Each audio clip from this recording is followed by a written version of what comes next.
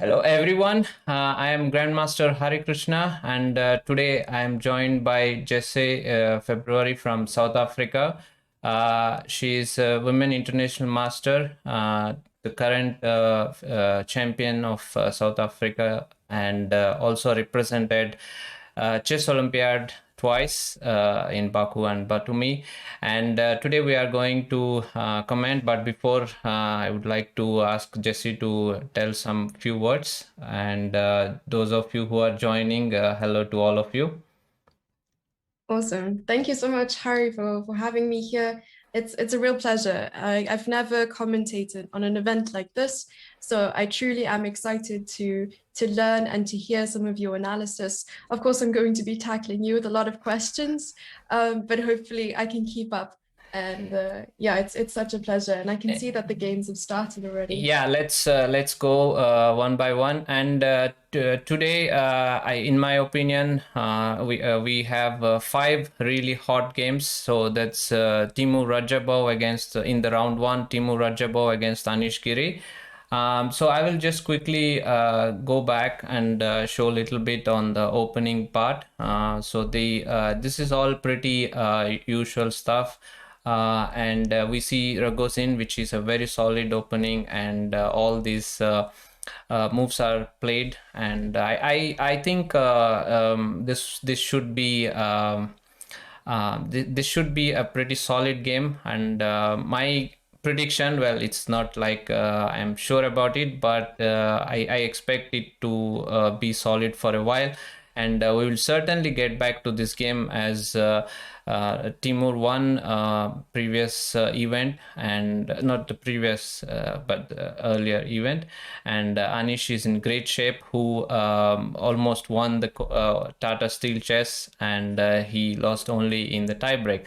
So definitely this is a game which we should be keeping an eye on. You And said you had some sort of prediction for the match. I'm not sure if you want to share that. yes, exactly. Let's do that. So my prediction on these five games. So so here is the thing, people. So myself and Jesse are going to have a small, not competition, but let's say we are going to predict the games and what would be the results. So let's see who is going to do better. So what do you think of Anish versus Rajabo versus Giri game? Do you think it will be a draw, or I'm gonna pick draw? So you can also Okay. pick draw, of course, but I believe you, but also based on memes and a general discussion on Twitter and so on, I think I'm going to choose draw as well. okay. So we have pretty much same opinion. And chat, please let us know what do you think about this game. And the another very important game, So Wesley. Playing excellent chess in all the online events. Hello, Baxter Stockman, and hello, Bequatro. Jan withdrew from Tata Steel Chess, probably preparing for the candidates, and definitely he is playing some openings, which is not the main thing. And I guess he's keeping his openings for the upcoming candidates. I also read that he got vaccinated, so this is modern defense. Of course, you can start with knight f6, d6, then it would be pitch defense. So here we have pretty normal setup. So queen d2, if black goes knight f6, bishop h6 is the point. And Jan is delaying knight f6 as expected. Also, there are some moves like e6, knight e7, knight d7, bishop b7, like a hippo opening. And white goes long castle. I would have preferred to play h4 here, as to clarify things with black either playing h6 or h5. Yeah, I was he actually cannot. about to ask. Sorry, I was about to ask. You're talking about like the hippo setup for black. What would you say the most ideal setup for white is against the modern or Perk? Against the modern, I quite like Wesley's setup here to go queen to d2 and bishop e3 and go for long castle h4 h5, and so this is generally a good plan against all kinds of modern, and which of course it differs when black has the knight on f6 as then you have to watch out for knight g4, so therefore you need f3 included. Since the knight is not on f6, here white is not obliged to play f3. So anyway, in the game he played long castle. Of course, Wesley made a course on 1e4 recently on Chessable, and he has been playing these openings everywhere. So I saw he won pretty nice games with his own course. And here, thank you, Tarun Bhargav, and thank you so much. And hello to Arharanka. And f3. So this is all pretty normal. The idea is, of course, after move like h5, black would not let white open the king side. Instead will go g5. So here we can see Jan is delaying knight f6 as much as possible. So knight b6, bishop to d3. So bishop d3 is a very important move, as black is threatening to play b4, after which if white goes knight c e2, black can play knight c4 and taking bishop on e3. So do not give bishops without any reason. So that's why bishop d3 is it's a very standard setup when your opponent goes for b5, knight b6 and tries to play b4. You just put the bishop on d3, and that's always good. So bishop b7, and I see that Jan doesn't want to play, and all these moves are not that uncommon. These are all these moves are actually played, and not exactly in this order, but this is known theory, and that is the reason why I wanted to delay long castle. So you have the kind of flexibility to go a4 and ask some questions about the b5 pawn. So e6, as we see, of course, black is not going to play e5, as d takes e5, and the still black hasn't developed his pieces and king is still in the center. So e6 makes sense, and g4, knight e7. For me, this is little bit strange, I have to say. Usually there is an idea like queen e7, c5, knight to f6, knight d7. I'm drawing a lot of arrows because we are still in the opening phase, and we might have a lot of new moves coming in, so we should also check out other games. So knight e7, king b1, and knight c6. A very interesting idea, I must say. Although I would like to have c5 included, but the idea of knight c6 is to have knight a5 and to get knight c4, once again reinforcing threat of reaching to c4. At the same time, also b4, a5, a4, b3. This kind of attack is something which Jan really enjoys. And apart from the fact that black is attacking the d4 pawn here. So knight e2, perfect way to defend the d4 pawn. Perhaps a move like queen f2 should have been considered as d5, bishop to b6, and it's interesting. So knight e2, queen e7.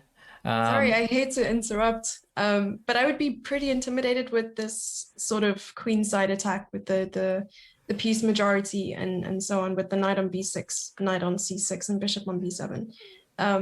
Is this why you were saying delaying long castles was a good idea? Yes, exactly. So if white had not castled long early on, then we could have pawn to a4, and then black would not be able to keep all these pieces. It's really nicely placed here. So after move like knight c6 or knight b6, white could go a4. So knight f2. So a lot of guys joining. So so big hello to everyone. And knight f2, long castle, so a very nice position, but we have to go a little bit fast because Jan plays, if I understood correctly, he's probably having more than he started. No, okay, b3, this is to start knight c4 threat, king b8, f4, f5.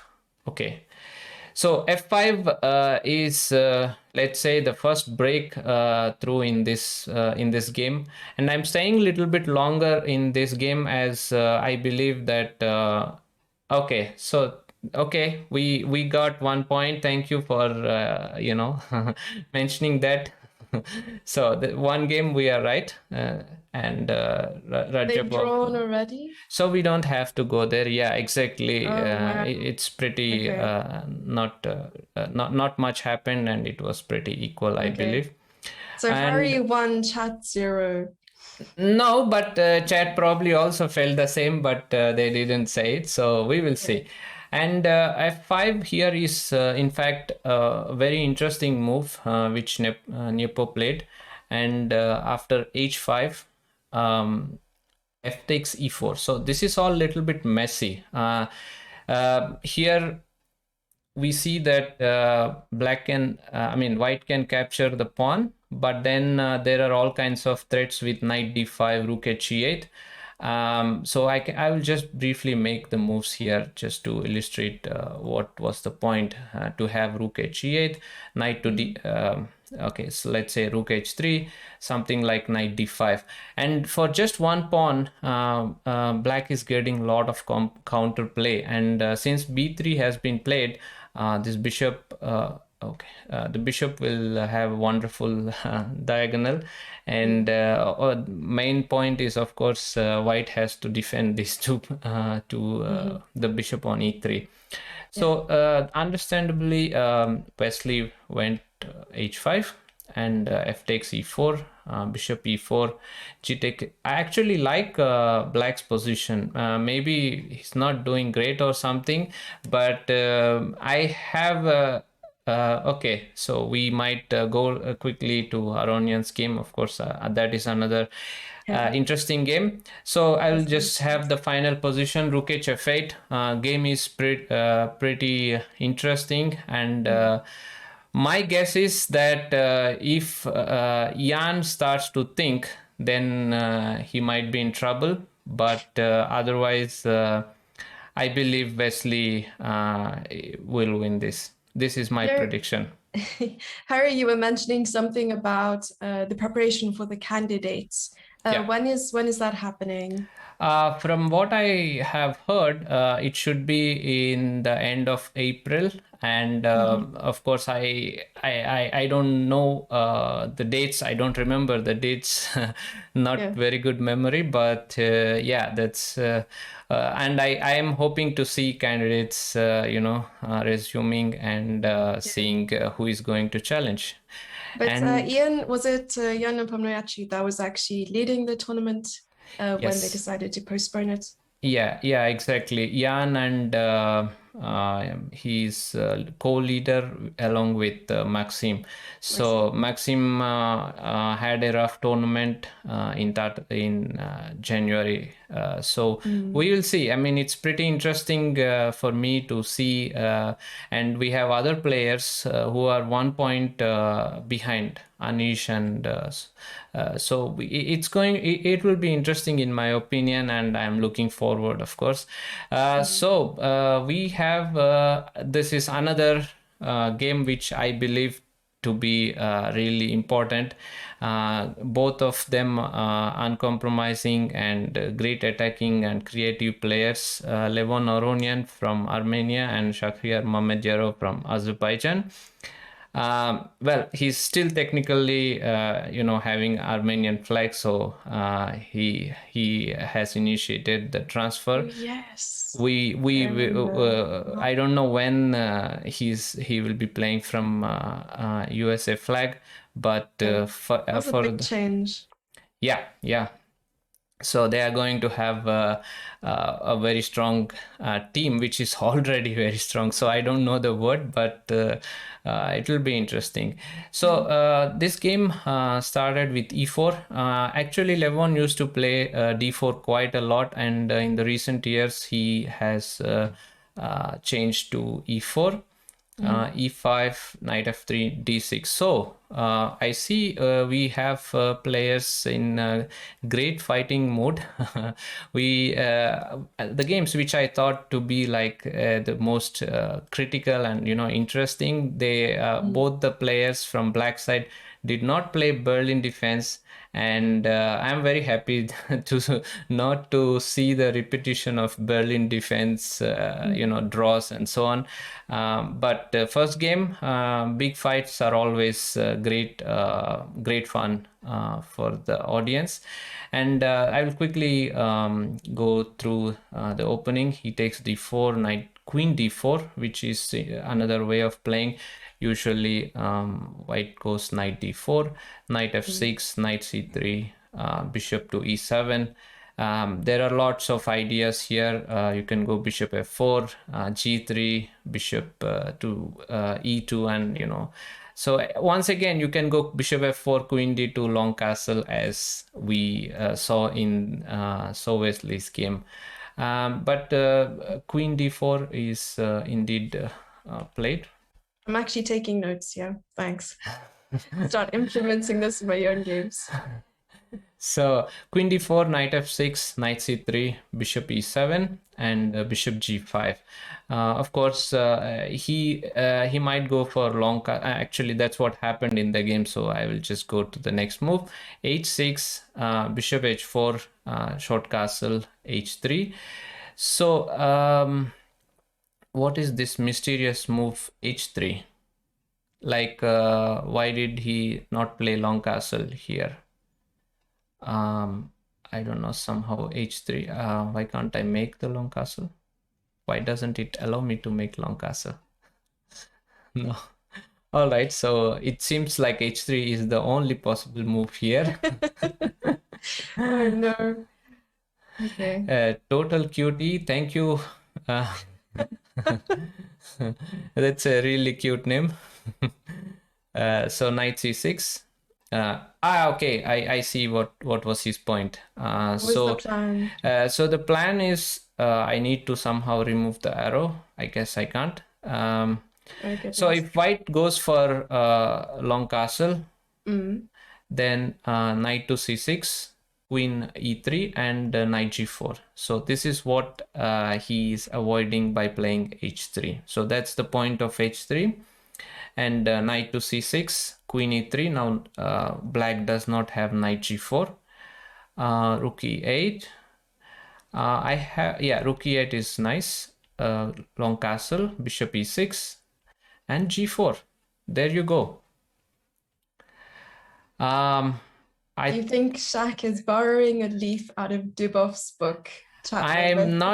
I'm not sure Dubo will play like how Shah is playing, because usually I see the moves g4, g5, h4 is kind of moves which Dubo would play.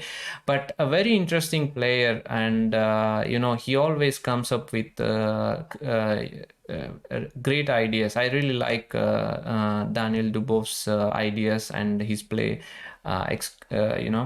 and here we see g4. So that it's like let the games begin, the attack begins now. So a6, rook g1, rook h g1, b5. So since white is going for kingside attack, black must start his counter chances by playing a6, b5. And now we have g5. Oh, knight h7. Okay. Is that a good O or a bad O? Um, well, I don't know if white definitely seems to be a bit quicker in his attack than black.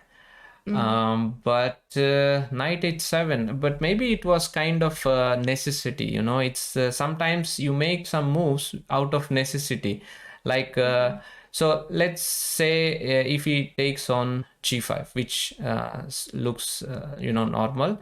Now queen g5 looks nice. I mean, of course, if black plays g6, you have queen h6 with the idea rook g6 or knight g5, a lot of stuff happening.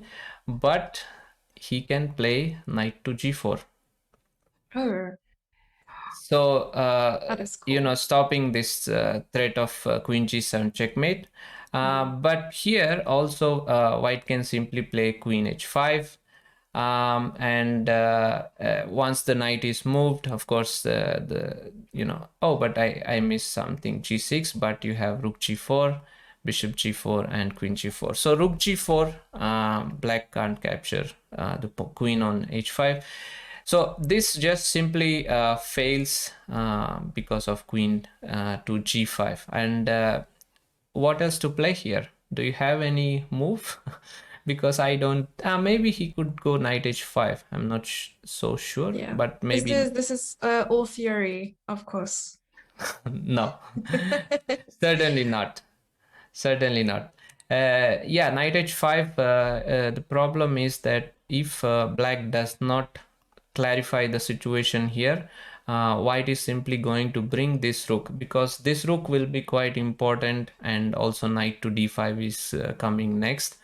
And that is the reason why Shak went knight to h7, which I think is good. Knight to d5. So why did white go knight to d5, and he could he take g takes h6? I'm not entirely sure if this kind of things work, It but happens I'm after g6, yeah. but first we need to see if definitely g6 is a move, but we need to just Don't show worry if about yeah, it. what's happening after this. Yeah, I What's don't happening know. after this? I do not know. To be It is honest, unclear. it's not clear at all to me. But you can continue the attack with bishop to d3 with the idea e5, and let's say something like bishop f6. There are all kinds of threats, e5. I don't want to go into the details like this. The idea is rook h7, of course, and rook is coming to g1, queen h6, and yeah, I can enjoy explaining about this for hours, but But I'm what not. happens if the knight captures the bishop on h4? Is that a good idea or not? You do you mean here?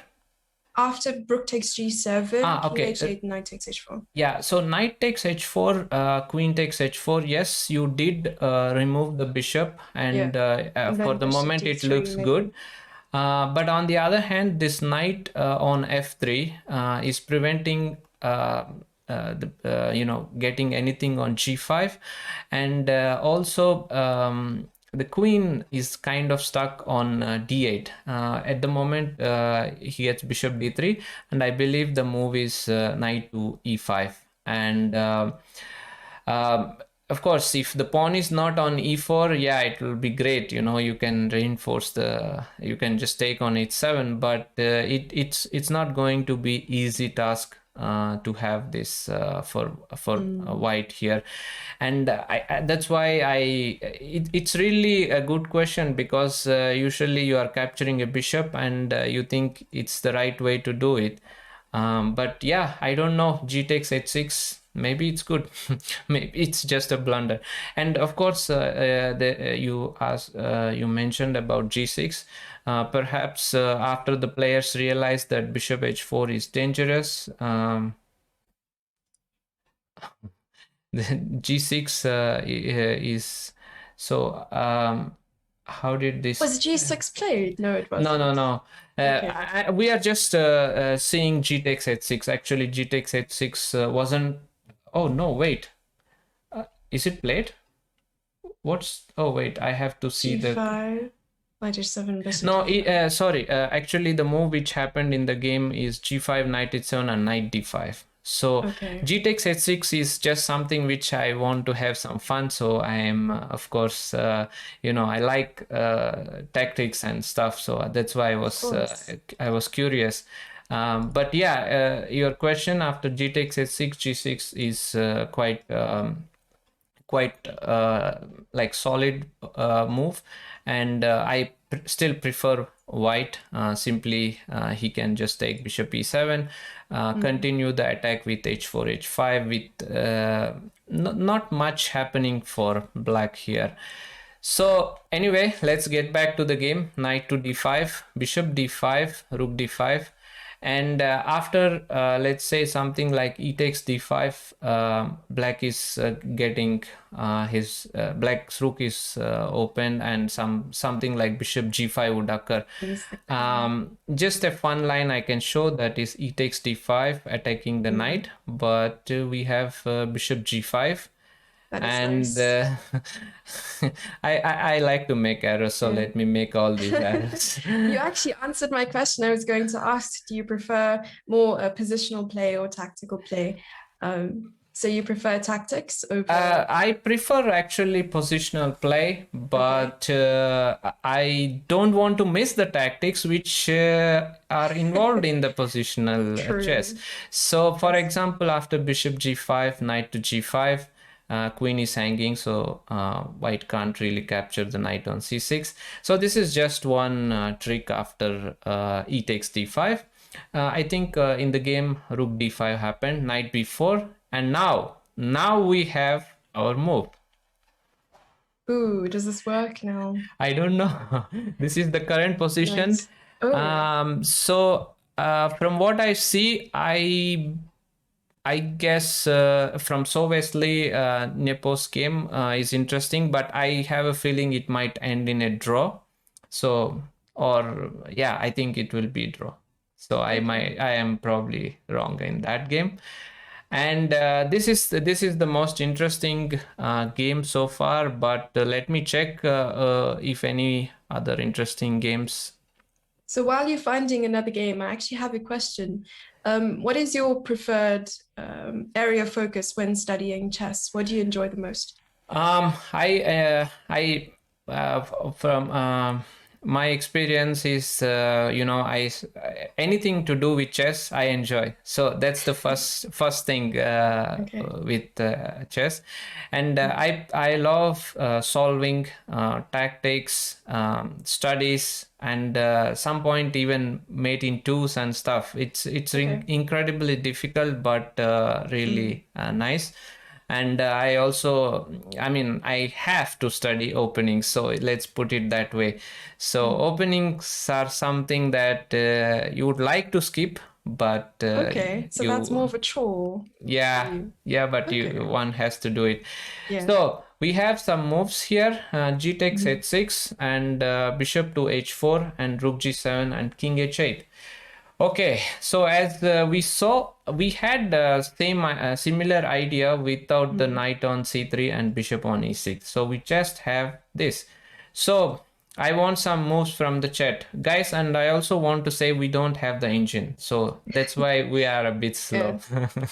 Okay, there are actually some questions in chat right now. If you could only play on one online chess platform, why would you choose Chess24?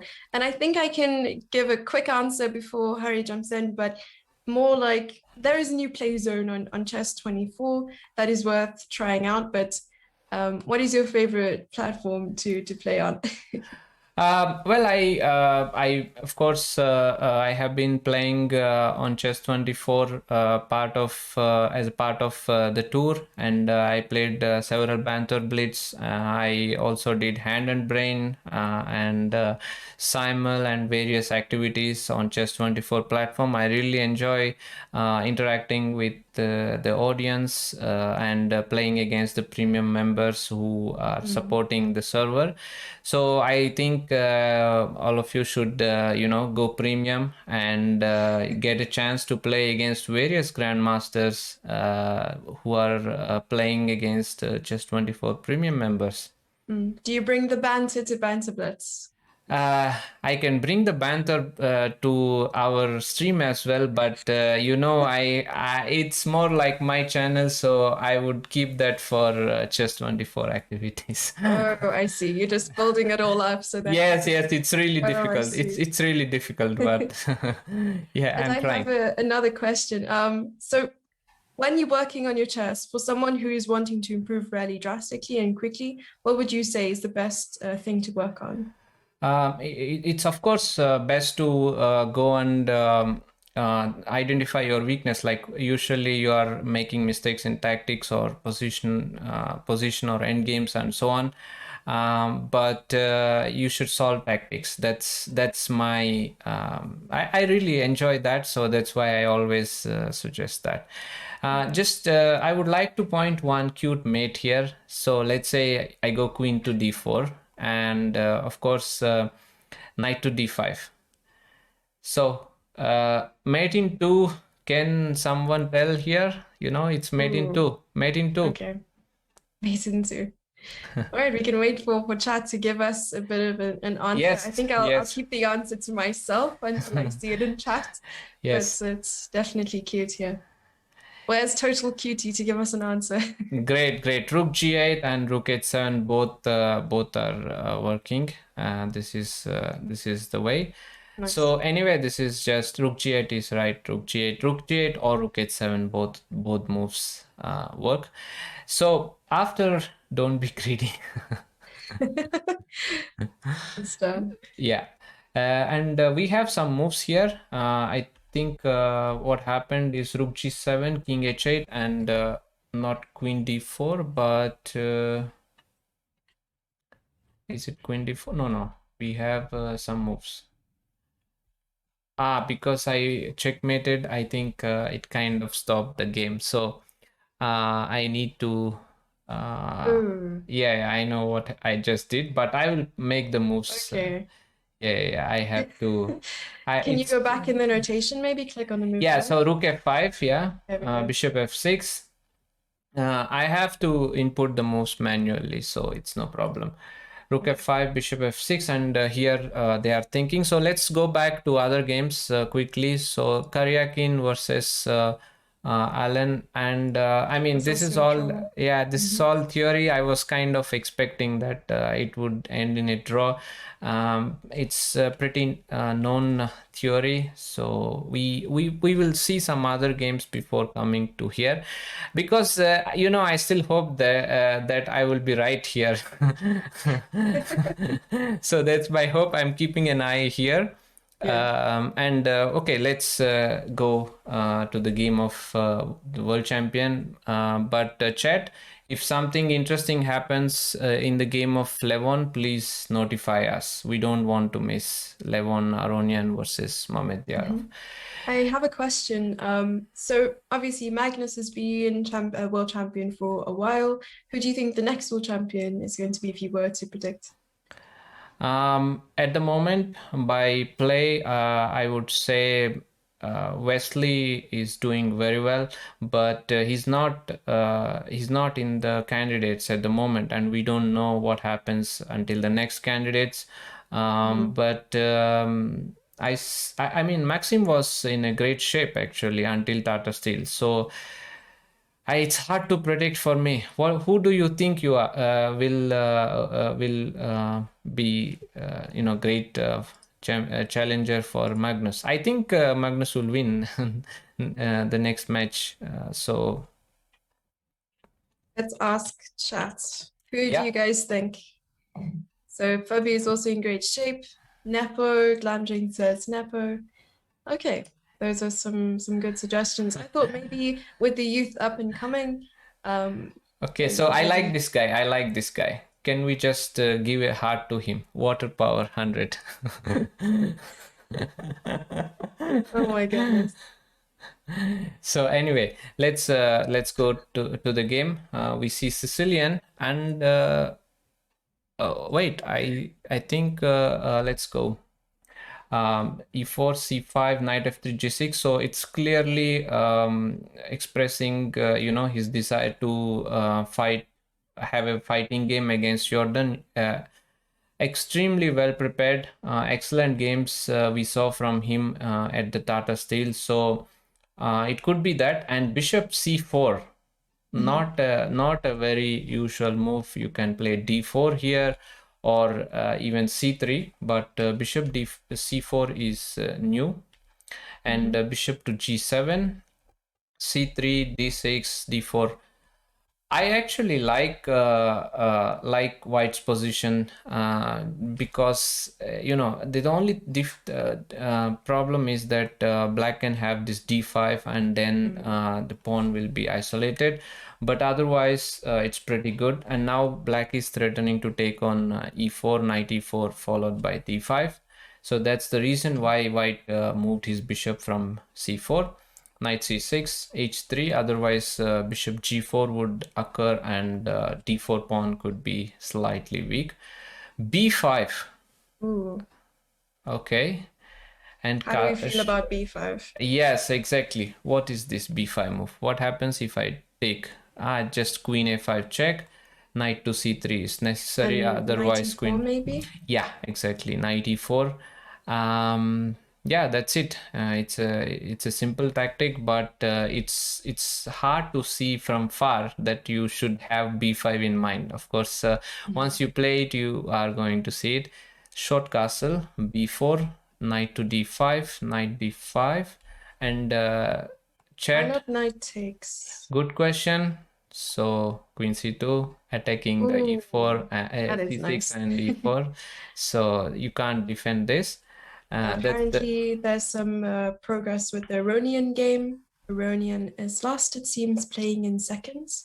Is Okay, it down let's on time? let's let's go back to have this in the game, and we will Ooh. come back. So what just happened here? Because everything seemed to be going pretty well for Levon. Perhaps having the knight on c3 would have been nicer, so you don't have any kind of attack, as we kind of saw previously. So rook f5. So idea is to go rook ff7, bishop f6, rook f7, rook f8. So this is a very important thing in when your king is under attack, and you identify the most dangerous piece and you try to exchange it. This is a nice way of defending when your king is under attack. And here rook on f7 must has needs to be exchanged. Queen f8, e5, d takes e5, knight e5, knight g6 check. But I don't like this so much because the bishop on f6 can't be moved, and queen g8. This is pretty nice, looking at a2, queen f3, rook e8, knight g4. And yeah, I think he missed this idea of queen a1 and queen e1. So for example, knight f6, you Yeah. can say why he did not go for this, because oh, no, no, Oh, no, that's no, nice. what have I done? I like make keeping checkmates. I usually don't get to have it on the board at my level. No one actually allows me to checkmate.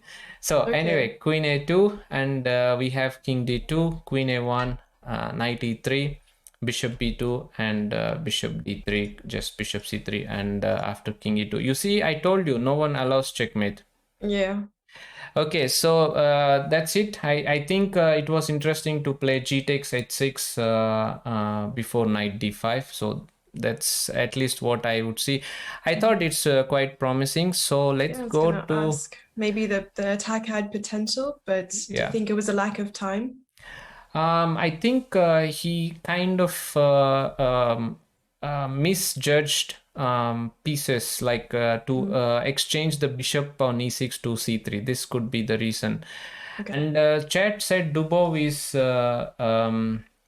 winning. So I think, I mean, it's clear he's winning because simply you have this knight which can't be moved, and black is never going to get f5, and white nicely occupied the, well, this is the only open file. Of course, this is semi-open file, and yeah, just excellent position. I don't know what to say. He can just go rook f8, bishop takes f8, get rook to c8, and black's pieces are poorly placed. He can even play anything, you know. It's basically just he can improve his position anyhow he wants. So it's not really interesting, but okay, the opening is pretty standard too. But as we thought, we should definitely check this game, which we kind of left in the Oh, middle sorry before. about that. No, it's Chat is doing good job by letting us know which games, because we have 8 games and it's not easy to talk about all the games at once. Yes. So rook c8, queen a4, bishop b3. Okay, let's quickly go to the position which they have, because there are too many moves. I do think that black has pretty good chances. You might ask that this is the final position. I mean, this is what we have on the board, and we are seeing 4 minutes versus 4 minutes. My prediction would be that what would be your prediction in this position, so that I Opposite can color think? bishops. Yes. So a draw. Yes. Probably really bad. No, that's actually quite right. But let me just take you, like, let me show why it is so simple, because the b4 pawn will come, and both A rank as well as B rank for black's rook is restricted, while white's rook is having C file. I mean, of course, if black takes on C3, bishop C3, it's just a draw, it's no doubt. And black's another chance of reaching d1 or something is to come from d8, and here his bishop on d5 is restricting. Also bishop on a5 is looking at a5. So taking into all these things into account, yes, I would also guess it should end in a draw, but Magnus Looks like is Magnus doesn't want to draw. He played rook b8. exactly. I mean, he can always make a draw. It's not so difficult because the bishop is stuck on e5, and he's gonna get the king to g6 and f5. So I see a long game here. Perhaps we can go to another game if something interesting happening. Can we see Maxim versus Alireza? Sure, of course. There's It's a a nice very end game going important over game. there. I guess we'll just stick with the end game. I like end games. Let's stick with Endgames, that. okay. End games, chat. End games. So Work on your b4. end games. You'll be 2700, Chas. Yeah, probably even more, but at least. So here, of course, Alireza, who played an excellent tournament at the Tata Steel Chess, and what can I say? Fantastic player at such age, reaching such a high rating and showing tremendous playing style. Actually, he was playing a lot of bullets and blitz, but he's doing extremely well. And here we have a very interesting end game. So my first thought is that it should be a draw, even though black is up a pawn. The h6 pawn is quite advanced, and black doesn't really get a breakthrough. Like to it would be nice if knight can reach to f8 and h7, but then also white can simply bring the knight to f2 and e4. I'm not sure if Maxim would go for try to win this, but Time yeah, aside, whose position would you play here? white. White. Yeah, Because white. of the h pawn? Yeah, simply if I just take king c4, king d4, it's just a draw. So one of the important things here is after a5, knight c5, after knight c5, a5, knight b3 is available for black. So otherwise I can just get the knight to, whatever square and try to attack on f7 and so on. One question. So knight c5, a5, would you take, after knight takes d3, would you take on b6? No, you had the knight on d3, I think. No, knight b4. Okay, I understand. So, what you mean is like, okay, I need to make some moves. But yeah, I understand the point. Yeah. But black has knight b4 and knight to a6, I think, in that variation.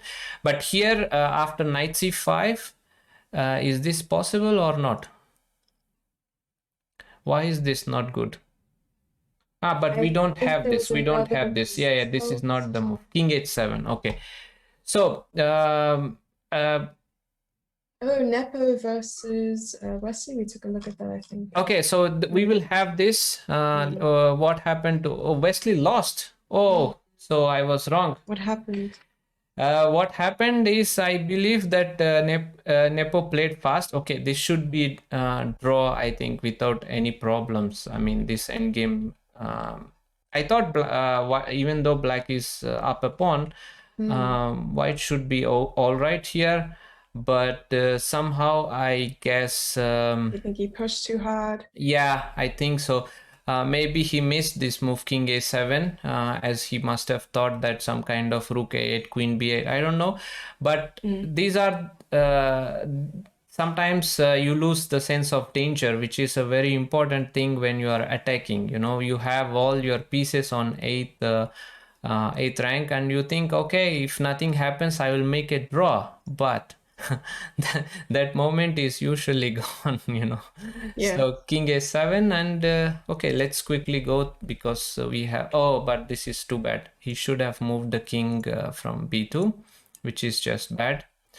And yeah, d5, and it's just nice finish by Nepo, and nothing much here. I'm just seeing the last couple of moves. Yeah, so a3 is the final touch, and after king a3, check, check, check, and queen a6, and the idea is after king b2, queen b7, wherever king moves, just rook e7. Okay. So this is a nice. I mean, one thing which Wesley should be careful is, usually Wesley never. He's always careful and he never makes such weak moves, but it can happen. And Dubov, as expected, he won. So we just have like, knight f6 is a cute move. Oh, we missed that. Oh, knight f6, brilliant. Knight f6, I'm trying. Oh, I see. Yes. Fate is hanging. Yeah, knight f6 is nice. So queen f5 is necessary. G takes f5, and rook takes e2 and knight d7. Excellent. Okay. So rook c8, king h7 and f6. Yes. So after a move like bishop h8, knight f8, king g8, knight g6, king h7. Oh, I will not checkmate, but yeah, rook h8. Okay, you wanted to. I want to checkmate in all the games, so, but... Yeah, I see that in the game where Magnus is playing Jordan van Foreest. Maybe experience is coming into play here, where he... Definitely. Before going there, I just want to say that nothing much happened. Just game was agreed draw here, so both of them thought it's enough. Yeah. So... what do we have? Is this the only game going on? So we can just stay in this. I think this is the only game. Yeah. So you picked that it would be winning for Magnus, right? Yes. So I guess you are going to win. Yay! I wanted something. Yeah. Yes. So the idea obviously is to get the rook to d1, rook f1 and e1. Of course, now Jordan is thinking how he can stop it. Although these are some of the moments when you feel, why did I have an extra pawn? If I do not have this extra pawn, my bishop is nicely, stopping e1 and just it can just stay here. Pushing And for fewer pieces. yeah, this b4 pawn, just don't be greedy and keeps material like this. So, always watch out. And I don't see any other way for white to protect other than rook to e2. I mean, uh, also, I think that's the reason why Magnus is thinking, or what's the reason he's thinking here? Do you think it's a good idea for white to give the exchange for the pawn? It's probably forced. I don't see how he can defend. So let's say he makes a move like rook to d1. If you do not take on e2, rook f1. So somebody suggests h5. I think the idea is to play h5 g4. So I will just make a random move g4, h takes g4, h takes g4. So all this h5 g4 is done so that when black wants to get the rook to f7 and f1, white was preventing by playing rook to f3. And that's the reason h5. So I think Stalin Gaming suggested this, so this is definitely possible. But we have some moves here, and I think no, we don't have rook d1, we have rook d2. Rook d2 has been played. Bishop b6. Why did Would rook he d1 be better? I don't know why he did not go for rook d1. Perhaps he thought this is not enough. Rook e2, bishop takes e2, king takes e2, and rook d5. If rook d1 was better, he can just blame it on a mouse slip. Could it be mouse slip? I don't know. I don't know which one is. Okay, so anyway, let's go what's happening. So h5, h4, g4. It's still winning. Okay. It's still winning. It's still in. Oh, h5 was yeah, maybe an option there. Yeah, so now we have fantastic. So this is what I like in the end games. So after bishop d2, rook d1, bishop c3, rook d3 is game over. I think that's what we are going to see. And you can't protect rook d2 because of rook d4, rook d2, rook d2, and e1 queen. So I guess he resigned, or he's still playing. I think he's still playing. His time is ticking down at the moment. But it's already it's given the realization that he's resigned. Yeah, good play there by Magnus. Goodness. Yeah, so he took a drawn position. Yes, exactly. And so this is why I like endgames. So you always have some chance to win at the end. And, what is your favorite endgame book, by the way? I actually read a couple of them, but I do remember the Domination book, which I read when I was a kid, and fantastic puzzles. And you should, I think Domination? It's called 2545 by Kasparian. I think it's really good book. 254, is that a rating? No, it's the number of the puzzles in the book. So that's the one. And 4 wins, 1 white win, and 3 black wins. So Stalin Gaming, thank you for letting us know. Actually, it's I did not expect, honestly, so many black wins. Did you expect? I didn't. I thought that most of them would be draws, but it's really nice to be able to see your train of thought when it comes to a lot of those tactical positions, as you were going through, maybe taking on h6 and obviously following through until checkmates, and at the end you just stopped yourself. So that was quite funny. Yeah, I want to mention that Jan's victory from black side is definitely key point. And of course Levon's miss somewhere in the middle game. Perhaps he could have played g takes h6 and had more unclear. I wouldn't say that was better than what he did, but it was much better to have knight on c3. So do you have any quiz for the chat? Quiz for the chat. So prelims, I just have a question for you in terms of the format. So prelims are How many games are rapid? Or all of them rapid? I think all of them are rapid. So we Uh-huh. have 15 rounds of prelims, and Mhm. today we are going to have five rounds, and tomorrow 5 rounds, and on Monday 5 rounds, and then the quarterfinals will start from Tuesday. Okay. So yeah, Then I have a question for you and chat. yeah. Who from the list of players who are playing today do you think has the best endgame skills? Uh, I think that's a tough question. It's a tough question. Yeah, okay. I mean, of course, when there is Endgame and Magnus Carlsen, it's clear, but also it depends on what kind of endgames. When it comes to defense, I would say Wesley and Karyakin are good in endgames. So, yeah, it's difficult. It's difficult. And uh, yeah, and what is the second round pairings before? Yeah, we have the pairings before. Mhm. Jesse would leave in a while, but before Yeah. that, we want your let's say predictions, or you can say which games you are looking forward, and of Yeah. course, you're welcome to join us anytime you Oh, want. that's really sweet. Do you think it's easy after, obviously, with the rounds kind of back to back, is it easy to put your last behind you and just carry on, or do you think it affects a lot of the players going forward? I think it affects most of the players. Mhm.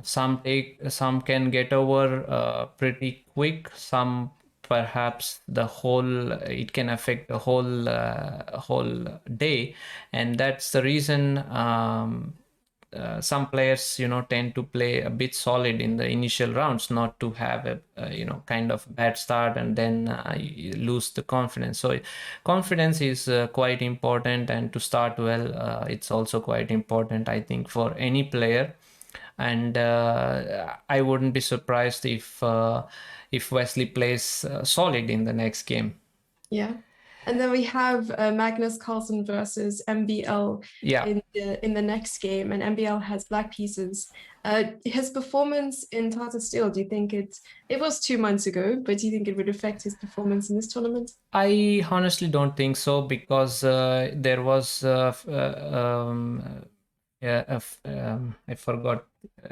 I mean, Maxim played really well in February Mm. event of Champions Chess Tour. Mhm. So that was just like after 6 days. So I think he forgot about the Tata Steel on hold. Yeah. So that's I guess that's for now. And thank you for joining. We'll take short break, and uh, Jessie will join in the next coming days, and perhaps she will be hanging in the chat and so on. So uh, I'll thank be you, here. thank you for joining, and we have a special guest joining us pretty soon. I will just give a small hint to the chat. He likes cricket. He likes cricket. Okay. Yes. I'm also not going to be spoiling anything. Don't worry, I'm not going to say anything. But I'm excited. I'm excited to stay in chat. I'll definitely be in chat for the rest of the stream Excellent, excellent.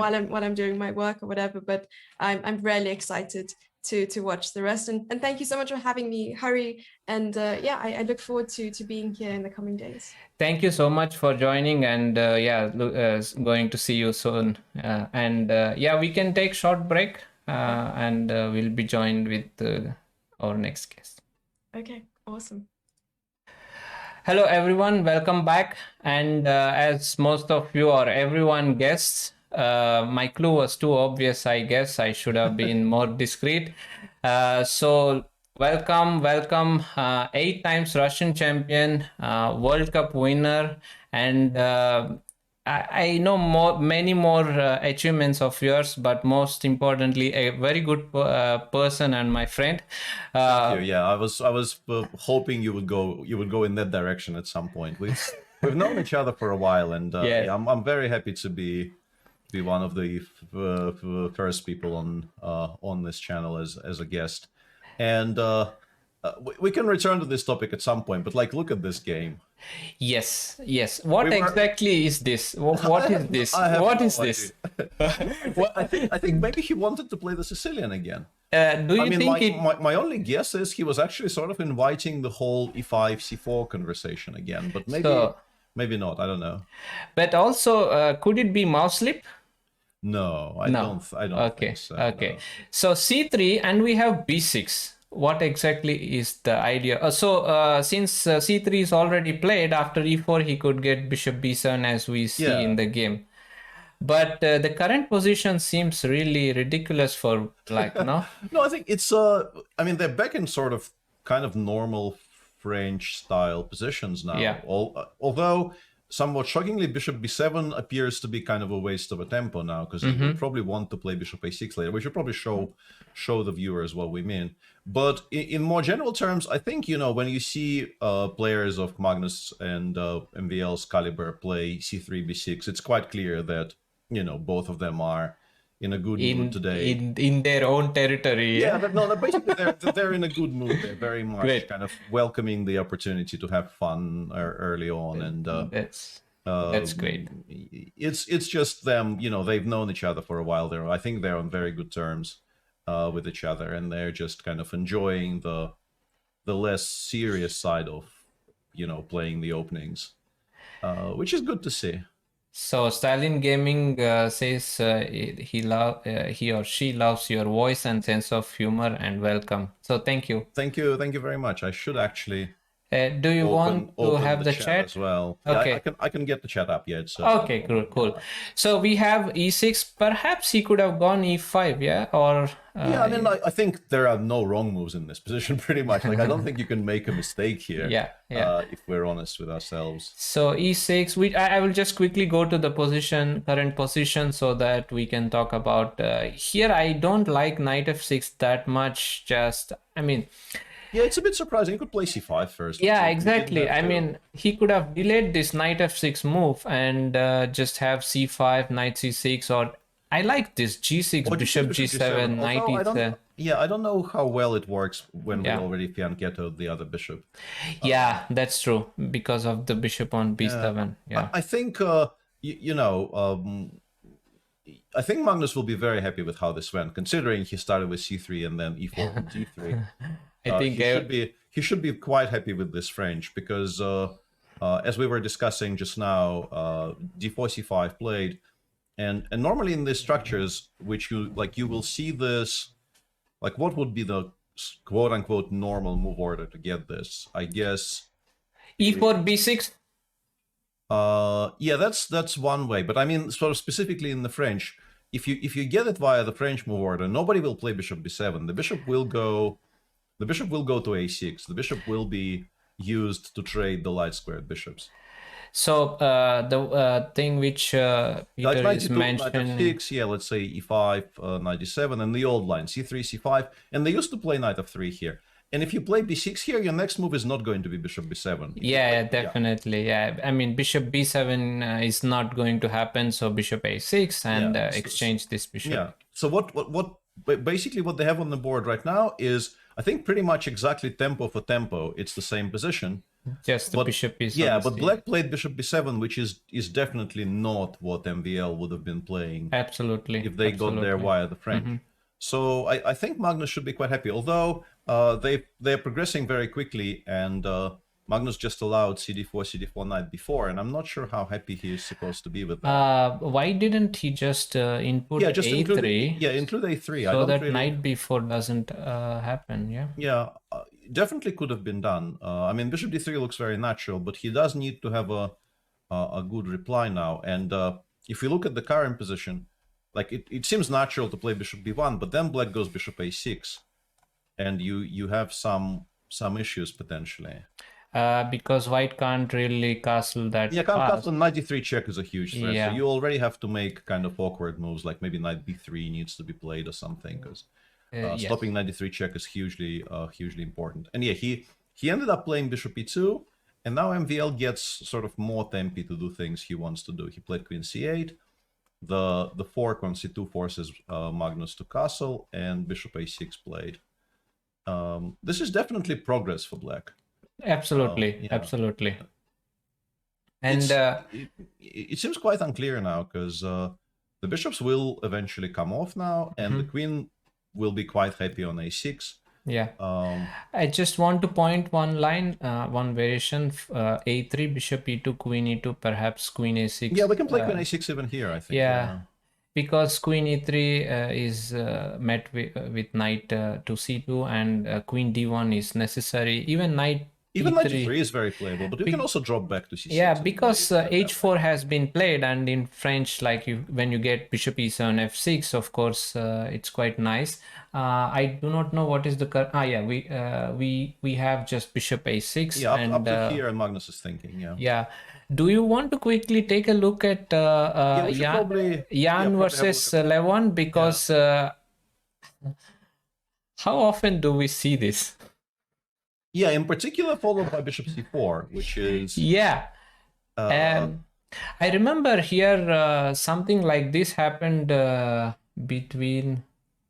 I remember this. I mean, I know the game, but I cannot recall the names. The Immortal and the Evergreen and all of that, yeah. Yes.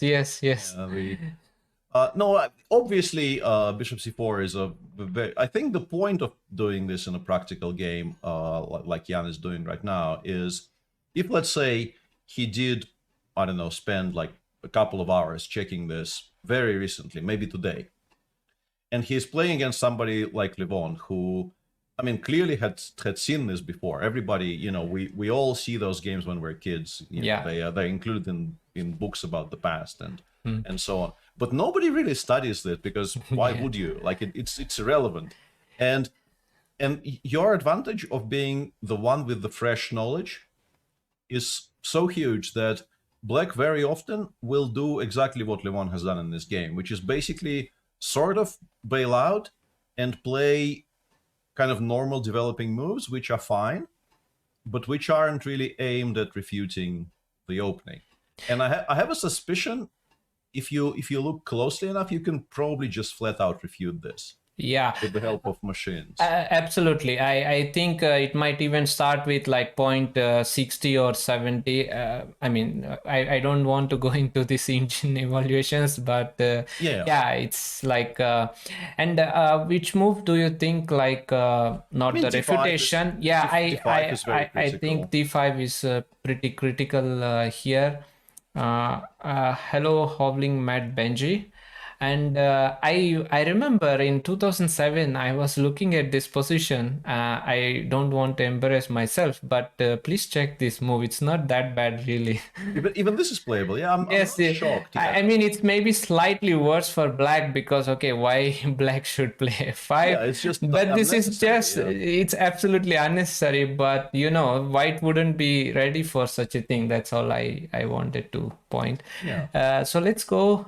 What happened in the game? Knight f6, knight c3. Yeah, I mean, what Levon did is, I think, what you sort of expect when you surprise your opponent with this particular King's Gambit, because and also, as you can see on the clock, Jan is gaining time, and Levon has been thinking for quite a lot, because, you know, he's obviously been kind of shocked by that choice.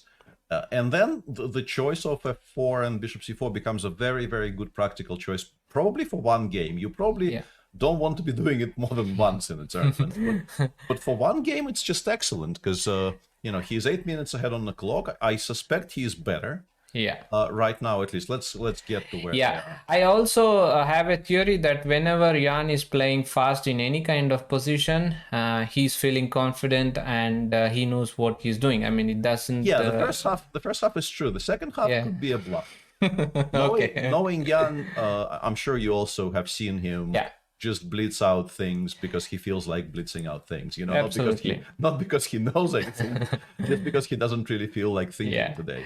But yeah, I mean, I like what white is doing. I mean, like, this d5 pawn is kind of a weakness, I would say. Not easy to move the knight from f6. Rook is nicely placed on g2, and perhaps at some point knight g3, knight f5 can happen. c3 bishop c2 could happen. Yeah, exactly. Yeah, c3 bishop c2. it looks like a very pleasant position for white. Yeah. I'm curious why Levon is sort of forcing Jan to play c3. Also, bishop a4 is quite tricky, maybe. Yeah, bishop a4 as well is interesting because but of course a4, not to think further. Just A4, but if you do play, like if you autopilot the move a2 a4 here, it becomes much more difficult to play c3 later. Of course. I think maybe this is the point of what Levon is trying to achieve. Yeah. Okay. He is trying to provoke a4, and now the bishop is sort of stuck on b3 for the time being. Oof. What happens after bishop d5? Rook e2, I guess. Rook e2, and then it becomes... And chat is informing us that the most critical move after bishop c4 right now is knight c6, not d5. No, I think he's asking you.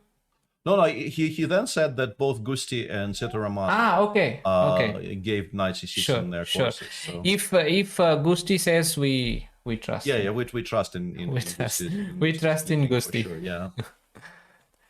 So yeah, bishop d5 is met with rook e2. We don't I was trying to figure out if we are better after bishop f7, but I don't know if we need this. Like bishop f7, king f7, rook e2. But black probably should be able to stop queen c4 check, right?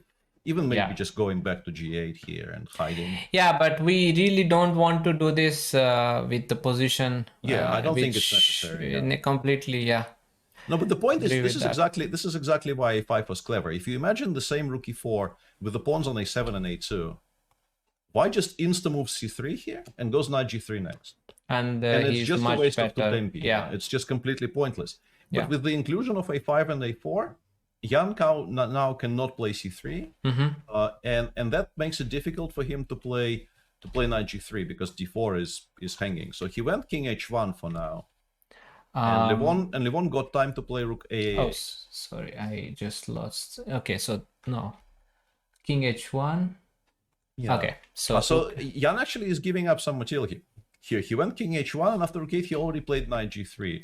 But he was afraid of rook e3, rook h3. Yeah, no, I think king h1 was played with the intention of playing knight g3. Knight g3, okay. Of course. And after rook d4, I guess the queen goes to f3 maybe, or I'm not sure. Like this is I mean, whoa, this is no, I am not sure. Just want to see. That's all. It's beautiful, yeah. I am not sure. Yeah. It's not because I don't have this. No, rook h3 is also there. No, it's not working. It's too fancy. Yeah, the only thing I will mention is like of course this is not going to happen, but I just want to point this cute thing. I like such things. Yeah, it is very nice to find these things. But yeah, he did play queen f3, but I mean this is a huge improvement for Levon. He can go knight e4 here, for instance, if he wanted to. You could try calculating other things as well. So we have the horseman here, Jet. Yeah. Pretending he has not engineered the entire thing. Yeah, he's going to make a meme out of you. He's already has done. Like I basically leave the remainder of my life. I leave as a meme in Dodge's chat. Okay, that's my fate. So I actually like, I mean, I don't like it, but the thing is Jan has like 14 minutes and Levon has just 6 minutes, and once knight f5 or it's going to be very tricky for Levon still, but I think the position improved quite a bit. Yeah, absolutely. So I guess he would try to get something like rook fg1, knight f5, knight f5, knight h6 kind of things. But also black has this slightly nasty you have to deal with rook e3. So if you can, you probably want to start with knight f5 because it's a combo move of making your pieces more active and also stopping Levon's play. And now knight h6 is a huge threat as well, so you have to be very careful. I will just make some random move to show the idea. So that's kind of idea after knight f5 to knight h6 and so on. So shall we just briefly go to some other game? If you find some. Yeah, there's also the Sharageni Gambit in Jordan versus Anton. I think that's the name of it, right? Also a kind of an adventurous opening, which I haven't seen in Grandmaster practice very much. It's always existed, but I don't know like what its current So status is. this is some kind of deep preparation by Jordan, like he was doing all the time in Tata Steel. You know, he would come up with some deep preparation, and he would get his opponent out of his theory, and then yeah, I think it's once again it's sort of the similar kind of deal as we were describing with Jan's King's Gambit. You probably don't want to be doing it more than once per tournament. yeah. But once per tournament, it's probably completely fine. And I think his position right now, I don't think we have time to go through all of the details. Yeah, I'll just go to the final position. Yeah, I mean, it's really he has very good play for the pawn here, right? Absolutely, I think. I mean, a lot of counterplay. I mean, this pawn, if he wants, he can just take bishop e3 next. I mean, this rook definitely do not belong here. Yeah, but also even sort of conceptually, if I go bishop, like we trade the light squared bishops. Imagine we trade the light squared bishops, and then I go bishop a5, I take on c3, and I plant this knight on e4. I have to show this to chat, please. I mean, you can't yeah, absolutely. Not rook b3. Not here. No, not even here. Yeah. So look at this knight. Just look at it. I think black is just much better. Yes, of course. Despite being a pawn down. Yeah, no, of course, black is much better, and this awkward bishop on c1. So I think it's working out. I mean, at least for this game, it's working out completely fine for. Actually, for we Jordan. do have something like that. Yeah, I mean, King h1 probably not going to be played. He probably should be. Although, No, but he also played King h1. Sorry, wow. Yeah, he did play King h1. That's why I wanted to interrupt you, but okay. This entire thing is on the board. Yes, so we are next. Our profession is fortune telling. Yeah, we should be. Yeah. So bishop a5. Bishop a5 does look nice here, right? I mean, yeah, it's. I think I would be extremely tempted to play bishop a5. I guess maybe rook b5 actually, because then maybe we can stop knight e4 with rook e5 in some positions. Maybe not immediately, but at least we have this threat. Yeah. Yeah, even this is quite playable for black. Just queen goes somewhere, we play h4 next. Yeah, sure, definitely. Queen. Even rook somewhere. e6, honestly. Just trade the. Sure, of course, rook e6 is better to have just control. Trade this guy off, play h4. This knight on g3 is going to be a huge problem for the rest of the game. Yeah, so bishop a5 is the move. Remove the probably the most important piece and get the knight to e4. Let's hope that we will see that. Can we go quickly to check Anish? Sure, which one is his? He's refuting his own course. Yeah, that's very important. No, he makes this course and then he wins from white side. This is brilliant. I should learn how to do this. Yeah, I don't really play chess. I don't get opportunities to do this very much. But yeah, I probably should. Like my next line of business should be like I finally finished recording the videos. Yes. And then I just switched to becoming a 1d4 player. Like I just play 1d4 in every single game, and I beat those punks who foolishly trust my. No, sorry, Peter. This is not his course because I thought. The rouser. Yeah. I thought it was knight off, but he went knight c6. So yeah. So here we have some pretty. Okay, King b1 is new for me. I know only f4 and f3. Yeah, the main two moves here are f3 and f4, but I mean King b1 is never going to be a big mistake. Problem, yeah. King b1, knight d4. I thought the point is to play h6 here somehow. And then bishop b3, knight g4. Knight g4. Yeah. I think this is the point, but okay, maybe there is some theory here. Yeah, I used to play the rouser with black, but that was 25 years ago, so obviously I can't remember anything. So. But you were playing something. I was playing a6 h6, which is a6 h6, right? So semi-refuted. Yeah, it's like this kind of stuff. No, here you take with the queen. No. Sorry. Yeah. Okay. White goes bishop b3, and we go bishop b7, and it starts. Yeah. Of course. Yes. I also remember your game against Surya. I mean, this is not exactly from this, but it was queen d6. I used to play those types of positions, yeah. Yeah. So here we have king b1, knight d4, queen d4, h6, and bishop to d2. I like this. Sometimes Yeah, this setup maybe exists. Yeah, this setup exists. It b5. supports the queen side slightly. Queen b8. Yeah, I'm not sure about all of this. He wanted to get b4, so this No, this part makes sense. Yeah, but I think like somehow very very quickly after that his position became very very suspect. So yeah. something must have gone wrong somewhere, but I don't know where exactly. It's very difficult to, like you. I mean, I salute you, and you know, Twitch in general welcomes you, Harry. But you definitely did not choose the simplest tournament to start covering. No, it's totally fine. I mean, see, look, I want to see the chess and you know, interact and get guests and to fine. Of course, I am going to make some mistakes. No, No, it's problem. not what I meant. It's not that you will make mistakes. It's just that every round is 8 games. Yes, And it drives you completely crazy trying to catch up to the action. Yeah, absolutely. I wasn't Maybe criticizing your. okay. I got you wrong. Yeah, sure. Perhaps it could be like maybe 4 games at one time and 4 games at you know, gap of this could be an Yeah, option. but that logistically is also very difficult. Yeah, I know.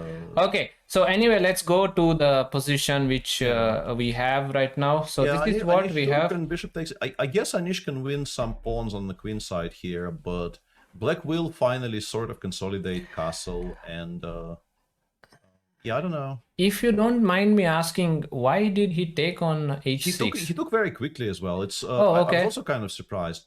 I think after bishop g7, I think he played gh very quickly. f5 black takes, and what do? Because we can't really take ourselves because c2 will be hanging, right? Yeah. So f5 is not.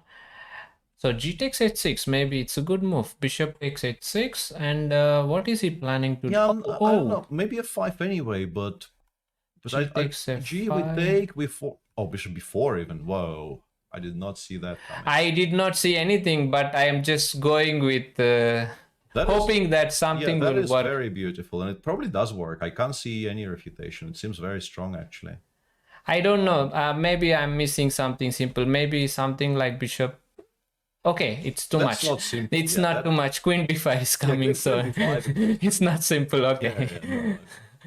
F5 does look very very promising here. I mean, that's my first idea, but of course I have to see, and he has 9 minutes, so I'm sure that he will check. Yeah, he will check, and for sure we are going. I think David blundered a full rook.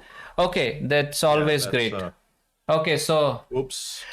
And basically we had this position we were talking about, and he simply forgot about queen b4 people, and this is I've done these things. I think the last time I played on the tour, I played like 1 or 2 games like this, and this is the worst feeling in the world, because I totally agree. And yeah, I mean, I don't mind winning like this, but I don't want to win like this. Yeah, it's, but for Nino, it's just horrible, because he's a wonderful player. Yeah, and sometimes in particular when you play in these online settings, and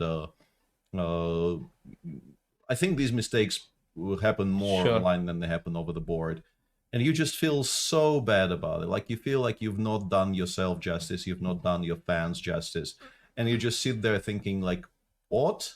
Like, why did I I'm not that stupid normally. Why have I done this? What is this? I just want to make you work.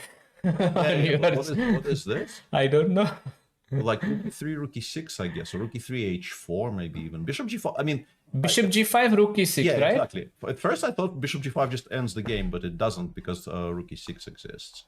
And Levon, I think, is not. We'll get to that later. Yeah, but let's stick with this. But I'll just say that Levon seems to be completely winning now. I'll just state that a variation really changed there. Okay, this we can agree that he will win somehow. I mean, as long as he doesn't blunder some king g7 stuff, he should be close to winning here. Yeah, the only main difference is in time, of course. Yeah. So Sergei actually played bishop g5, and after rook e6, he probably has to take on h5, queen f8, or queen e8 even, and then f6 is a threat. This looks very good for black suddenly. Why would he take on this? Like, what did we miss after rook e3? Because I thought rook e3 is quite... maybe h4. Maybe it is h4. Maybe it is h4 and then because of h4, I see.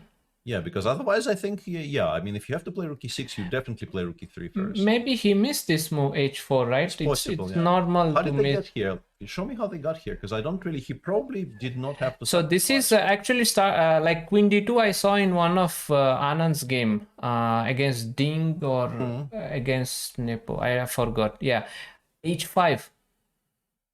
Yeah, this all makes sense, but I think he probably miscalculated, because I understand maybe Black is doing quite well, but you are not forced to take on h5 here.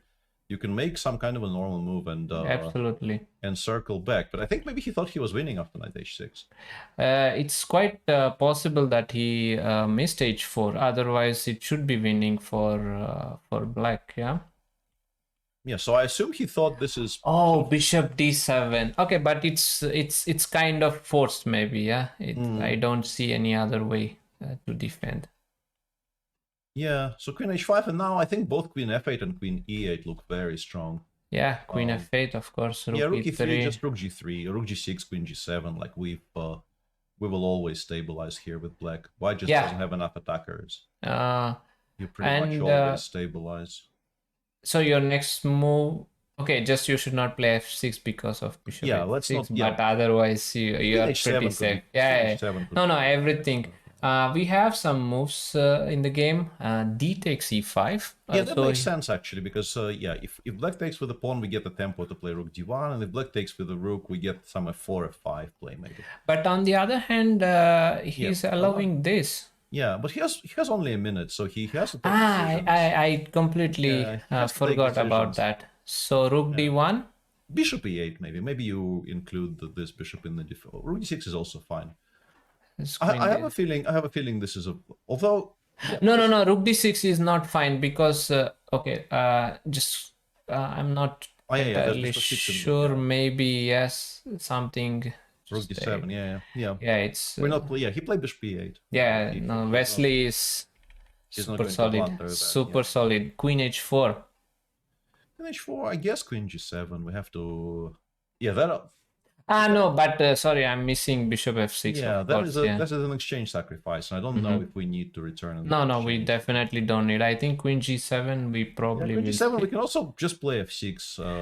Is f6 possible here? I thought bishop h6 or maybe queen f7. Yeah.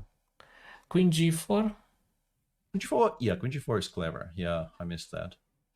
So instead, we played rook g6. Rook g6 we have. Okay. Now if bishop f6, then queen h6. Yeah, we have queen h6 now, so we've collected our pieces, and I think the idea is bishop f2, rook g5 here. Yeah, that's also a threat. That's also a threat. Yes.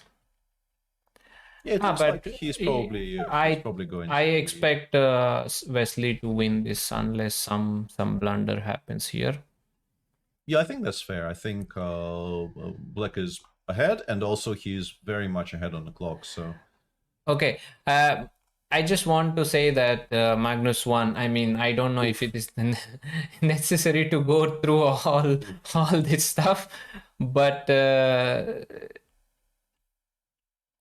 no, he should play knight d3 at some point. I think it was necessary to have knight d3. But knight d3 queen e2. I think this knight e1 is very clever, because he actually stopped that from happening, right? Because knight d3 queen e2, we pin the knight, and it has to go back.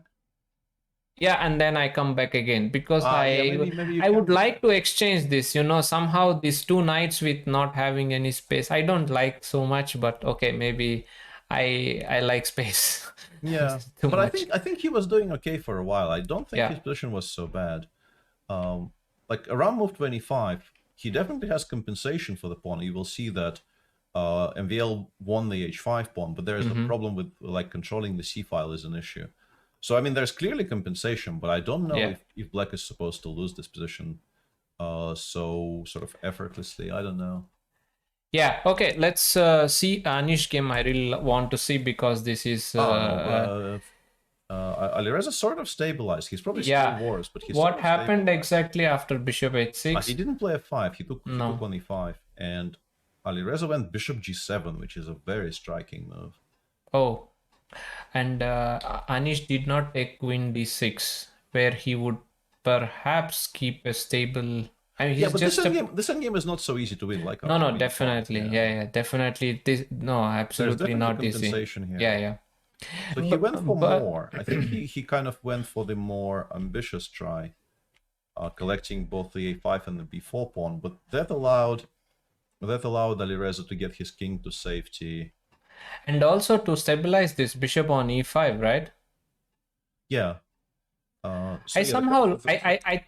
What do you think would, I mean, if let's say you are playing and you have this option to reach this, wouldn't you just go for this? Like, I think if I had time, I would think very, very. I mean, this is a huge decision, and I would like more. Honestly, after the position White has up around move 22, I would feel like I'm selling myself a little bit short if I have to play this in game.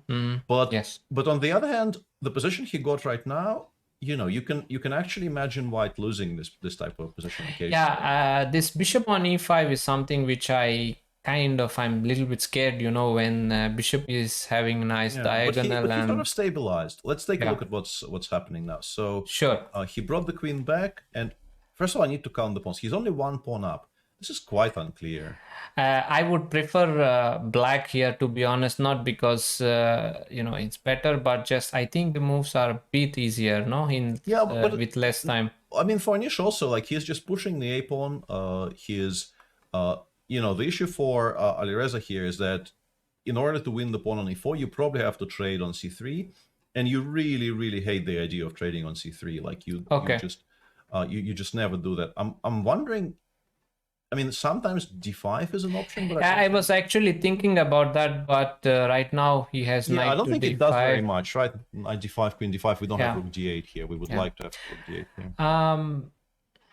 So it's a kind of a strange position because looks like Alireza achieved something, but we have some moves. Let me have. Yeah, he played queen g4, so now obviously White needs to make sure they don't blunder taking on c3, right? Let me show with something. Yes.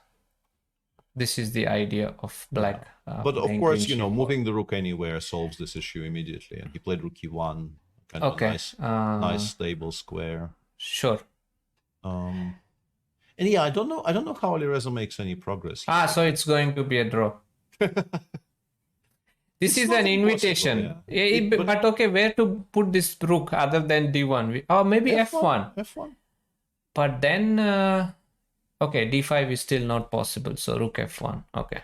Yeah, and Anish is at least keeping very good control over the clock, so he can definitely continue playing from that perspective. Mm-hmm. And in the meantime, we don't need to click there, but Levon did win the game, so the King's Gambit experiment ended up not paying off for Jan, but I'm pretty sure he was doing well. I'm pretty sure there was at least some moment where I think at the point where we were discussing, perhaps bishop a4 could have been nice, or to get I think bishop a4 maybe. So do we have any other game going on, or Shah is maybe in a little bit of trouble?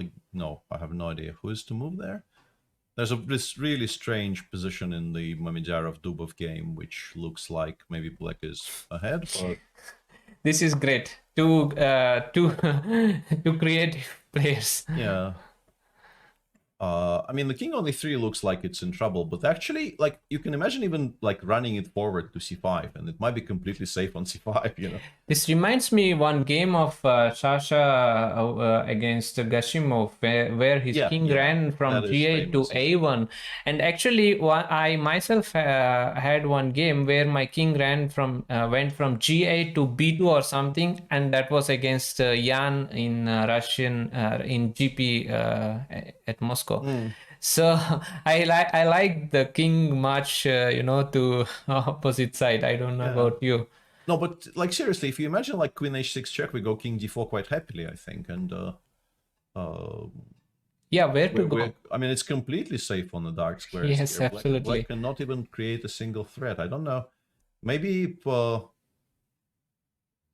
because Daniel, he played queen h6. I was wondering what happened before, because Daniel, like 2 moves ago, there was an extra pawn on d3 for black. Oh, wow. But it was sort of in the way of his own play, and rook g5 was a threat also. So maybe he was forced to do it. Sure. But it's notable that he played d2 himself here. And but was it really necessary to play? Well, I mean, bishop is hanging and rook g5 is a huge threat. Maybe it was. Mm-hmm. Maybe it was. Yeah, indeed. So d2, rook f1, king e3, king queen h6. Oh, but he took this. He took and played bishop e8. He's fighting for a draw here. He's actually giving up on e6 to keep the h5 pawn alive. h5 is definitely more important than than e6. I guess he just goes bishop c6 in this position and hopes to hold it somehow, but it's not going to be much fun. Definitely. Rook e2. No, bishop f7 happened in the game. Yeah, rook but that's e7. probably not the most exciting position. No. Let's take a look. What else can we? Maybe Anish's game still is probably. I think this. There will be a lot of I mean, kind of jumps and stuff like this. But now I like White's position because he just pushes, and I like the fact that pawn is on c3, so I'm not really worried about this bishop and queen creating some kind of ideas here. Rook to f2, so queen f3 is the idea to kind of exchange the queen. Yeah, Anish has it sort of under control, because the black knight had to go to e8, which is obviously a very big achievement for Anish, because he doesn't have to worry about jumps. And if this becomes an endgame, White is instantly close to winning. Although the g pawn can also sort of run. Queen and also, h4. Alireza is basically playing on increment now. But that's not a big issue for him. Specifically for him, not a huge yes. issue, I just want to remind the game between Anish against Alireza from Tata Steel was in fact a very crucial game, and had Anish won his game, he would have become champion. And in that game too, Anish was completely winning, and I think for the longest time. Of course, not at the end, but had a nice edge and so on. So here we also see that Anish is having a wonderful position, but we will see. He has a lot of time. He's handled it really well. And also there's a game we've been completely ignoring between Niels and Nakamura, but that's Hikaru's fault because he's playing the Berlin. Yeah, actually that is the reason why I did not go there. I thought that it would end much before, but I think Hikaru sort of quietly outplayed Niels here. He's now pawn up and great winning chances. Still not. I guess f5 queen g4 perhaps is I think something. Eventually things start to collapse. f5 queen e4. Hikaru should be winning this. So we can just stay with I think this is the one we're watching. I think that's fair. So knight f5. Rook g2 looks very logical. Just sort of ask Alireza how you're dealing with the threat of knight f5. I guess the queen has to go somewhere because the king doesn't d7. Really d7, or maybe you can greet your teeth. Queen b7. Okay, that makes sense. Bishop d4. I had a bit of a blackout. I was going to suggest knight e6 check and fake check, and then I realized the bishop on b4 does not actually control the f8. So that probably isn't very strong. I had an absolutely fantastic blackout on one of the recent streams. I enjoyed it so much because when it's so weird, I actually kind of enjoy it.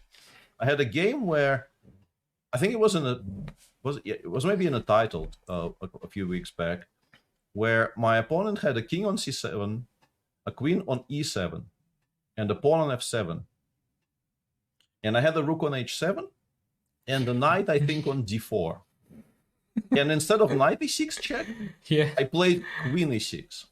Okay. And I calculated the queen trade. And then my opponent, he thought for like half a minute trying to figure out why I'm so mad. And then took with the pawn.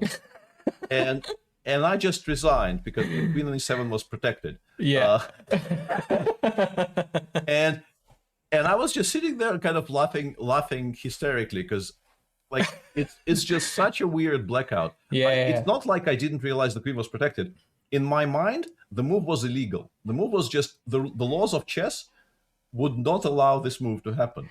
So, I think these kind of things happen to almost every chess player at the top, or like I don't know the what explanation to give for such a thing. I guess there is no specific explanation why you kind of the rook blunder of Anton, or the one which you mentioned right now. Yeah, sometimes your brain just glitches, and that's what happens. But that was such a strange one that it completely ruined my tournament. But I was still sort of happy about it because it was just so funny. I want to ask one question. Why did he play rook e2? I mean, I think e4 was hanging, right? No, knight was on e8 actually. He could have tried maybe queen b5. I need to go a little bit backwards. So like this, queen b5 maybe, because I was expecting queen b5 in this position. I remember. Yeah. I saw this on my screen and I thought queen b5 looks very attractive. But okay. So he found this restructuring. Yes, so he's trying to hunt down the bishop, and obviously if he gets black to trade the bishop, he will be completely winning, so I understand. Yeah. So bishop now f4. After bishop f4, he played e5, and the question is, can black even take? Because queen d8 might be some sort of a mating attack, but maybe not. Maybe we can play king h7, and maybe we don't die, right? Because h2 is covered and g5 okay, I am going to. But yeah, I was also trying that, but I don't think it works, right? Oh, that's exactly the one you were talking about. Yeah. Okay. I don't think it quite works. Yeah. Sure. So e5 d5 is on the board, and if you have to take on e5, which is what he did. Sorry, Peter, but I think it's still. I mean, it's possible to play, but of course, white. It's not winning. It's not winning by force. And he took on e5 instead. And allowed knight d5. And this is where you can definitely blunder something, and things could go better. And these are kind of positions which Alireza really likes. I mean, Anish is also good at all the calculations and stuff, but Alireza really enjoys playing such positions under little time. Yeah, I was kind of expecting knight g4. Yeah, I was expecting, but I think we can actually take twice. I couldn't find any refutation for just taking with the queen. No, a6 is hanging. I was looking for mate, but actually we can just take the rook. Yeah, I was trying to get mate here. And what happens after queen b4? I think we take on d5 probably. Yeah, I mean, I just want to say that you can get your position which you wanted to get. That's all. Yeah, that's a much better. I was just wondering if there was some kind of missing something. Knight f6. I don't see it. No, nothing. Hang on. No. I was trying to get some queen h3 ideas to work. No, queen h3. Okay. Like check on e8, king g7, queen h3, but we get mated first. Oh, but this is played. This we have on the board. Yeah. Queen d5 played, queen c3 played, and with the black queen controlling the long diagonal, I don't know who is better anymore. Can I get something? No. Okay. But I can just go king g7. No, I just want to show. The bigger point is after king g7, we can never really play rook e8 because of course we get mated first. Yes. If we give queen c2 check as an option, we just get mated first. Sure. I think it's time to pull the safe mode now. Yeah, but where is it? Show me. It's a good question. Yeah, I mean, he's gone rook f2, and Alireza played g5. I mean, the very big it's very important that Alireza does not have any time to think here at all, because, for instance, I think on the previous move, rook d6 may have been very strong, for instance. Right. Or maybe knight h6 check was worse. So do you mean here? Yeah, maybe knight h6 works. Knight h6, okay. Yeah, maybe knight h6 works. Yeah, trying to pretend I can calculate better than Alireza is probably not going to go well for me. No.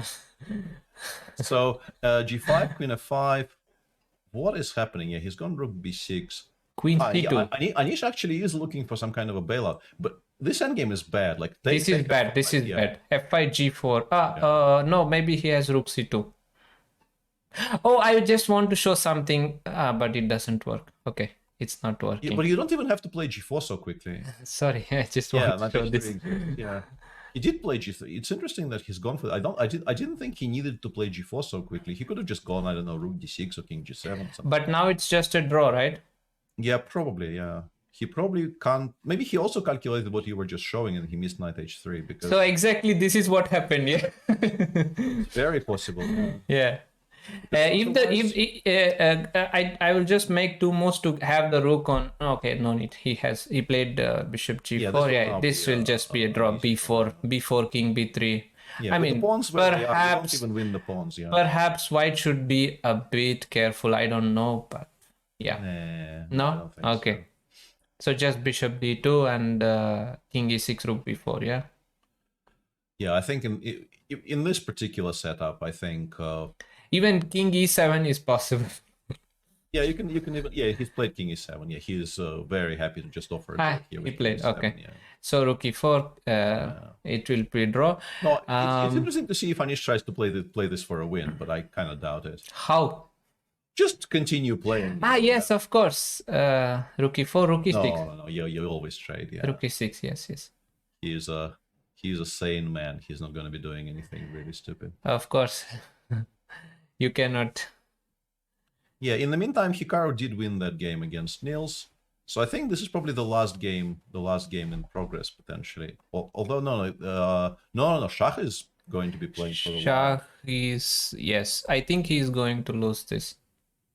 You mean Daniel? Yeah. I think this has to be eventually losing for Black. Although, like, sometimes these positions end up being held. Yeah.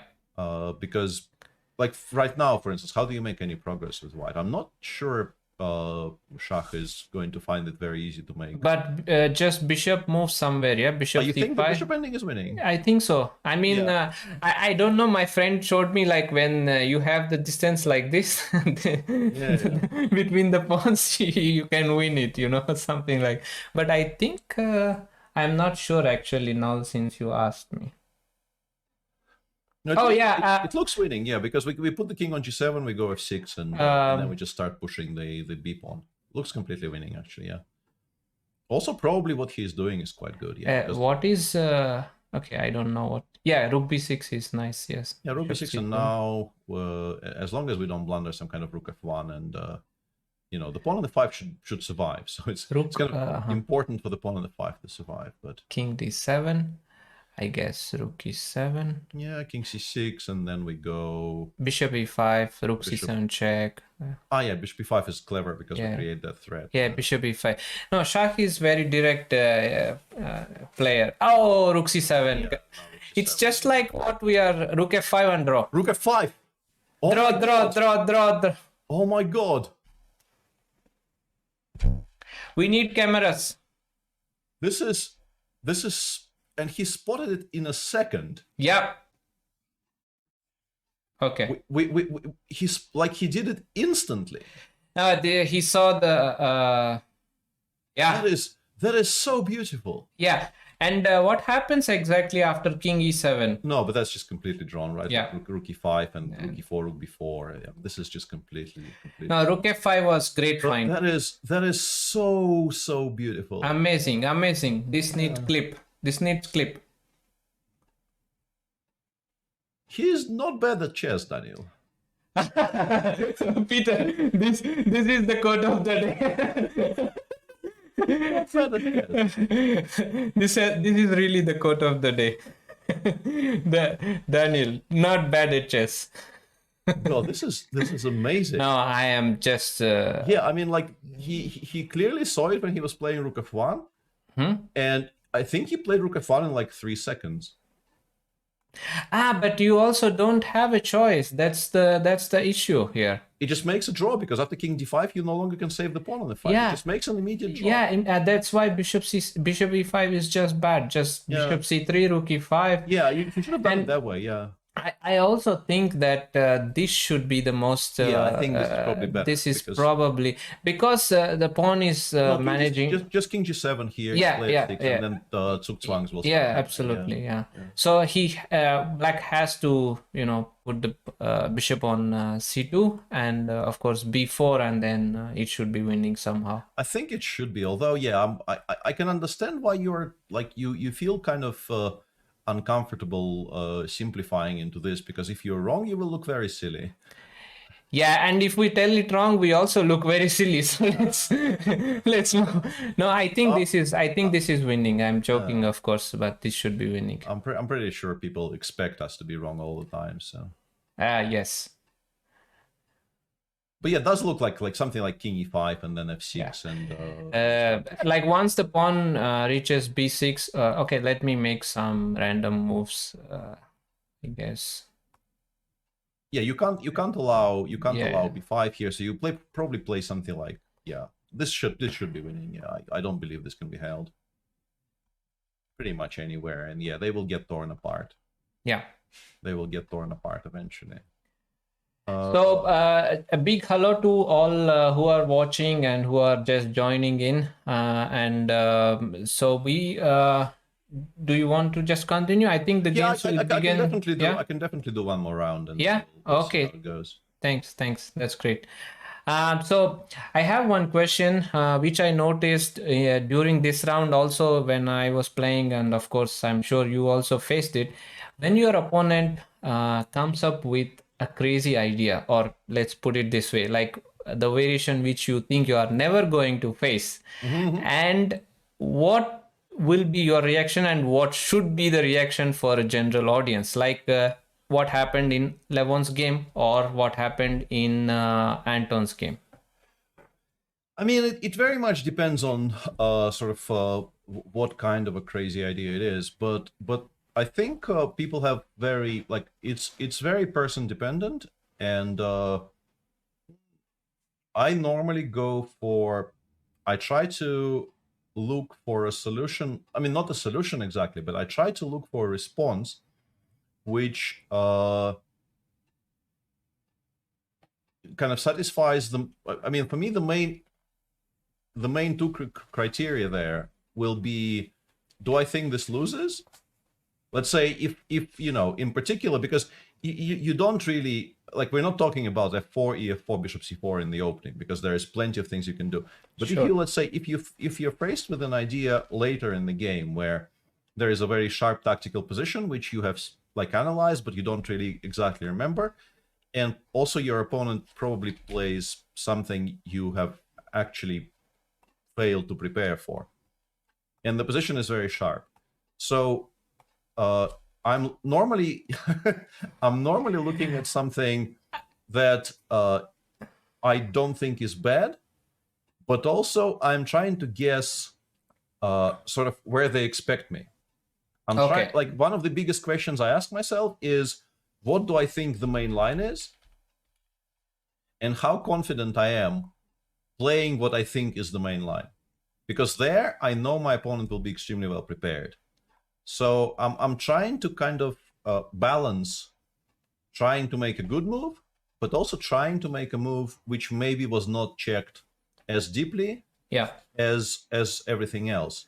So it's a kind of a weird balancing act, and you don't always succeed. But for me, those would be the two most important questions, because you obviously don't want to be competing with home analysis until move 30. Yeah. So you are very, very interested in forcing your opponent to start thinking on their own. Yeah. But you also don't want to make a flat out bad move in order to make them think, because against good opposition, this will cost you the game. Sure, definitely. So it becomes a very strange kind of a balancing act, which sometimes you succeed and sometimes you don't. It's kind of weird. Yeah, it is indeed quite for me also. It many times I face with some incredible idea. Sometimes it can be just you can be out prepared, or sometimes it can be just bluff. And to estimate what exactly is your opponent trying to get out of you or take you into is an extremely difficult thing. And I would like to ask from the I guess you can see my screen. So we are going to, I mean, the games are going to start in just 2 minutes. So we can just pick some of the games. Well, I call it hot games, or critical games, or let's say important games, and we can stick to these games unless something So happens. let's. I mean, I understand it's very early on. It's a 15-round tournament, which is huge. But still, Magnus is the only person on 100% after 2 rounds. Yeah. So Magnus is on 2 out of 2. Shah, Daniel, and Hikaru are on +1, and nobody else is in plus. So there's 4 people in plus after 2 rounds out of the field of 16 people. And nobody else is in plus. And who's Magnus playing? Magnus I think we should. I know we have to stick with this game. If you ask me, we just stick to this game. And I guess I also believe that Levon Aronian versus Sergei Karyakin is also very interesting. But I'm very curious to see what kind of opening which will happen between Daniel Dubov and Jan. I'm just curious about the opening part, and the rest of the things, I mean, it will be like too fast. Like we won't be able to catch. We can't even. Yeah, we can just see the game once they finish, because it will probably finish maybe like 10-15 minutes max. So yeah, and Alireza against Magnus obviously is, every time they play it generates a lot of hype, and I think sort of understandably and deservedly so. Alireza has had very interesting games against Magnus. He's beaten Magnus occasionally. Magnus clearly rates him as a player, thinks he will be playing against him for years to come. So I think they both take it quite seriously, and they both care a great deal about. And in one word, like, what will be your prediction? Magnus is playing well so far, and Peter, one word, please. One word. Okay. So let me also take something. You know me well, right? You understand you can't ask me to pick one word. No, I cannot pick now draw, so I have of course. But at least you know these rules. Like, yes. I remember they got me to make predictions when I was working with the St. Louis people. They do this like bracket for the entire tournament before the tournament even begins. Yeah. And they have this tradition that basically Maurice always picks first, and they tried making this kind of a gentleman agreement that nobody takes Magnus, and then Maurice always takes Magnus. That's not really a gentleman's agreement, And even when he wasn't going first, and there was sort of an agreement that we shouldn't all pick the same person. All right. People would still end up picking Magnus after somebody else has picked Magnus already. So, yeah, it's a kind of a weird one. So now we have some kind of, I don't know, how do you call Kole? Yeah, I used to play this a lot as a kid. This is my opening. Although I suspect that Reza will be playing slightly different. I call it lazy person's opening, but yeah, I'm also in that club, so we are good. Yeah, but I think what Alireza will be doing more likely is the Zuckertort. Because I was, when I was playing this as a kid, I was basically playing the pure Meran with colors reversed. I wasn't even developing the bishop to b2. I was just playing bishop d3, c3, knight bd2, e4, and just pretending I'm playing the Meran. I think Alireza is more likely to play b3, bishop b2. Okay. And those positions with bishop b3, bishop b2, they have been played by very strong players. They're quite sharp. They're very interesting. Vladimir Kramnik has done a lot of those, and yeah, he kind of like revised all these setups with the Bishop London system and E3, C3, and all those things at some point, right? So Peter Leko. Wow. Oh wow! Is oh no! Is this your friend? I don't like. I feel like it's probably a compliment, but no, certainly. This Peter is not Peter Leko, no. But the other Peter is in other channel, He's in the main studio, I'm pretty yeah, he's sure. in the So main studio. if you're looking for the other Peter streaming, he is currently streaming, but not on this channel. Yeah, this is Russian Peter. Yeah, it's the other one. Yeah. Thank you, Oligarch. Yeah. That's a funny name, actually. Oligarch. Yeah. I like the name. Yeah. It's nice. Yeah, so what do we have here? I think it's pretty standard, right? Yeah, it's pretty expected. Yeah. I tried playing this with white. I always kind of mix up move orders and end up like I lost a fantastic games to bloody not games, one game, but in the Amsterdam tournament in 2019 in the Levitov Chess Week, I lost an absolutely gorgeous game to Kramnik in this line where he just kind of mated me with black by move 20 because I mixed up some move orders, but I probably will mix them up again if I try to remember how it went. Yeah, and that brings my another question to you. So this, I guess, probably all the who are watching, and even I have this question. That is, you used to have a certain difficulty playing against Vlad for a while, but then at some point I still do, but at least no, for sure.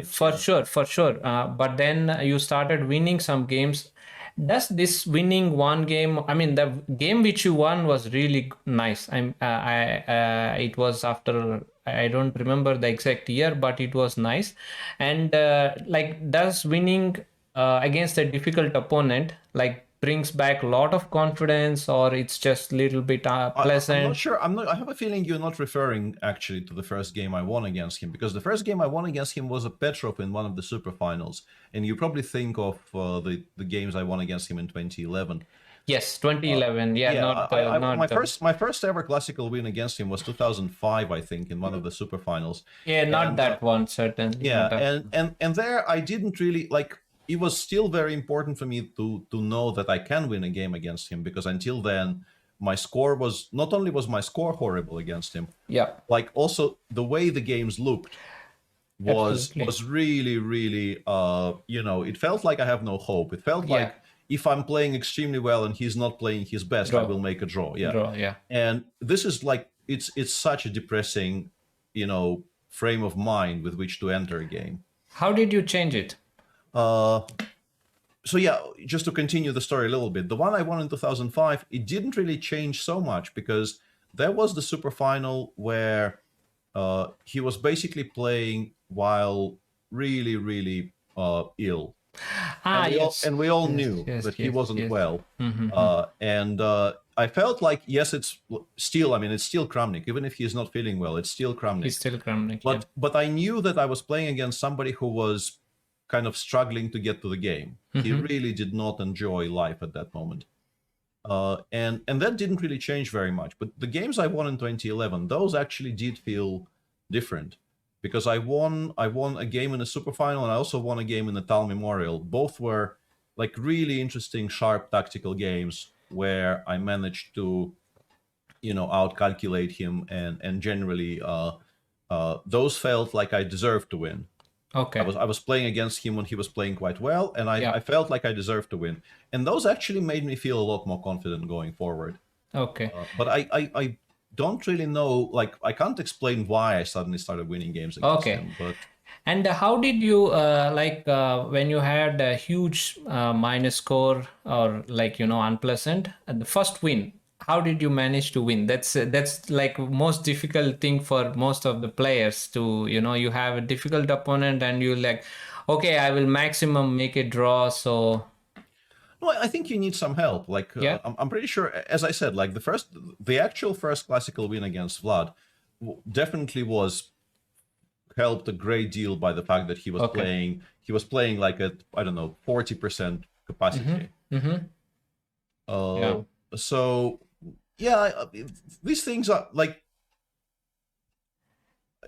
it's possible, I think, to both overrate and underrate the importance of those sort of personal dynamics. Sure. Because I think it's very possible to oversell how important your personal score against somebody is, but I know from experience that it definitely isn't nothing. Yeah. So yeah, and before I have many questions, but we have some moves. I mean, not something unusual happened, but since c takes d4, e takes d4 happened, so Magnus went for this g6, bishop g7. Yeah, I think this is logical if white plays, but like white in some cases would be playing c2, c4. But with the bishop on g7, c2, c4 becomes really, really unattractive. So I think he will be doing long castle, different things. Yeah, maybe even long castle. Yeah, and h4 is a good indication that maybe he wants to castle long. I don't know. I always like these kind of things, but of course there is no need. I don't know why it doesn't allow me to make a long castle. I think you have to drag it all the way to a1 now. I think the LCV now does different. Oh, right. Thank you. Yeah, I had that issue myself. I was like, why, why? But yeah, I think if h4, h5 happens, and apparently, just a sec. Chat is telling us Daniel's already winning by move 20 against Nepo. So okay, let's jump. Yeah, that looks bad. Okay, I don't like many things. This is this famous line where Fischer won that game with Rook f6. Yes, right? I think this is just bad because I mean you close this diagonal and just have f5 and g4, g5, f6 or all kinds of things. I don't like this position. I don't know about you. At least you should have some, like, you can't really do this if you don't have some improvement somewhere. Yes. Because yeah, it's weird. Yes, rook f6, e5. I mean, if I wish how it came, I could show it, but I don't have such memory. But if we could remember who it was against, we could maybe find it. But okay, let me see if I can maybe find it for. I just know the position where he white plays rook f6, bishop f6, e5, just to stop f5. That was the thing. While you are finding, I will just show chat like rook came to d7, which probably was kind of necessary in Jordan Niels Grandelius position. A very, very interesting idea, but perhaps it was necessary because in order to defend the pawn on d6 as white was planning to go long castle. Nice defense. I don't know if this is good or bad. And knight g5. Yeah, I don't know. Knight g5 probably already creates some kind of a threat, right? Because otherwise, you know, black normally would never play e6, e5 in this position, I'm pretty sure. So I guess white is just much better here. I like this for white very much. Yeah. It feels like black is very cramped and. So let's get back to Niepo. I'm just curious how he got into such a trouble in 92. Okay, yeah, absolutely. b5, b4 is really strange. Gives away. Square for the bishop, and I don't know what is before. C5, knight g3. I think from the way Jan is playing, I sense that his loss from last game has some impact. Do you think it is? It's very possible. Yeah, I found the game, by the way, and it's actually against Benko. Okay. I thought it was against somebody weaker than Benko. I didn't really. So it went slightly different. Actually, no, up to 11 with a different move order. It went exactly like this. And instead of knight d4, Benko took on f5 immediately. Queen takes f5, knight d4, queen f2, knight e8, castles, knight d6. Most of our viewers probably have seen this, but yeah, queen g3. It's a very famous game. Queen g3, king h8, queen g4, c6, queen h5, queen e8, and there it comes. So, white to play and win. Just write one move and we will find it out. Probably one of the most recognizable diagrams of all of the Fischer's games. And I will just take a quick look if we have some interesting games. Okay, Anish is playing his course, so it should be somehow pro. Yeah. There's some... Chat, white to play and win. So the problem after e5, okay, so e5, Black I'm pretty can sure play Ben was f5. solely. Yeah. That was the intention of Queen Yeah. E8. E5, F5, and So- Black is maybe kind of okay, but So you can stop it. we need to play Rook f6, and after Bishop f6, e5. Yeah. Black cannot. So it's a nice. I solved this puzzle, so that's why I remember the pattern, but I cannot recreate the whole game. You know? No, I wouldn't be able to. I wouldn't be Yeah. able to either. Yeah, I remember it's that it quite was from tough. this line, but I couldn't remember the move order. Yeah, so we'll just quickly go where he stands right now. Well, actually, he sort of survived. I thought he might just lose by move, like completely lose by move 20. But what they got right now on the board, I mean, you can definitely say Black has some compensation, although you assume it's not enough. But there's definitely some play, at least in the immediate future. I have one question. Why didn't Sure. he go for c3 here? I don't know. Yeah, that Because looks it logical, looks like yeah. I'm moving this knight from d4 Maybe nicely. c takes d4 is not a threat. Maybe I can go like knight g5. Ah, no, there's bishop g5 there. Yeah. I thought maybe cd4 was not a threat because I take with the pawn and I threaten bishop g3. Okay, I will just Yeah, show. specifically knight g5 or king g7 or something. Yeah. Maybe he thought of what course, he's as doing you is just mentioned. simpler. But here bishop g3. Ah. So this is. I mean, I'm just assuming. Of course, I have no idea. But he went for knight e2, which seems okay. Yes, Knight seems takes fine e2, as well. Yeah, queen takes takes. e2, knight g5. Okay, my first. Okay, bishop d5 cannot be. He played bishop g5 and h4. It seems Could he fine, play yeah. h4 here? Or am I blundering something knight like g3, this? I guess, yeah. And yeah. We probably steal better, but it's unnecessary. Why are we giving up? Oh, maybe queen f3 just. And bishop d5. Yeah, that looks it's quite. I just want no, to. h4, queen takes e4 maybe. But then we can take and go rook.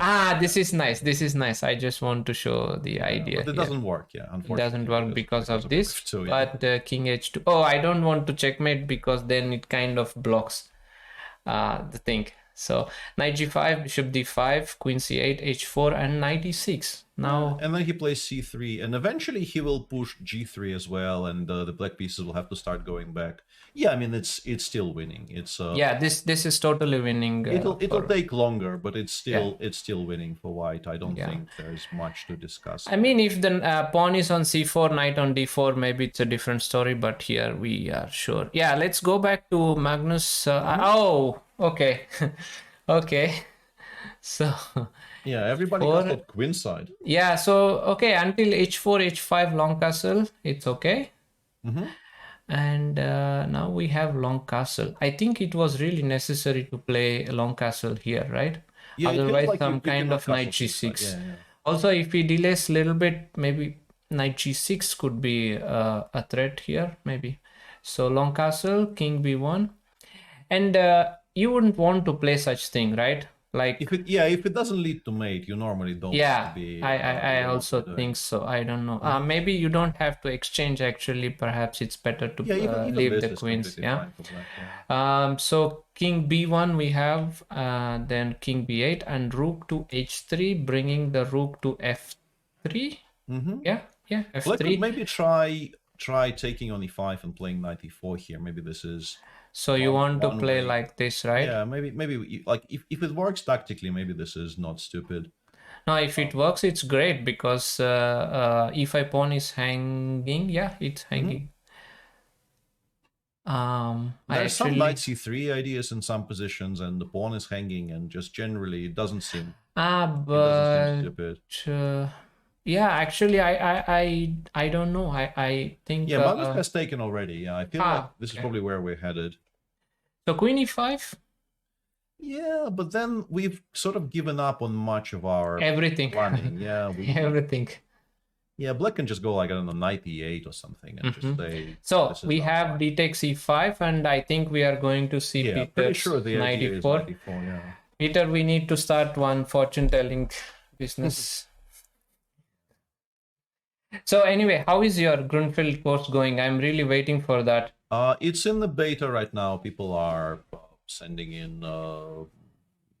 Basically, it's in a very kind of a weird spot where I've completed all the files. The files have been compiled into compiled into the course, and now people are going through it and sending back messages explaining exactly what I missed and how stupid I am, and I have to correct what they tell me to correct. So it's kind of unnerving, but also the course will become much better once this process is finished. No, I actually like this beta testing. It actually improves the. Absolutely. Yeah, it's just great deal. Yeah, it's just sort of emotionally, you've invested so much into producing this material, and then you get this like the first ever batch of notes from the beta testers. Yes, like a Google Doc file, 8 pages long. and they just started working. This is not the entire course. This is like the first 3 chapters, and you get this doc, and you take one look at it, and you just want to go hide somewhere, and cry. And it's an interesting experience. Yeah, I went through all this for 2 courses, but yeah, I really like feel, as you mentioned, annoyed when you get all these kinds of questions. But when your course is released and when you see that I'm really looking forward. Chat. Peter has already done a course on Grunfeld, and I actually used that course for several games against him, so it's very nice of him. Yeah. Also, this does happen. Yeah. Oh yeah, it does happen, and it will happen. But he learned lessons from Anish, and I'm sure. And when Peter gives notes, it's it's really of high quality, and I'm waiting. I'm waiting, really. I will say that. I mean, there will be mistakes, and mistakes have already been pointed out to me, and so on. Like, I can't guarantee the course will contain 0 mistakes, but I do take it, in particular, with Grunfeld courses. I feel like, this is such a huge part of my chess career that I absolutely must, provide as good a source of guidance for people as I can, because it's sort of important for me to. I feel sort of very responsible to be as truthful and as open as possible with the Grunfeld. So I think it will be good. It's still a very, very unnerving experience, and when I agreed to do it, I did not, I think, really understand properly, how difficult it will be and how much work goes into it. But I'm hoping the final result will be enjoyable. Peter is really modest, but just listen to me. It's going to be good. I have seen both his courses on Chess24 before, but just trust me, if you are looking forward playing Grunfeld, this is the right course to start. So we settled on this, and after your nice, I think you also probably expected Bishop A6. I thought Magnus will very likely play Bishop A6, and now at first I thought this is very good for Black, but actually the pawn on F7 is extremely weak, right? So if we take on C4, he took on C4. Yeah, maybe even Queen takes, but Queen takes, Black has Bishop takes C5, which is what I missed. Because I thought we can even go into this endgame, and then Rook F3 is so annoying. This is, but this is drawish, right? Like, this is very drawish. This is just drawish, yeah. So he should take pawn takes C4, which I think we are going to see. Yeah, that's the more ambitious move. And how do we get back the pawn, or we just leave the pawn as it is? I don't think we do. I think we kind of play Bishop F8 C5 is something I'm interested in, because the bishop really isn't doing anything at all. Excellent. Yeah, so that's a nice way of cementing. But on the other hand, I am going to bring the rook to D3, and then perhaps you would go rook to C8 and attack the C4 pawn, right? And also, like, if the rooks get traded on the D file but not on the D3, of course we never take on D3. Of course, yeah. We never take on D3, but I think we can actually leave it on D8. And allow white to take on D8, because I think that endgame probably is closer to a draw. I will just make the moves, just make a couple just of to moves, show. So this is what Peter is trying to explain to us. In particular, if the bishop is already on c5, which it probably can be, yeah. So the double pawn stays as it is, and the pawn on c2 doesn't come to d3. So of course, after rook d3, black shouldn't capture it. So that's the ideas for both. And he's played bishop f8 as expected. He did? The bishop needs to be better. Okay, played. somebody should really open. Okay, what's your next guess? Okay, but rook d3 is really necessary, and rook d3 feels very natural. Natural. I think rook d3 should be on the board anytime. And how long? Actually, I like your rook c8 a lot, actually. I don't know how to even respond to it properly. Rook c8 is annoying. I am a materialistic person, I am going to take queen c4 if you let me. Yeah. So yeah, anyway, I wanted to ask, how was the experience? How different is your experience on working for Chess24 course and Chessable course? Like, was it similar or different kind of emotions? Or it's been a while since I worked on the Chess24 course, and there, the main difference is working sort of with the with Chessable as a company, because they take a much more sort of a hands-on approach working with authors. When I was doing the course for Chess24, basically they just gave me an office in Hamburg. I did not all of it, but I did much of it actually in Hamburg, sitting in a room clicking there. So they gave me like as comfortable a set of conditions as possible, and then just completely left me alone. And then when I was done with the files, they gave me a studio. They told me which buttons to click, and they said, sure, go ahead. We look forward to the finished product. And the finished product, I'm sure there was some editing done, but it was absolutely. I'm obviously slightly exaggerating, but I was more or less left to my own devices for that. And Chessable is very different in that respect. Sorry to interrupt, but also that was the initial years of Chess24, if I believe, right? The course was released in the year 2013 or 14, yeah. 13, yeah. So yeah, please continue. You were saying something. And Chessable, they take a much more, they start helping you along much early on. They have very specific ideas about how you need to structure the work. And at first it felt kind of very uncomfortable, because I had this stupid idea that I've been a professional chess player for 30 years, and maybe I know how to create a chess file. Yes. But after you get past this initial sort of annoyance, you realize that they are probably right now the absolute world leader in producing specifically this type of content, and they know exactly what is needed, and they know actually better than I do. So this clip goes for Chessable. I hope someone from Chessable is watching. And once I got past this initial kind of discomfort of having to start doing things very differently from what, let's say, from what I would do when I was working for myself. When I create files for myself, I have like a certain idea in mind of how my files look like. And I remember like the first interaction of, they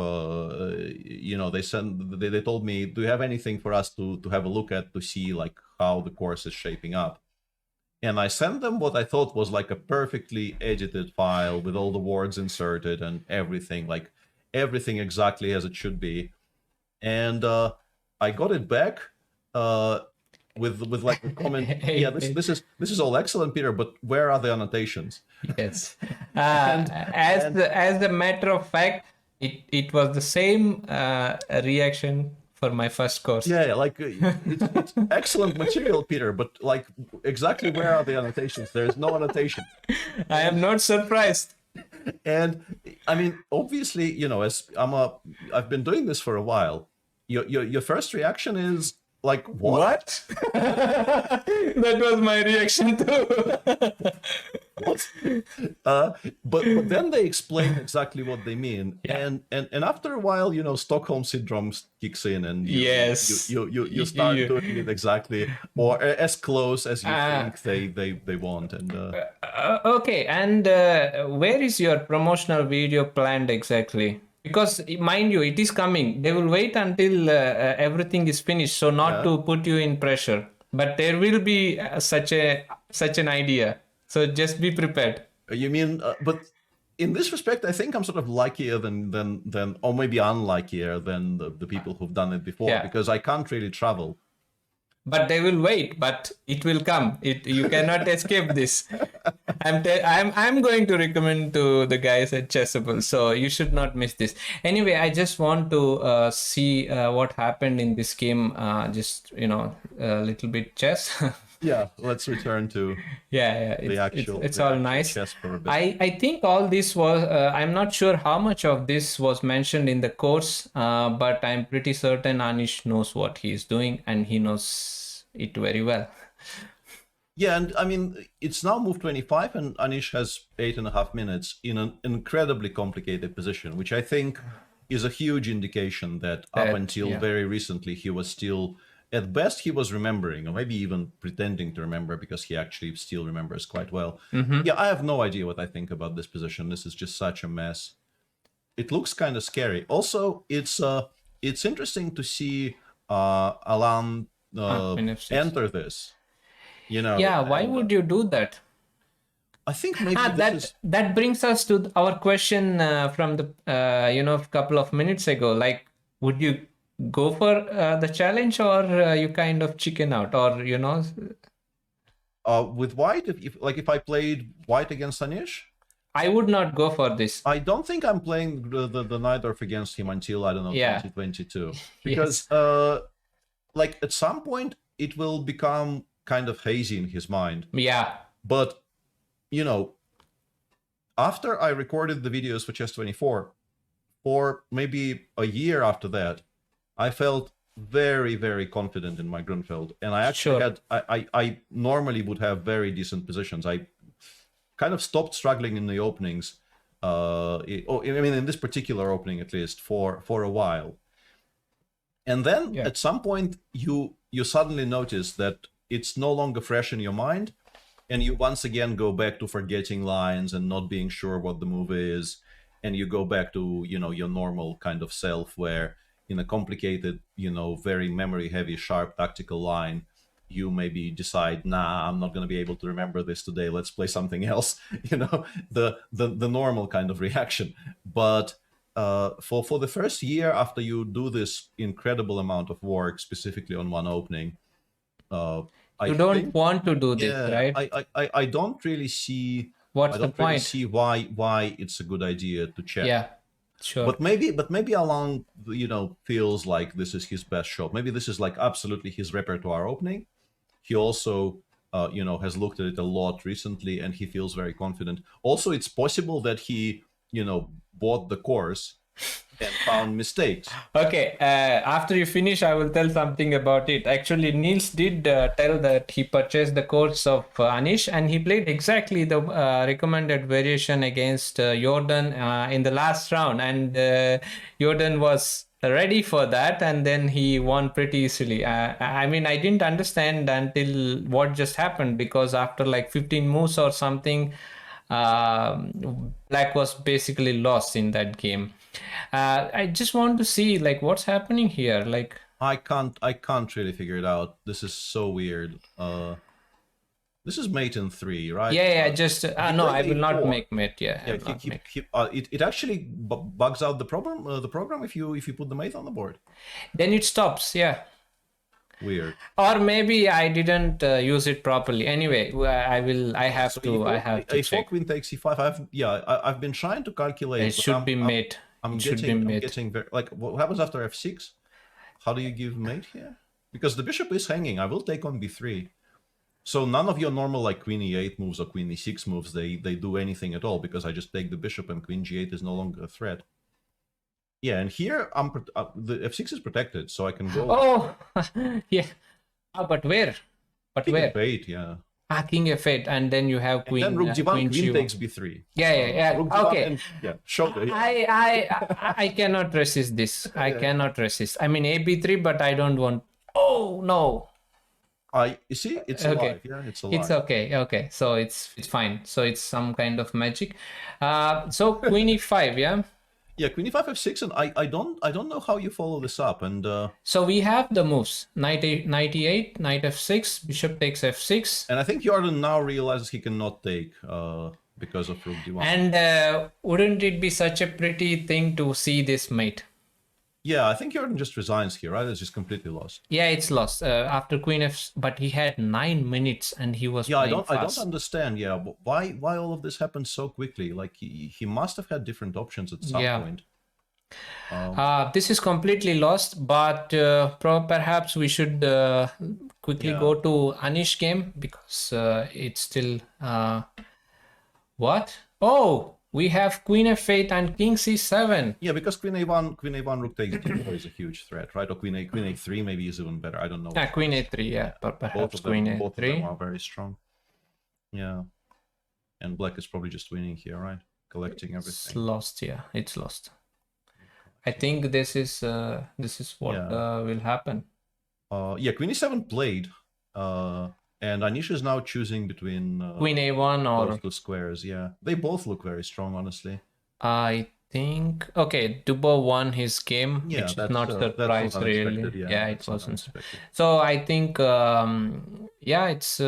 it's tough start for Jan, but with Jan he can always fight back. And do you think he is kind of more focused on candidate? Yeah, I think for him in particular.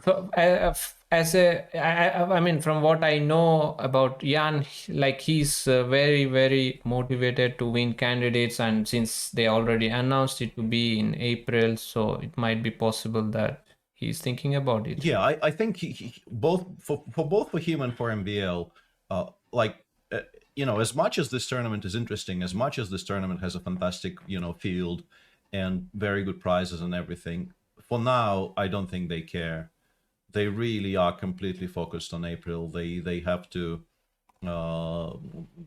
think about trying to finish it off strongly after a very good start. And it's sort of the same for everybody else as well, but to a lesser extent because they are leading, so they feel the closest to actually winning the candidates out of the entire field. And it's just I think it's very difficult for Jan and for Maxim as well. Sorry to interrupt, but I think Magnus just blundered, no? After queen f8. Queen f8. I don't know which move to. He has to go queen d7. I don't see any other move. Yeah, I mean bishop takes d4. Does it lose? I was trying to figure out if it loses. Queen a8, king c7. No, king c5. King c7. I think king 7 the pawn and pawn endgame is lost. So let me just show it, chat. So it's queen's. Wait. Do we have queen c8 or no? It's queen. No, forward we lose to queen a7, queen a6. So if king c7, of course, after king d7, just queen d5, he takes d5, bishop d4, and instead of king d7, king c7, queen takes d5, he takes d5, bishop c3. No. What am I doing? Yeah, bishop c3, king c3, he takes d5, king d4, king c6. It looks like f3 here or something, or f4 maybe. f3, a5, and f4. So now you can see black cannot defend the pawn on d5, and once he moves. Yeah, this looks lost. Yeah. Yeah, and after queen a8, Peter was suggesting king but queen c5. a7, queen a6 wins. Yeah. Oh, of course, queen a7. This I did see, but after king c4, I didn't see queen takes a6 check at first. And now we can just go queen a7 back and queen d5 is mate. Yeah, it's better. Yeah. I keep on not seeing mate in one somehow. Yeah, mate in one is strong. So Magnus did play queen d7. Yeah, queen. I think this is perhaps. Yeah, now Alireza can get his king to c4, but I don't know if that's enough. Like you can go queen a8. Take on b7, and we have enough time to get our king to c4, but it might still be a draw. because I don't know if we have enough. Like black's structure is so solid that I don't know if we have enough here with white. Especially the pawn with the pawn on h4. This is a very important point to like just to tell the chat. Ideally, I would like to make some kind of f3, e4, and okay, of course, this is also very difficult to achieve. But with the pawn on h4, black is always having bishop to d8. Yeah. Yeah, I will show one trick. It's not gonna happen, the trick with g4 g5, but okay, not now. Some other and time. also interesting, I just want to point out that I think our fortune cookie business has taken a huge hit in this game. Go to move 28. 28. Oh, but I think it's not about our fortune cookie. I think the move, I mean, perhaps he should just wait, no? a5, even though it looks like ridiculous. Both of us were saying this never happens. Both of us were saying black never ever takes on d3. Yes. And the world champion just says, nah, don't listen to those two idiots. There you go. So he wanted to get, he aimed at this position exactly to so he feels that he can hold this position. So we have queen d7.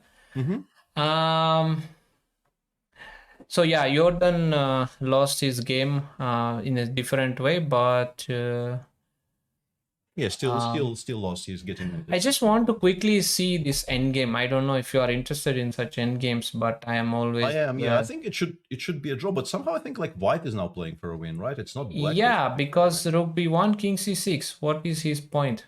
He goes f4. The thing is, he just maybe black is in no danger whatsoever, right? Rook b1.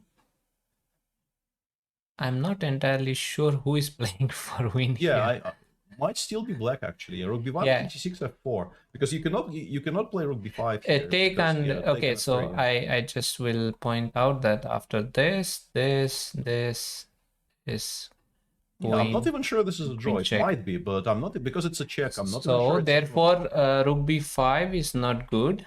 Yeah, we can play what b7. else to do? Sorry. No, we can go b7, f3, rook c3, I guess. Yeah. B7, f3, rook c3, and this is just a draw, right? Yes. F2, so rook f3, like this. And now we start giving checks. Yeah. And this is just the point is, after if king goes to b6 or b8, then black has queen, so he should stay. This is a draw. Do we have we do have some moves. Yeah, this is happening. This game will end exactly as we just described. Yeah. Oh yes. Back in track. But perhaps Magnus should have listened to us, no? Maybe, but he did hold. Yeah, Alireza decided he doesn't really have much winning, much hope to win. There is a really crazy position in the MVL game. Okay, sure. Let's check it. Oh yes. Like, I have no idea what this is. It's black to play. Okay. Yeah. Knight f2 is okay. There's check. Okay. And next move he goes d takes e knight, right? Yes. And white wins. White wins, yeah. And if you just queen it. Yeah, that's slightly weaker. Yeah. That's the problem. Slightly weaker. So knight e8, king g8 happened. Bishop f7 check, and this is over. It's gone. Yeah, it's gone. I think he resigned anyways. Yeah, he resigned after bishop f7. So is there anything going on still? No. I think we're all done. Yeah, we're all done. Surprisingly, this round is pretty quick. Pretty quick, and also there's not very many draws. Yeah, How many draws do we have, chat? Like 2 maybe, I think. 1, 2, 3. 3 out of 8, which is really not a lot. Yeah. And Levon won a very nice game against Sergey, which we completely ignored. Yeah, perhaps I can just okay, so we have what do you say about this?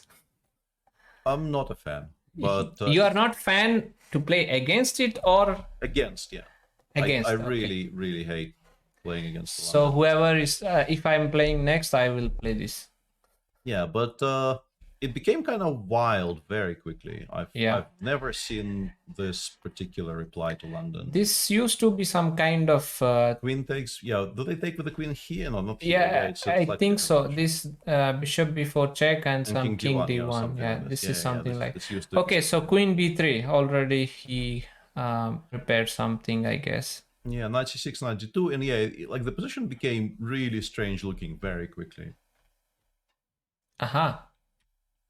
p5. b5 and then ed and no,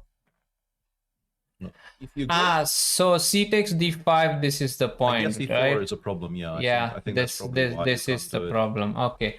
Otherwise, you would like to have c takes d5, right? And interestingly, very early on, like Sergei played knight c4, provoked b3, and then Levon just allowed bishop a3, bishop takes a, bishop b2, bishop takes a1, which is quite interesting, I thought. Yeah. I think it's a very nice theme, and Levon usually likes to exchange sacrifices. Like exchange this, yeah. sacrifice is, I think, one of his favorite ideas, right? Yeah, I think he feels like a certain sense of heritage. And also I think it's important to note that rook c8 is not possible for two reasons. One is knight e7, knight c8, and bishop on h3 is nicely guarding it. So bishop c1, queen c1, rook e2, bishop a5. I like white's position. I don't. Yeah, and well, it seems like a very nicely played positional game by. Yeah, and I like this f3 move as takes control of e4, knight to e5. So all the squares are nicely controlled. Before what else? Before seems like a desperate move, and it gets picked up. Yeah, actually, if white gets before it, like.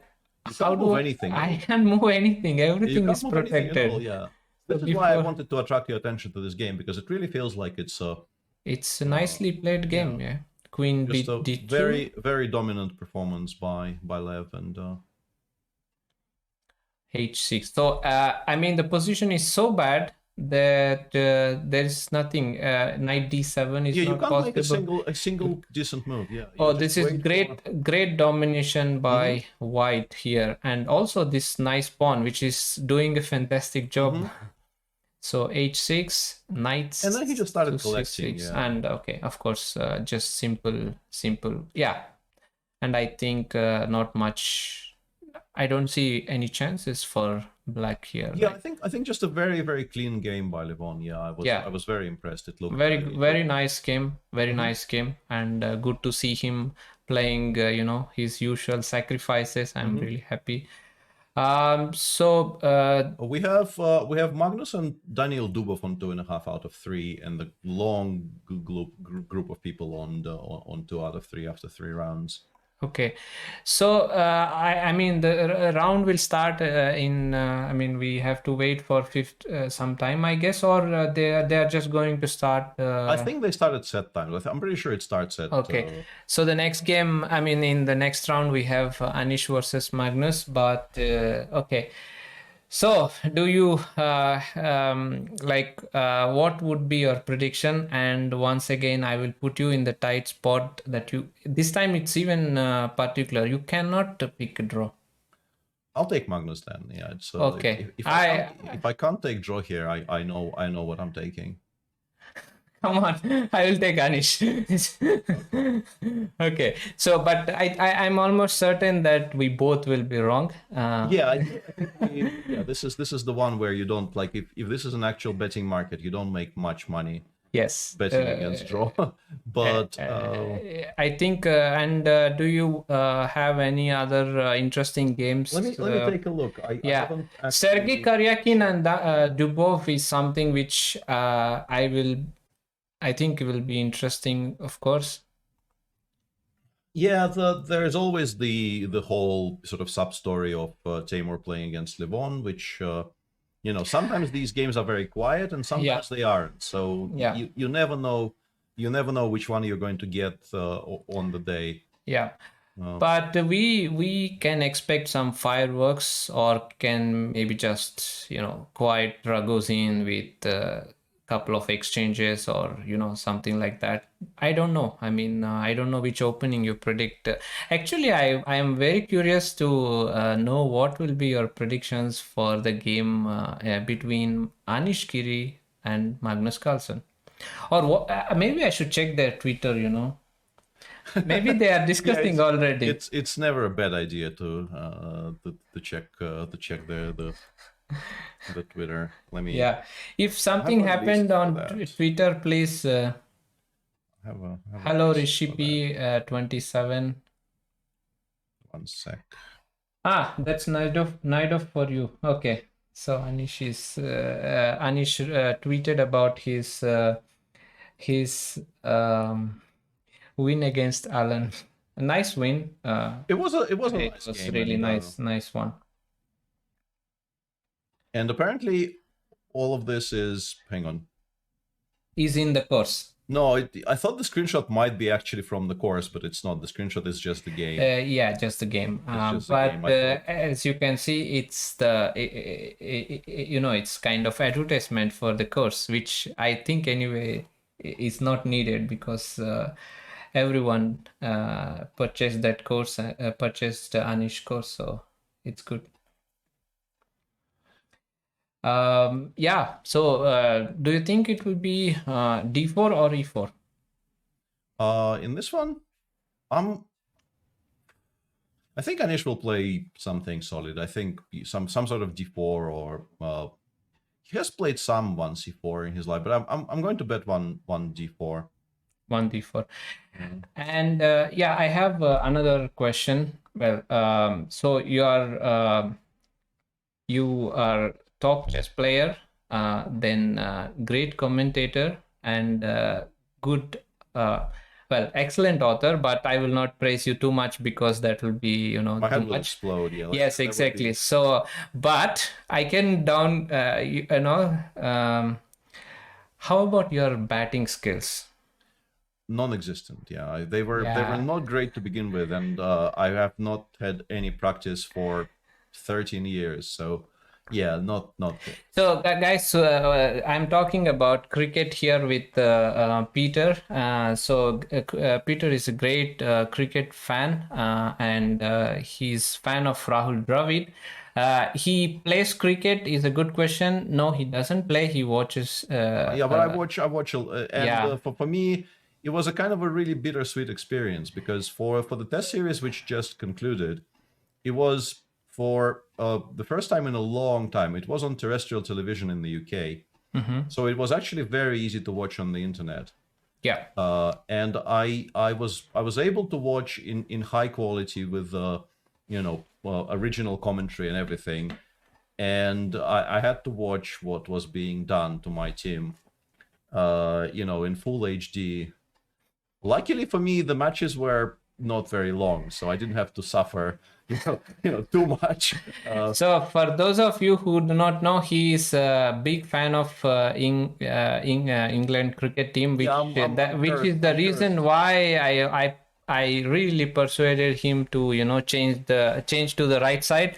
But we respect his interest in cricket. You have to be consistent. You Absolutely. You can't just shift your allegiances because your team. No, we definitely I respect that. And how do you manage to do all the things which I mentioned, like playing, then commenting, making courses, and I don't know if you are doing something. So how do you manage your time? Well, normally it's very easy because I don't do anything productive, so there is a lot of time in the day to do everything else. But with the Grunfeld course, I had to kind of partition my day. But like one thing that dramatically increased the quality of life here is I bought this really, really huge monitor. Although I played this really fun chess and poker event yesterday. I don't know if you've maybe. I did watch that, and I even watched Shasha's comment that you both were talking quite a lot. So I mean, there was a fun comment by him. But the point was, I was because we were basically I really like my partner. He's a very nice guy, Patrick, and it was a very enjoyable experience. But we realized very early on that we were giving like a huge odds in both disciplines, because Sasha is a much better poker player than I am, and Ike is a better chess player than Patrick is. Okay. And because of that, we actually tried preparing. So, for instance, we played e4, e6, queen e2 with the white pieces in both white games. It was knight c6, b3. Yeah, and that was specifically because when they streamed their training session, they sort of announced that they will be playing the French. Okay. And I thought, what can I do that will create the biggest problem for somebody who has never seen, like, how can I surprise a somewhat inexperienced French player as early as possible? And I thought Queen E2 is pretty good for that. And it actually was a great success in terms of openings, like not in the first game. In the first game, my advice was so kind of inconclusive that my partner kind of blundered the rook on move 5. But in game 3, we had a fantastic position out of the opening. Okay. But the reason I brought this up, when we were talking with Patrick, he kind of casually mentioned that like he was sharing a window in Zoom, and the window was still very small. And I said, why can't you sort of maximize the window a little bit more? And he said, no, you don't understand. He said, I have a 47-inch screen. So basically, this window is already like the size of your laptop. But it doesn't go any bigger.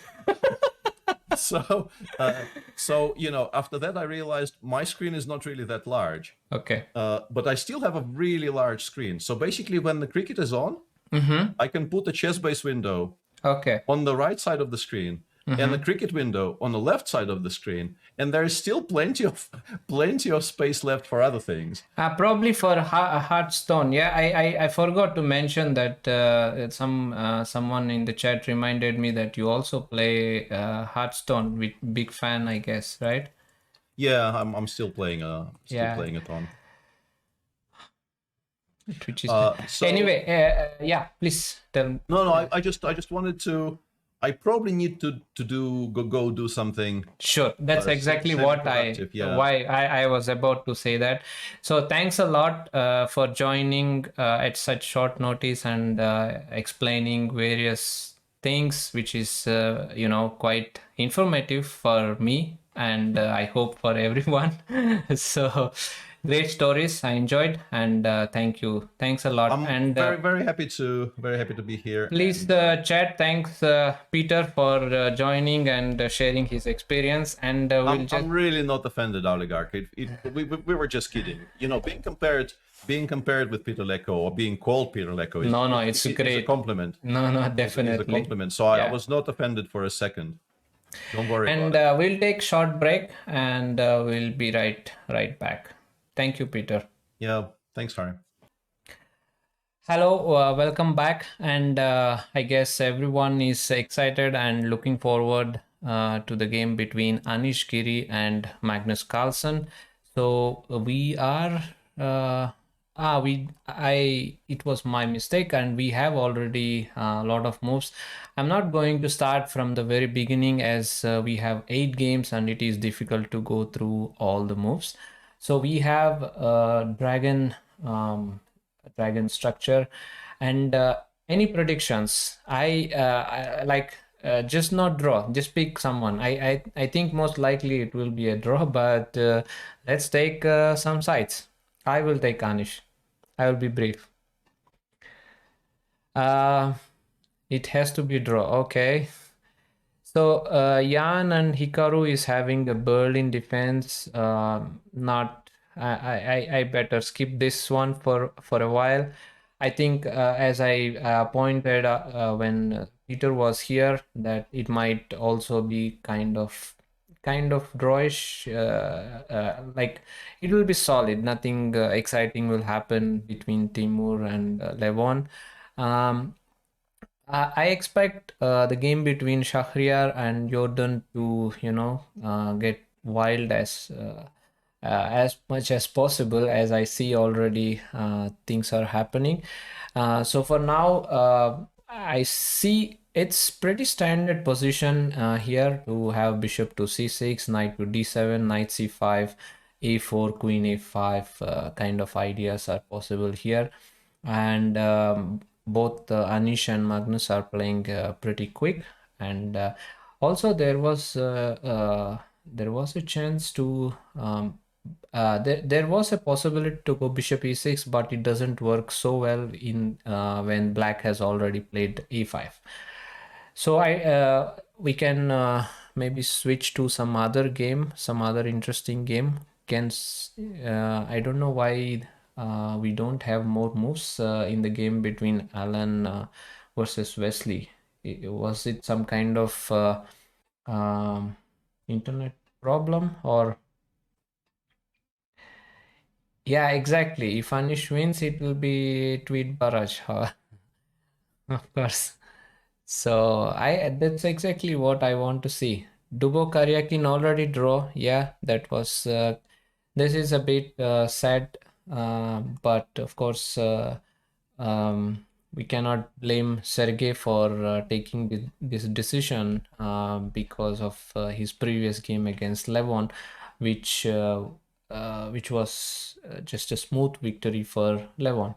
And here, I don't know exactly how Black could continue, but I think it's a good result for Daniel here. Still nothing is happening here. It's pretty much normal.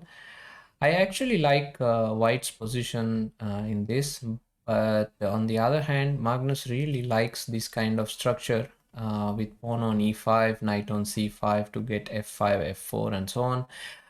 This is pretty similar to the structures which he plays from the Sveshnikov, where his pawn reaches to b4 and kind of has nice bishop. But on the other hand, here White can of course go f4, trading queens against Anish. Okay, that's that. Okay, so now it's perhaps safe to. It was always safe to take the draw option, but I guess here we are going to. This won't be a very long game, and can somebody update me with the standings just to in chat perhaps? Maybe just the top 5 or 3 perhaps. And I don't think much of action will happen here. Of course, both sides are not in any kind of danger. Should be draw pretty soon. Let's see if we can find some. Okay, so Alan versus Wesley. So I will keep an eye on Anish game if something happens. But here we do have some kind of action. What exactly went here is queen h4, bishop takes c6, queen takes c6, lot of moves being played. Knight f4 is a move, rook a8 exactly. So queen takes d5. What's this? Is it g5? Maybe g5, f takes g5, f4. I do like to play g5 here. Thank you, Yogi. Yeah, so it's Dubov 3 points out of 4 games, and Magnus plus 2, which is 2. I mean 2.5 with 3 games. So he played 1 game less. Yeah. So we have g5 on board. Yay! So we have g5. I guess I think here it's safe to assume that Wesley So is in his preparation. Because as you can see the timings, he has like 17 minutes. On the other hand, what exactly happened to Alan's clock? Because I thought he lost 2 minutes at the beginning. But so anyway, let's analyze what is the idea for White to not get checkmated here. So if I go f takes g5, the point should be f4. And after a move like bishop to d2, is f3 the move, or there should be something maybe just king h8. Yeah, and then knight to g5. This should be it. Or rook. Also, there is a easy way to play at rook f5. Oh, we have f4. Yeah, this is pretty interesting. And you know, when you are not certain about such things, you better do not go into such positions. And well, let's take it some other games. Wesley is bored checking out of a book or yeah, okay. Is it allowed to check out a book during the stream? I'm not sure, but we know Wesley knows his stuff very well. Okay, so Wesley is well prepared, and he knows his stuff really well. And we are going to see a wonderful, complicated battle here. And where any interesting game, if you find, let me know. Okay, so Niels versus Maxim. Always very interesting things happen in their games. And both Niels and Maxim were a part of Magnus Carlsen's preparation team for the last match. So it's not that simple, you know, when you prepared for many months, and then uh, you have to fight against the person with whom you worked for a long time. So King h8, what is happening here? At first glance, it seems to me that white is doing quite okay here. Can we go like f3? Perhaps f3 is not bad. Actually, the knight d7, queen takes d7, f3 is a possibility. After e takes f3, just knight f3, bishop to f4 if knight c6. But what else can he play? There is a possibility to play knight f7, queen takes f7. Of course, rook f8 is still not possible because of queen e7. And if bishop, let's say, moves knight to c6, then we just have knight e6, and knight is attacking the queen on c7, and queen g7 is checkmate. Other than this, I don't see many moves, knight f7 or knight b7. Also, I think black is perhaps going to play e6 maybe next.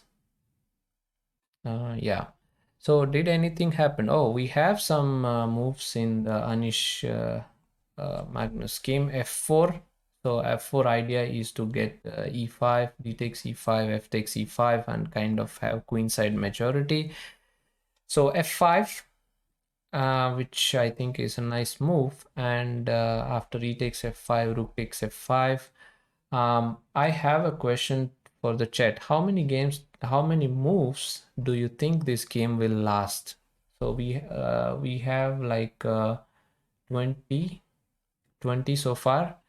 My guess would be 15, another 15 moves.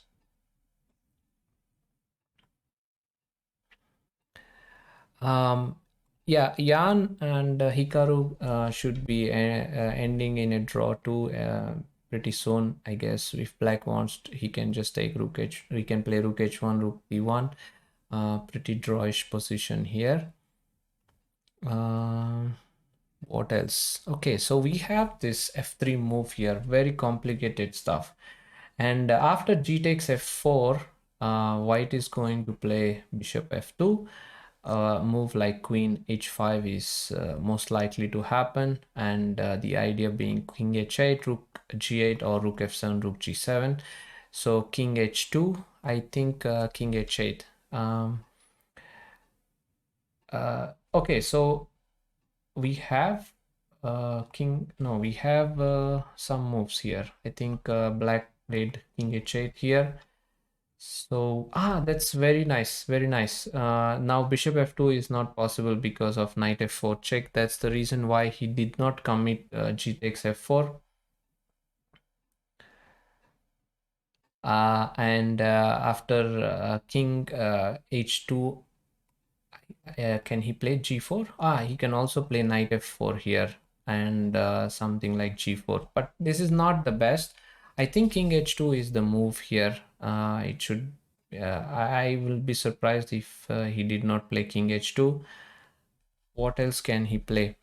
So I don't have the engine or eval bar, so if I'm blundering something, just do let me know in the chat. It helps, of course. So we have king h2, of course. I don't see any other move for white in this position. Okay, it's not f3. No, we don't have this. Yeah, we have this. No. I somehow lost it. Do we have this? No. So king h2, and now g4 looks nice, but white can simply take on g4, f takes g4, and queen g2 protecting the pawn on h3. What else? What else can black do here? It looks like black has something, but I cannot really find any clear way. Maybe black will play rook g8, or is it too much?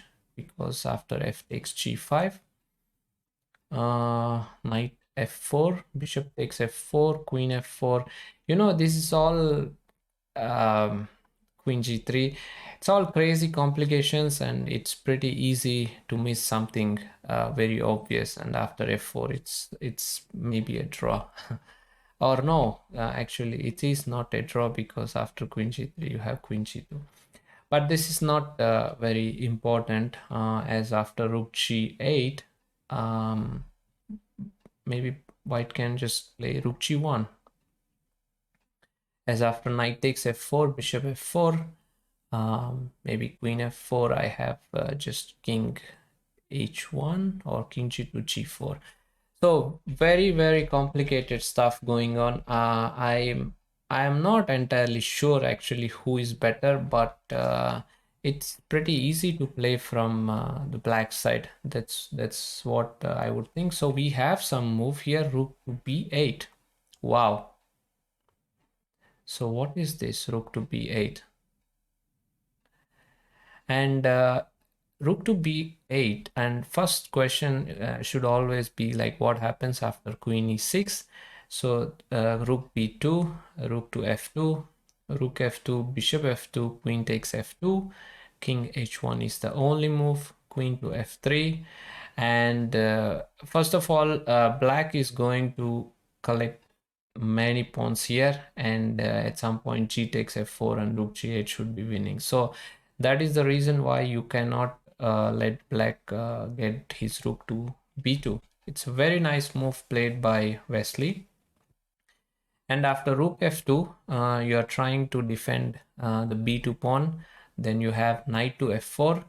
After white is obliged to take knight on with bishop on e3, because after bishop f4, queen f2 check.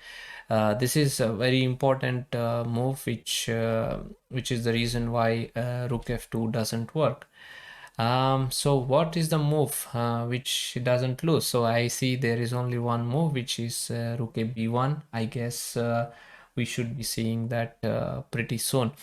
And this is the way you can calculate variations, you know, when you have like 3 or 4 options, and when 3 doesn't work, you just choose the 4th option, because there is, or at least start counting the variation of after 4th option.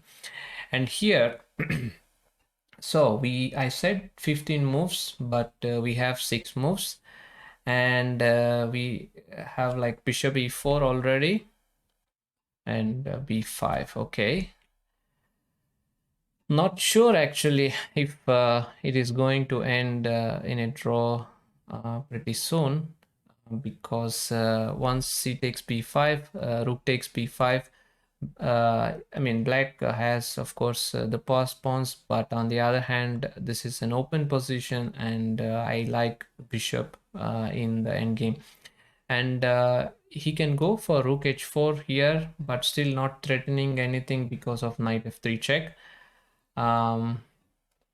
The Hawking says, which book would you suggest to improve calculation? There is, I forgot the name, but there are a lot of, rook h4 has been played. So, okay, we are doing pretty good in guessing the moves, which is really nice. I suggest there are a lot of places where you can study tactics, and it doesn't matter um, if you I mean, if you prefer books, there are a lot of books, recent ones, which have been updated. So that's why I do not know the latest ones. But I was solving some kind of tactics book couple of years ago, which I do not remember the name. So now we have rook h4. Of course, h7 pawn is under attack, and if black gives a chance, of course, bishop h7 and brings back the bishop to e4. So how is he going to is rook b4 an option here? Because my idea is after not so great. So let me show why it's not so great. Bishop h7, king g7, and bishop e4, nicely protecting knight f3 or any kind of thing.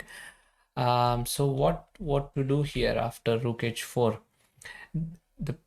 Maybe knight g6, but the issue here is we need to calculate the following variation: bishop to c6, knight h4, bishop to e8, knight f3, king f2, and all would be nice if black had rook f5, but I simply can take the pawn on e7, because this knight is never able to give a check and take on e7. So maybe, is this what Anish has calculated? Like he could play bishop c6, so knight h4. Let's check once again. This looks really interesting. And there is also an option of playing bishop to b5 here. And I would like to ask a question to chat who is watching. Which 8 players do you think will qualify to the knockouts? Let's go. It's just a guess. Of course, it's hard, but let's do it. I think this is what we are going to see after knight g6. If it should be bishop e8. Am I missing something here? Because after rook b8, white can take on e7. And I also want to point that after king f2, knight e1, bishop b5, black has to play knight to c2. And you might argue that the pawns are protected and it should be great position for black. But in endgames, when especially you have distant pawns, it's hard for the knight to stop from advancing so easily, whereas for the bishop to control the pawns here on d6 and e7 is pretty easy. So here definitely I prefer white. It might sound a bit strange, but I think white is doing pretty good here. So what's the move after bishop rook h4? I don't know if we are going to see knight g6. Maybe we can check out something else. So we have. Do we have this on the board? Okay, so we have analyzed this and we got it. So that's great. All this was indeed like I kind of felt that this is bad for white, but it seems like Wesley thinks otherwise, and is he going to draw this, or he has some? So we have a suggestion. Do you think Mamedjero will make it to playoff? Proximan, yeah, asks me. Well, he is a strong player and he is one of the favorites. So yeah, I think so. And yeah, Magnus, Dubo, Wesley, Nepo, Anish, Rajabov, Alireza, Levon. But what about Mamedjarov? It's tough. And what about Hikaru? Hikaru is a beast in these in shorter time controls, and yeah, that's a very interesting thing and hard to say, hard to pick. G4, right? So now we have the game is on. So if Rook G1, Queen H3 is checkmate, and of course the idea is G3. Queen F2 and Queen H2. I mean, just to show you the idea of black. And of course, G4 is just over, right? After something like H takes G4. This all could be just, yeah, F takes G4. This is maybe just a preparation, excellent preparation from Wesley. Maybe Queen H6.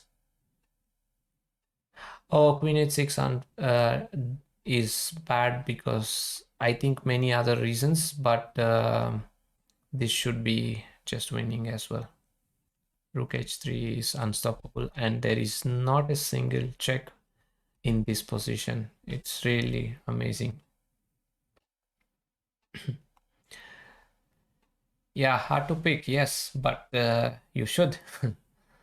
F takes G4. I don't see any other move for white here. In fact, I would like to get Rook G1 and kind of Rook G3 or G2 or Queen G4, but there is no time simply. I think Wesley is going to win this game in just a couple of moves. And we have Rook B4. I guess Magnus did not like after Rook H4. Knight G6. I think this is something which he maybe did not like it. I can't be sure. And we have Rook B4 on the board. And of course, if Anish wants, he can capture the pawn, Bishop H7, King G7, and do we have? Yeah, so Bishop H7 played, King G7.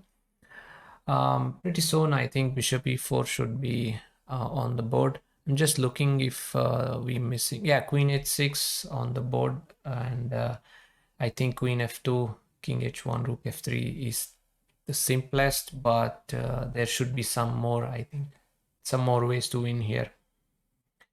Yeah, of course, G3, King H3. What am I missing? It should be winning here. G2, King H2. Okay, Queen F1 probably. This is winning too. I think this is how it will end. And after Rook takes F1, just G takes F1, maybe. But we do have some moves here actually.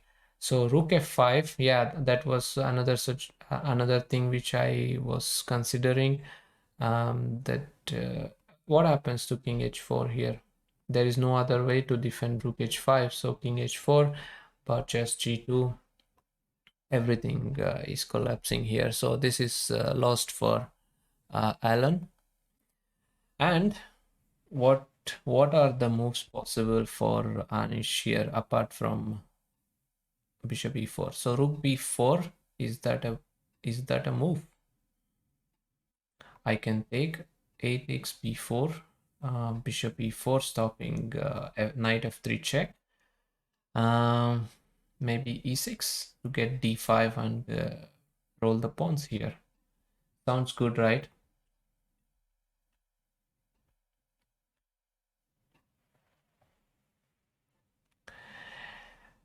Yeah, so we're still waiting for the move. Yeah, Bishop E4 indeed has been played, stopping Knight F3 check. I guess can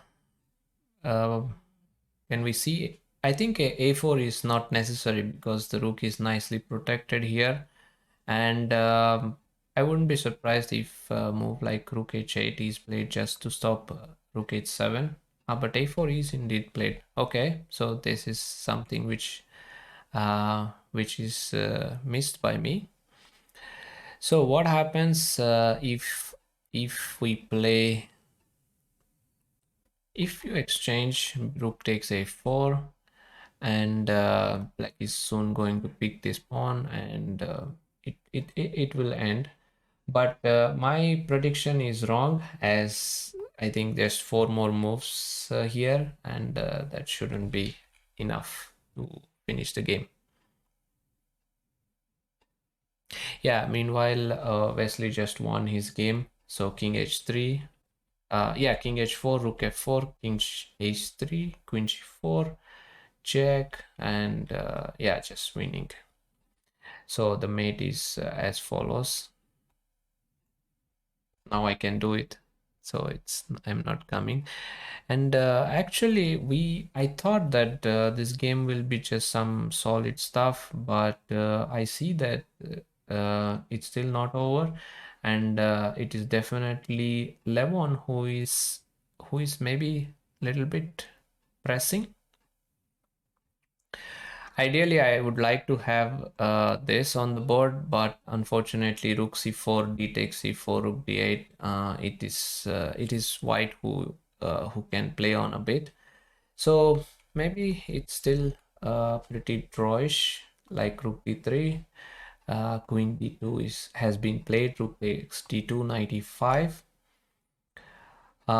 So this is a nice trick here. After bishop d5, black can go rook to d3, rook d3, and knight d3. So both rook on c1 and d5 is hanging, and white cannot prevent both the things. I mean, still the game is not over. He can of course fight a bit, but okay, why should white do such thing?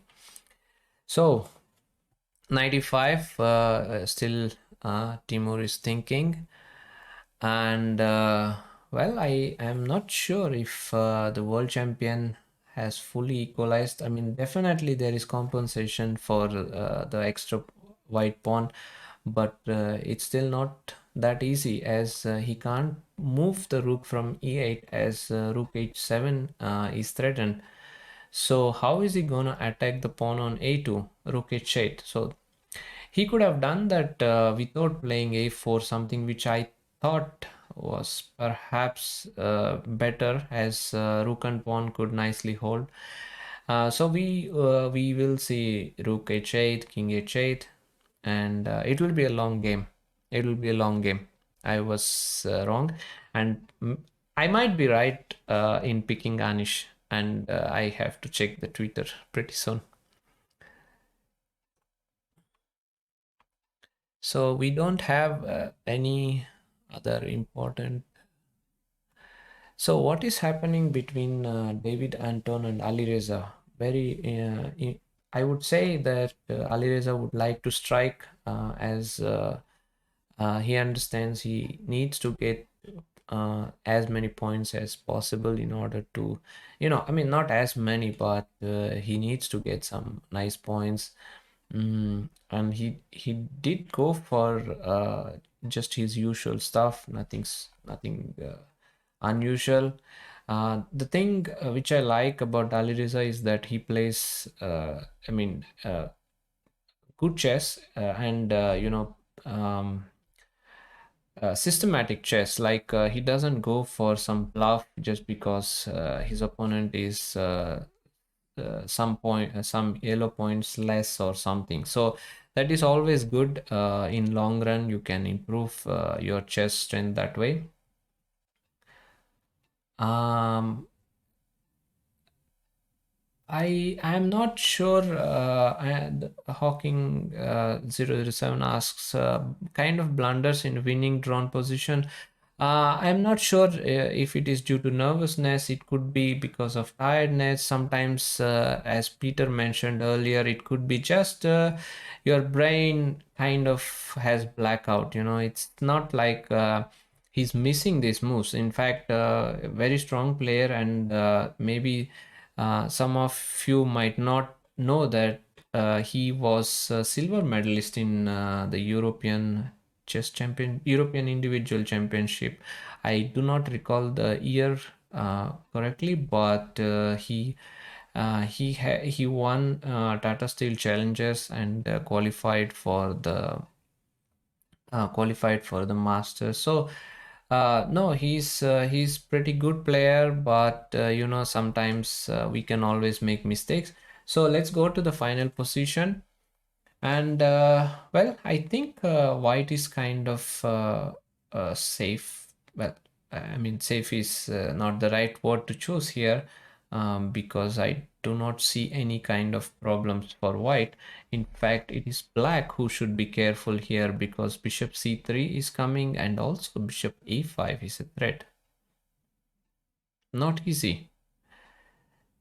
This is not easy for black at all. But one thing which I noticed that David Anton tends to make mistakes when he's really low on time. So perhaps he should keep more time when he's reaching to such a position, so um, he has time to think and not to blunder. Shahriar won against Jordan. I didn't get time to see the entire game, but he won his game. And yeah, we stay with Anish Giri and Magnus Carlsen. And of course, if any of you find some interesting position or interesting sacrifice or game, please let me know in the chat so I can switch the games. As we have like 8 games and many interesting games. So it's not that easy for me to, you know, uh, just to switch when I see some interesting positions. So please feel free to let me know. I do not like what Magnus is doing here, to be honest. So the last moves are a bit strange to me. So knight is reasonably placed on, well placed, I must say. So why not to just get the king to g7 f6 and get d5 d4 or d5 e6, and that way you control the bishop activity. And I think that's what I would have done, but okay, let's see. Knight c6, maybe knight d4 was kind of idea. Rook d2. Yeah, knight c6 idea is not knight d4, but to get e pawn to e5, then to get knight d4, and that is the reason why Anish played rook d2, stopping e5. This is a very nice idea by Anish, to not allow black getting the ideal setup for his knight and both the pawns. King g7, king g2, knight e5. So here Magnus realized that he cannot get both d5 or e5, and what to do with this rook and knight. And king f6 doesn't really help, because white is just gonna push h4, g4, g5. So I believe that knight c6 36 move is not a good one. So knight e5, h3, knight d7, and rook e2. Okay. So once again, this is all about limiting the activity of black's pawns. This is did MVL just blundered? Oh, whoa, whoa, whoa, whoa! What just happened? Wow, I thought he was doing pretty fine, and oh, he missed rook f1. He perhaps thought that rook c3 is not possible because of queen e1, and after move like queen f2, rook c4, rook c4. In fact, it is white who should be careful, but after rook f1, he's forced to play queen to e3. If a move like queen b3, something like d6, and black must stay on c8 or c6, then d7 d8 will happen. So that's the reason why MVL Maxim played queen e3, queen takes e3, f takes e3. I think it's still not it's not worse for Maxim, but it's a difficult position. Rook c4, rook e3, and I think he's gonna play rook e7. Is it rook e7? I'm not entirely sure if rook c1 is just a. Thank you, Siddhartha. Sidhu?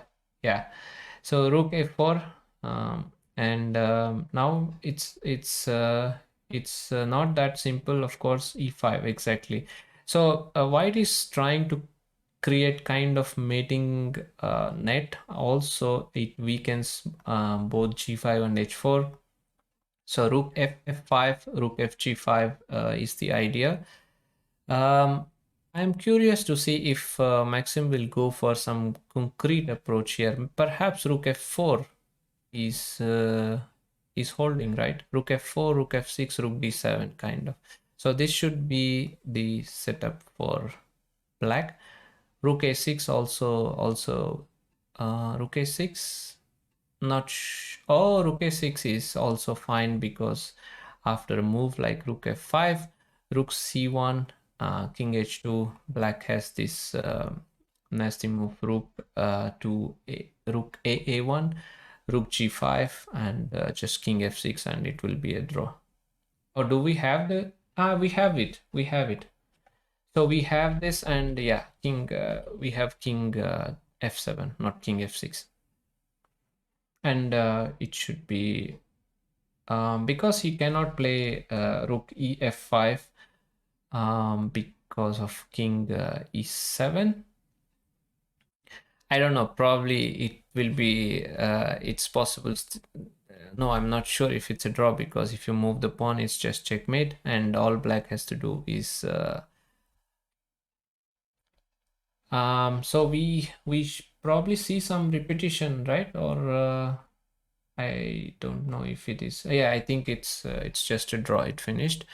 And let's go back to.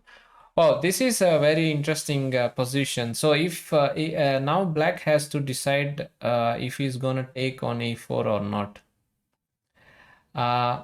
So all black has to exchange in these kind of positions. Imagine that if you remove rook and pawn, it's just a draw.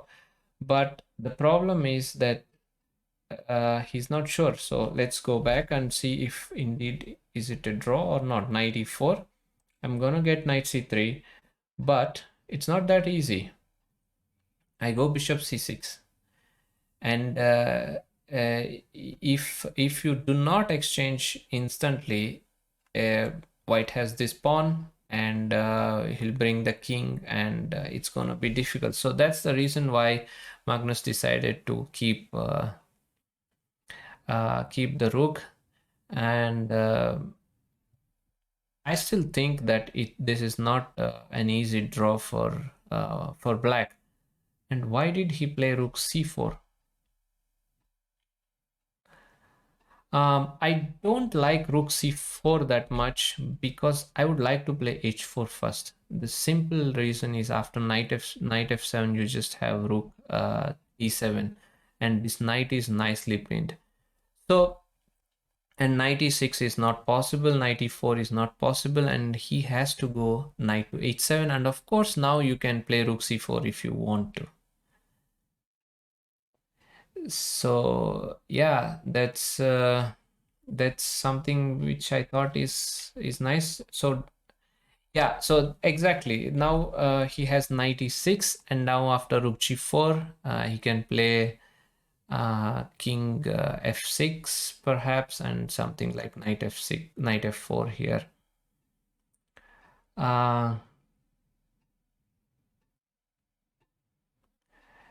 So I see some discussion going on. Yes, guys, you should get to premium and vote for us to vote in. So, you know, we will get it. So h4 and yeah, knight e6. Okay, now he might have thought he could play this, but black could give check first. So I don't know. I like I said, I think I think h4 is pretty dangerous. Knight h7, and now you can think of playing rook c4 or rook a7. And I mean, why not just to go for this? It looks much nicer. So anyway, I think this must have been the move which Anish missed. I'm not entirely sure, but it seems like that.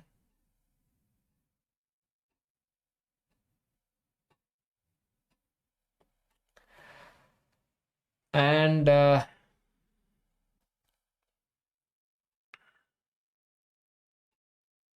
is there any interesting stuff? Okay, this game is not yet drawn, guys, because okay, it's true that once white gets his king to e3, of course black can't move his rooks, and it's just a draw. But king it's black to play, so I guess he will go king e5. So I am curious about the game between Anish and oh, what just happened? King h6. What about bishop c2? How is he gonna defend this? After rook a3, just king g4. What are we missing? How is it not losing?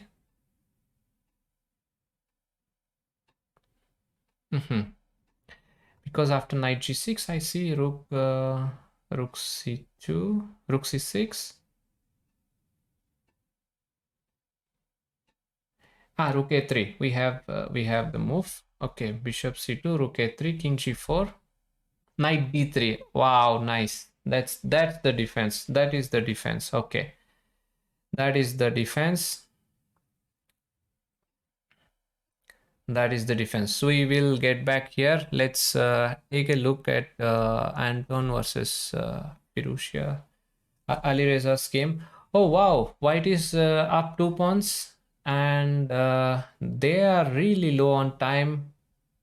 But this is small trick, but rook f5 is there, so it's not. So king h3, we are going to king g1, simply just rook g2, king f1.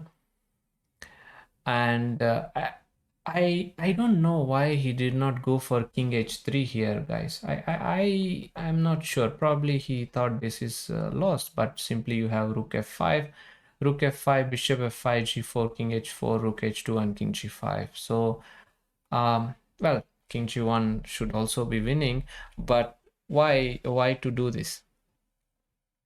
And now rook e2. Yeah, just rook e2. Just rook e2, and whichever, this is nice. If you give this check, you go here, and rook h1, just king f2, and king e3. So in the Carl's Magnus game, yeah, we do see the knight d3 move, as this is the only defense. There is no other way to defend this position. But let's stay with Alireza's game. Yes, David is like I said, it can happen sometimes, but we will see how he's. Yeah, it's just checkmate, made into rook h7, and it's lost. So congratulations to David Anton for winning against Ali Reza. So nice victory for him. He's my teammate in Czech Extra League. So it's nice after a blunder like rook a4, queen b4. It's nice to see him winning. And now we are seeing some kind of mating threats here. Wow, Anish might pull this off. King f6, rook h7. How do you defend this? Rook Rook e3, king e5. No, I think Anish is just winning here. King g4. King g4 is mate, guys. This is lost. This is just lost. Rook h7.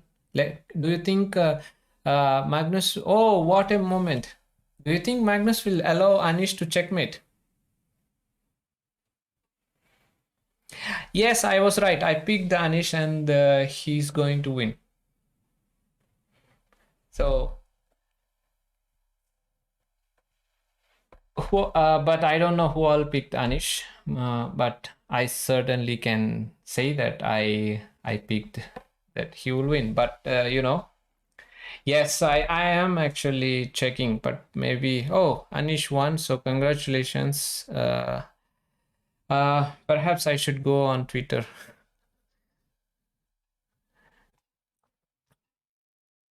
Yeah, team, okay, Levon is still fighting, but this is pretty drawish, so nothing much will happen here.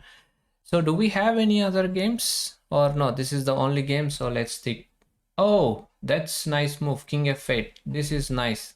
So bring the king to f8, g7, defend the h6 pawn, get rook a4 and rook f4. One more checkmate.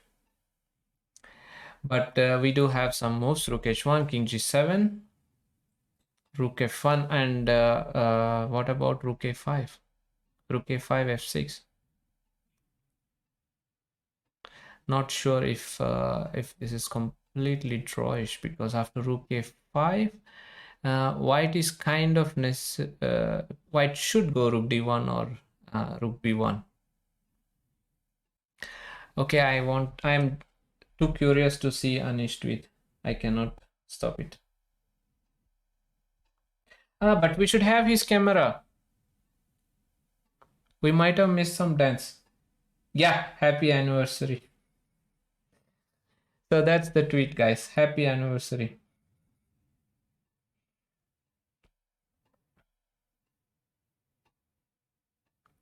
Yeah, some of the okay, so we'll stick with this game for the moment. Rook f3. Yeah, he's really fast. Yeah, absolutely. Absolutely. I mean, if the pawn is on f3 or h3, it's just a draw. But the fact that king is on f5 and black still has this annoying rook f4.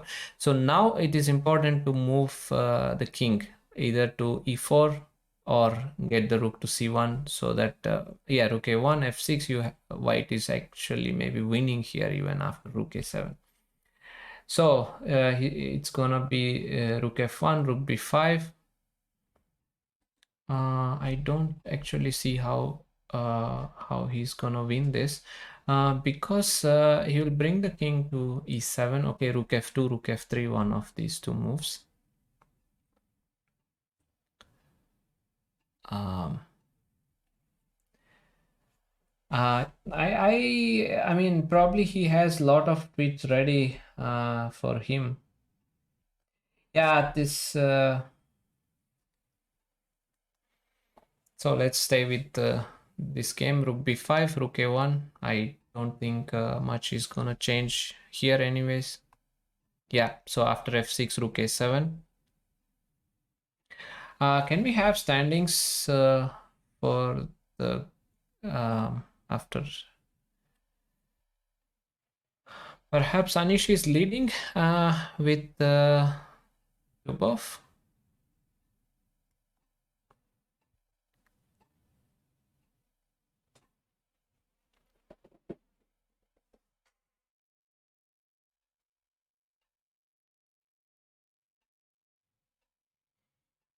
So rook b2. What's the idea of rook coming to b2? Okay, rook f3 is maybe not the only move. King e4 is possible. Yeah, rook f3. Yeah, I actually don't see a winning attempt from black here.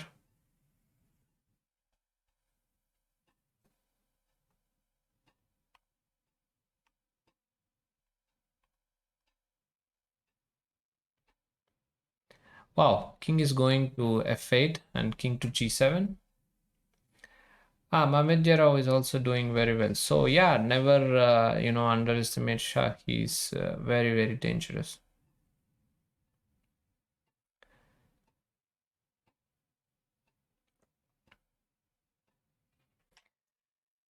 Do you think if any of you are playing against Levon in this position with white, do you think you will be able to hold this? That's something I want to hear. Are you confident enough to hold this position from white against a player like Levon Aronian? Yes or no? You can also use maybe.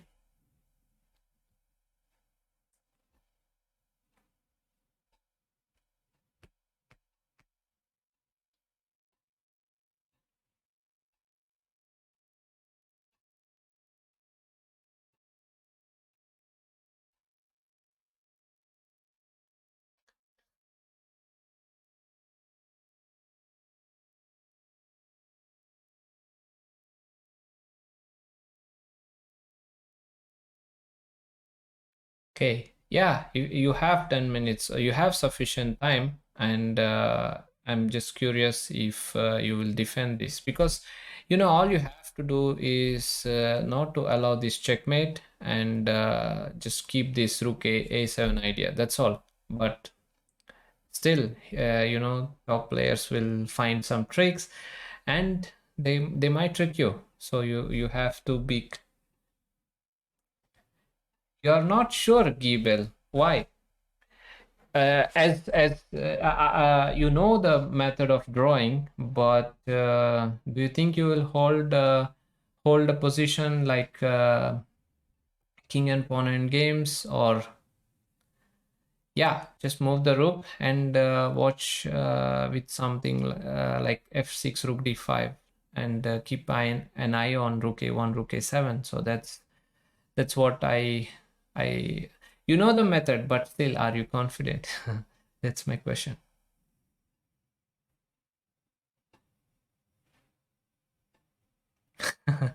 Yeah, Dr. Chess Joker, you're absolutely right. So yeah, it's very yeah. My question was, of course, you know the position, and sometimes you are unsure to end up in such a position against a strong player just because you are not sure, and that is the reason why I'm asking viewers if they are confident enough to hold this position. So yeah, Aaron Levon had to play f6. I guess it might be just 50 moves or something, so he had to do something. So king f7, we are going to see rook f1 or rook f3.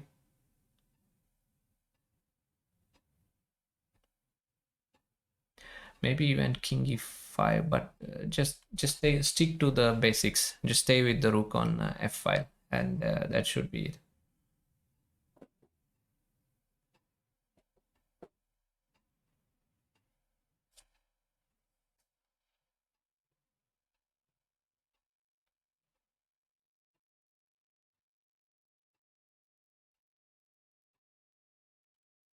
Yeah, so this should end at any time soon, and we actually, what happens when we have the next game? Okay, this was it really necessary? I mean, this is also a draw. I'm not entirely sure if this is a draw. Is it a draw or not? Now king g6 and sometimes h5. So this is exactly what I was talking. You know the way how to draw it, but can you draw it? So rook b4, stopping rook f4, of course, but it's not really a threat because even if white allows black to have rook f4, you have all kinds of checks, so it's not really a threat. King g6. No, I am really concerned here. Okay, so when the rook goes to b6, white is going to play king to e4, h5, g takes h5, king takes h5, king f3, and this is just a draw. So rook f7, still fighting. I'm not sure if the idea is h5 because honestly rook a6. So rook e7 is the idea. I do think rook a6 is good. Yeah, rook a6 and now rook a4. Just rook a4. Just not allow rook f4.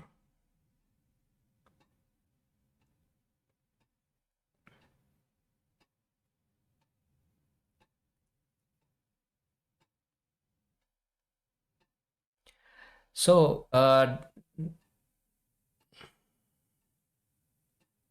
yes, exactly. Dr. Chess Joker is absolutely right that when you have b and g pawn, you can have the king on g1 and rook on first rank, and it's just a draw.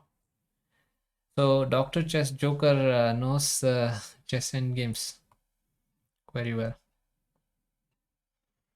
So rook 8. So now it's just after rook a4, just lots of checks. He really can't move away from the h pawn, and with king on g7, of course, a lot of checks will come. So king h7. What is king h7?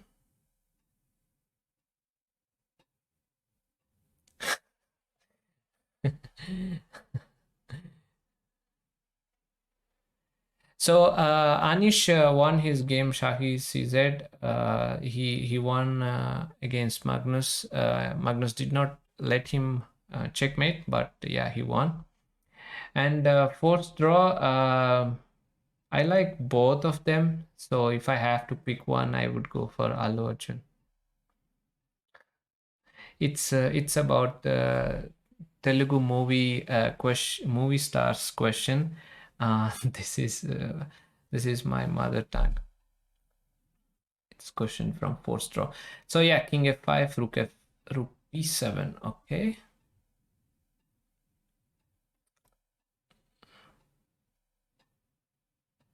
But why am I the one who should be choosing all the time? All are very strong juniors, Siddharth, and of course, once the events will start, we will find out, and of course, I cannot pick. You give me like the best Indian juniors, so it's difficult. So yeah, we finished the game, and the next game is going to start pretty soon. So let me have. Is it already started?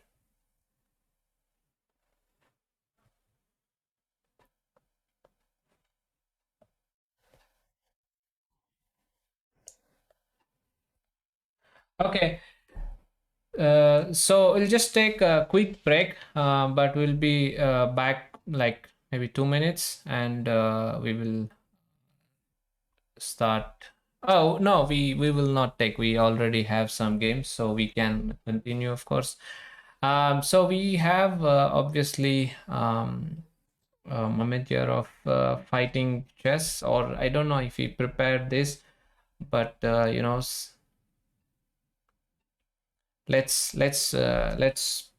go. No break, no break for you guys. Yeah. Okay.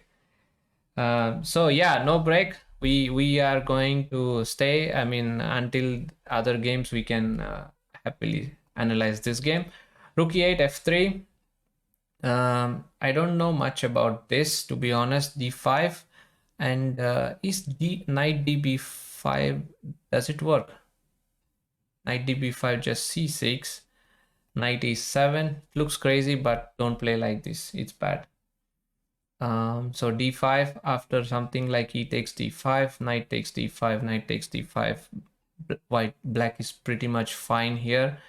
So why did he allow this d5 move? I think it was better to have the bishop on f4 than on e3. Yeah, Shahryar is a very dangerous player, and he uncompromising player. Okay, so Hikaru and Karyakin, they are playing Berlin. So queen d4, queen e4, guys. It is going to end in like 5 or 6 moves. Queen d4, queen e4. It's coming. I can see it. Knight d4, queen d4, queen d6, queen e4, queen e6. Draw. Okay, I just for... So fifth game always you can see such things. So one game less for us. Cool. And let's stay. So we have some moves here after d5, c6, knight b3, bishop h6, and a5. Wow, just a4, a3. Brilliant. And I have to quickly jump to Wesley So and Anish, a very important game. And this is, I have discussed this Italian so many times in various event streams with Peter Lecco in the main channel. It's incredibly, whenever I look at it, it's always fresh and new. So there, black also has the option to play a5. That's a completely different setup from here. In fact, a4 is something which Wesley initially started in Italian, and he is the one who played several games and won nice games. Wesley is Dubov playstyle, just fantastic. What can I say?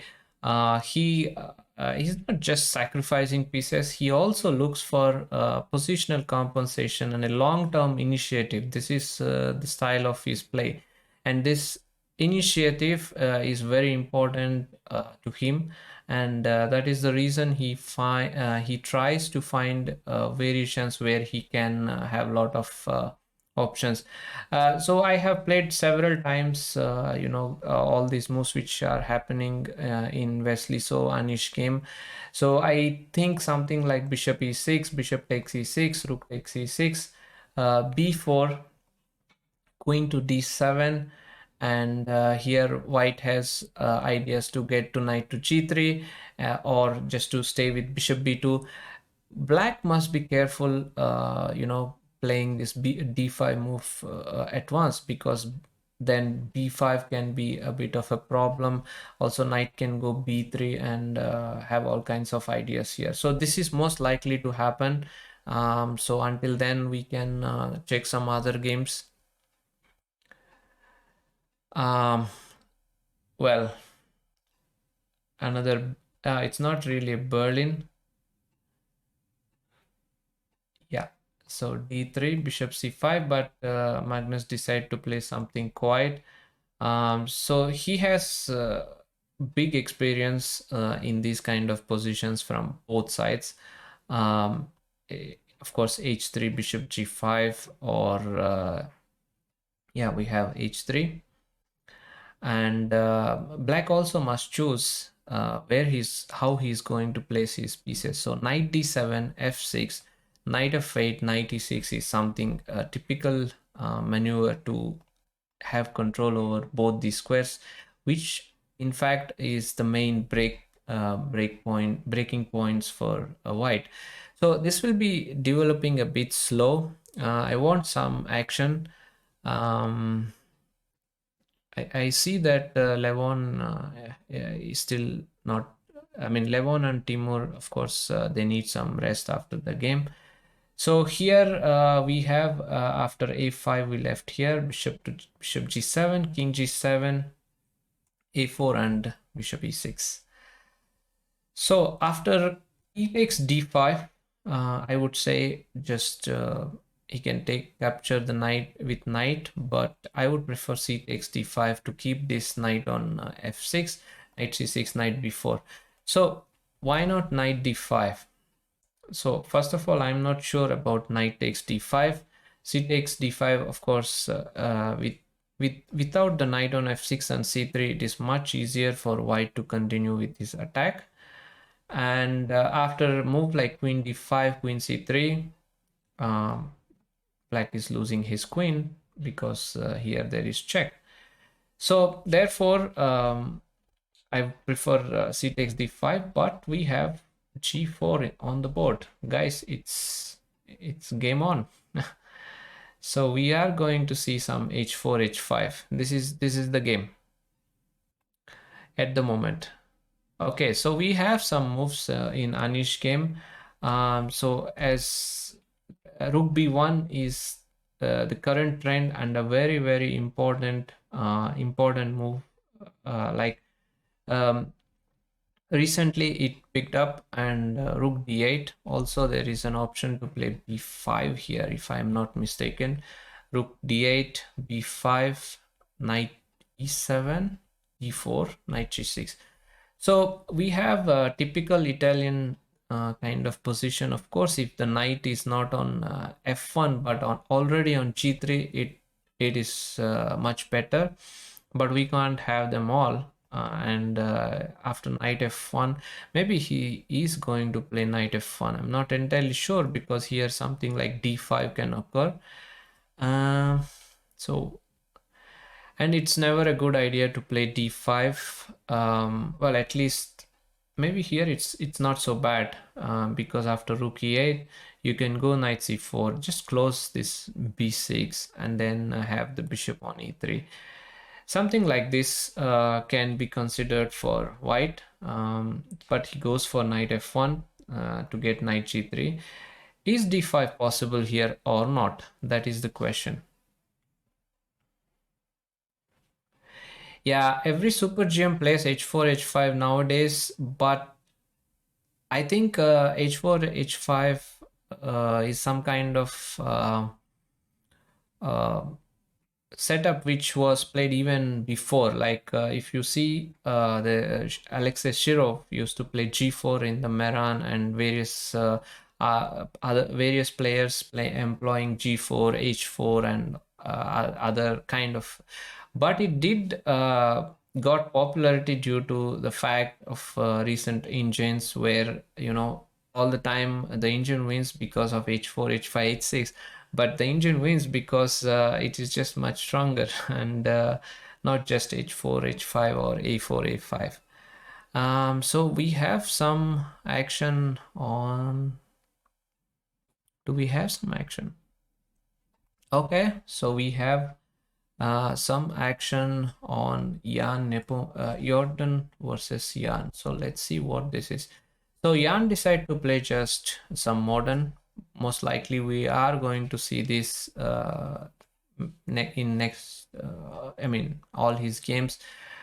Most likely it is because he's hiding his preparation from the second half of candidates, which is going to take place very soon. So it started with modern defense, but once white gets to play c4, it's like King's Indian, stopping bishop g4. I'm gonna draw a lot of arrows. I hope you guys don't mind. e5, d5, knight e7, knight c3, and well, I do not like this position for black. Simply white has a nice open file here, but somehow he might have survived the worst, no? And b4. Okay, look at this. How many things are hanging here? What a nice formation of pawns here on d4, d5. So knight a4, c takes d5, and in general this should be a crazy game, and anything can happen. And my advice for white is just to take this bishop at some point, and white should be doing pretty well here. Okay, so all this rage of g4, g5 happened, and is he gonna take? He takes d5 and this pawn. Perhaps he will not be satisfied with just taking a pawn. Of course, he takes d5, c takes d5, queen takes d4, queen takes d4, knight d4 is just very good position for white. Without any doubt, just bishop b5. But we do have knight d5. Maxim is a very direct player, and he calculates excellent. I guess bishop d5 is kind of necessary, otherwise queen c3 and knight c7 can happen. So bishop d5 should be anytime soon. Yeah, bishop d5, queen d5. There is queen c3, but really there is no need to do this. So queen c3 check, king g8, and I just have rook d5 to get bishop d5. This is another option for white here. Okay. I quickly okay, this will also be kind of drawish. This is Catalan, and this is considered to be the not such an ambitious move, let's say. But if black does not really force draw. Oh, I talk about draw and we have forced draw. Nice. Yeah, so knight c5, bishop e4, and yeah, we are going to see bishop e4, I guess. Yeah, c5 is a move. Ah, okay, of course, bishop f3. But wait a minute. How is he holding? No, but something went wrong here. No, this is a mistake. c5, you are supposed to take d takes c5. And I think this is the variation, knight e4. But I think it's rook fd1 and somewhere c6. If I am not mistaken, it is something like this. But what Dubov did, he just blundered. Yeah, the Topolov Anand game, right? Okay, thank you. Yeah, this looks not good. Now bishop f3, queen takes d4. If knight b3, what's the move here? Like, of course, you can simply play this, but there is another move to get advantage here. I give you can write in the chat, and until then I will just take a look at other boards.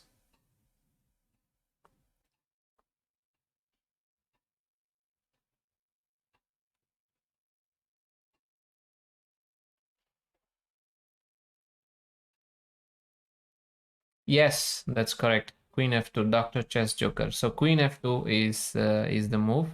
So after rook takes f2, rook c2. Now we took this f2 important f2 pawn, and keeping the pressure on b2, just rook fc8. And in the other, this is the only way I think white can play here. I do not see actually any other way. Okay, maybe he's gonna play e takes f3, and then queen takes d4, knight b3, rook takes c2, knight d4, rook b2. It's still very bad position. Just, I mean, black is just a pawn up. My prediction is just Timur should. Yeah, we have this. Yeah, we have bishop f3, queen d4, knight b3, and I think Timur is going to take queen f2. And I am so happy that we kind of saw that queen c3 check, king g8, rook d5, knight c6, rook b5, queen f2, and bishop c4. So now Maxim is trying to get rook b7 and bishop f7. Everything would be nice if black could play rook to e3. Can he play rook to e3? Because I thought this is bad, but just now I noticed that after bishop f7, king f7, rook b7, black can play knight e7. So what happens after rook e3? But we do have rook c8, so oops, rook ac8 has been played already. Yeah, queen f2 has been played in Daniel Dubov's. So Dr. Chess Joker, you're ready. You're ready to play. So queen f2.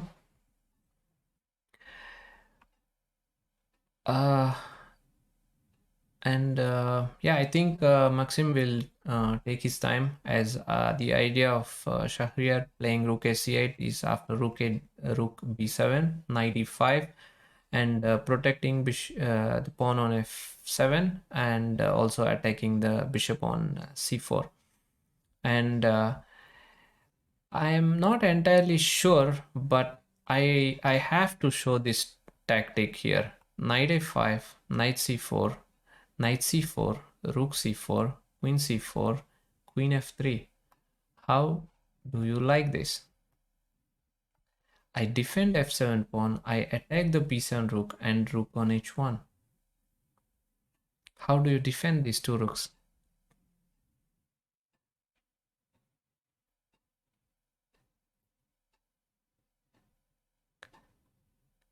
So anyway, we don't have this, but maybe it would have happened. After rook a8, Maxim just plays queen d2. I think he should be winning here. I feel this is just much better for white here. Yeah, it's a lot of tricks. You have to be very careful when you're playing against. Oh yes, of course. Yeah, I did. I wanted to show the queen f3, but of course rook e1 is just mate. Yeah, rook e1, rook e1. I'm not going to do the queen e1, but yeah. Yeah, rook e1 is also good, of course. So rook b7, don't be so greedy. Just play queen d2, knight d2. You have a pawn up, nice structure, nicely defended all the pawns, and rook b7 is a threat, and black's knight is stuck because of a5. So this is enough for Maxim to win the game and to get bishop to d5 or e4 if necessary. Black does have some kind of tricks with knight d4. I'm not sure, but yeah, rook e7, he has to defend the pawn on b7 first. So yeah, this should be winning for him. And as we saw, I think this is a huge mistake by Daniel Dupov to it sometimes happens that you just want to finish the last round of the day just to go and relax, and you play automatic, okay, thinking that it's just same, but after knight c5, bishop f3, and as we can see, e4, yeah, pretty bad position here for Daniel Dubov.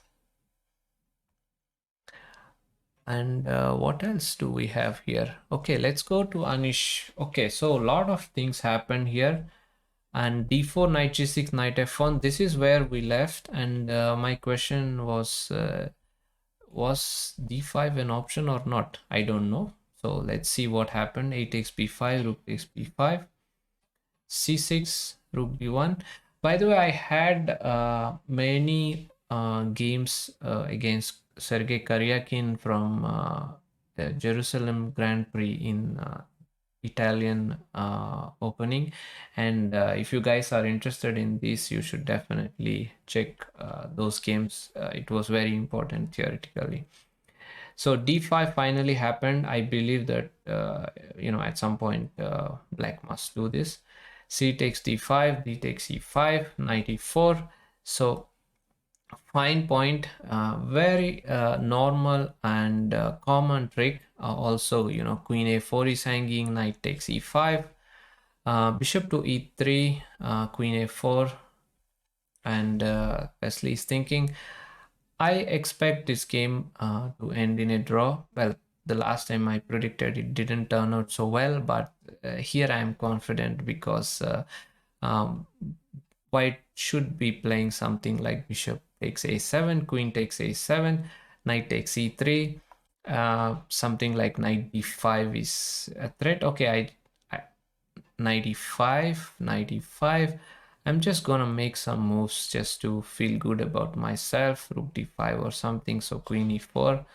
But if this happens, don't blame me, but I might have missed something. So if this position comes, I am definitely going to, have some kind of fortune telling stuff. So it's still a lot of time, so it's not he's gonna spend some time to decide. Let's check Magnus Carlsen's game. I mean, he suffered a loss in the previous round, and this is one of the things which I was asked by many people. How do you cope up with your loss, and how do you come back? It's it's extremely difficult. I mean, I also asked the same question to Peter when he was here, and we will find out how he is, how Magnus Carlsen is going to fare right now, and he is going to, he's threatening to take on e5, and h takes g4 appeared that black is winning a pawn, but problem with this is actually no, it's not a problem. I just see that after h takes g4, rook takes h1, rook takes h1, and you might think that you just won a pawn, but the problem is you can start with knight e5. Actually, knight e5 might be just better. Bishop e2 and rook h8, and it's kind of I mean, actually this is one thing, but also after bishop g4, queen c6 is just winning here. So hg4 is not really a threat, and we must have this in mind before playing knight queen to c3, and knight g3, knight f5 can you know, ask some questions with the pawn on h5 and to get knight f5. I like Magnus' position. So we don't have h takes g4, but f6. I think knight g3. It happened already. Okay, knight g3, h takes g4, h takes g4, and after knight f5, it's just good position for white, and he should be winning this. I think long castle is necessary here. Yeah, thank you, Siddharth. Yeah, I understand it's quite late. It's thank you for joining. You know, at such late time, but great to have you, and hope you will come back tomorrow, and sure, we'll have more guests. Yeah, long castle, knight f5. I don't know, just g takes f5. Just put pressure on g7. So this is going to be a long game. Bishop f5. Okay. So no, my prediction was wrong. Queen b2 has been played with the idea of rook a3. So I think bishop e3 should be the move. Bishop e3, knight takes e3. See, the thing is, I think it will end in a draw, something on these lines, but perhaps we can just wait. And meanwhile, Timur is completely winning. So if you get g6, king g7, h5, this bishop is kind of out, and it can never come in play. So after bishop h3, is f4 the move, or even knight g4? Why not knight g4? So the idea of knight g4 is to have bishop f2, bishop g3. You take bishop g4, f takes g4, rook a6, and you just have bishop f2. So this should be pretty easy winning for black here. Is there anything I'm missing after knight g4? We have knight g4 on the board. Yeah, so this should also be knight, something like knight e5. I don't know if there is anything better than that. Oh, but wait, knight c5. Just rook a3. Rook a3, and white will simply move the queen. So I think it's gonna be knight e5.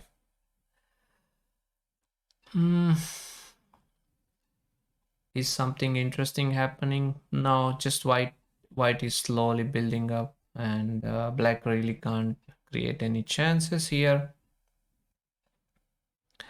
And let's see, Alireza. Oh, I do remember something similar to this position, but I think it was a game Anish was black with the pawn on d4. He was even a pawn up in Grunfeld, and he held it very easily. I don't think black is having any problems in holding, but it is unclear. I mean, it's not that clear to me if how much better black is, but yeah, black is doing fine here. I guess something like rook a c8 or just bishop f8, just to get e6 and so on. Black is Fine. Okay, so we have something here. What is this? What just happened? Thank you, Dr. Chess Joker. I'm glad that it's 2 a.m. Yes, it's quite late, but thank you for staying, and I hope it's good. So bishop b4, rook c6, rook d6. So the idea is after rook takes d6, bishop d6, queen d6, queen h7. I'm not going to do check. I mean, I had really too many checkmates here. So after rook c2, what happens is rook takes h6, bishop takes h6, bishop e7, or just king c2. What do I want? Bishop e7 or king? Yeah, actually bishop takes e7 might be just good. After bishop g5, bishop f8 or rook g7, rook g5, it doesn't really matter. Rook c8, bishop f8, rook f8, and rook e5. So something like this, I think, will happen in this game. So these are all pretty much forcing here. Not much either side can do. That's the reason why I'm going a little bit fast than I should actually. And no, Anishi is playing for advantage here. Isn't he just win? No, okay, so it will be knight e5, knight takes e5, rook takes e5. Is c4 the move? No, c4, rook e3 can be dangerous. Rook d4. And white is going to take e5 pawn, and it will be a draw. Yeah, we have some nice tricks happening here. Yeah, I'm not sure why he did not capture bishop e7, because the point is he cannot take rook f2 because of bishop f8, and knight f7 checkmate. So anyway, we have king c2, rook c8 check, king d3, and knight f7 is threatened. So how does he defend this? Are we gonna see some king march here after rook d8, or just king to e2? Yeah, perhaps just king to e2 is enough. White, yeah, king e2. I think it's no need to be brave and go king e4. Just king e2 is good. Okay, let's see. Yeah, Timur is winning. Rook to f2.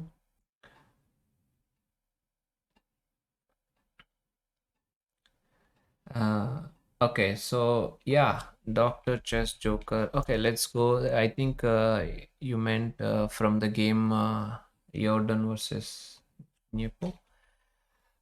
Yeah, so bishop e7, rook c8, and bishop f8, rook takes f8 is necessary. And exactly this is how I want to have my knight. And look at the difference in the way white's knight is controlling and the black bishop on h6. So you can just get king to d3, just push the pawn, and get rook to d1. So that's the reason. Yes, rook fc8, there is a small problem. I think it's rook fc8, knight f7. Oh, by mistake I showed the checkmate. I hope it will be fine. Cis plus, yes, rook fc8 would be nice, but knight f7 is there. What is happening in Magnus' game? I don't know how he managed to play g6. That is weird.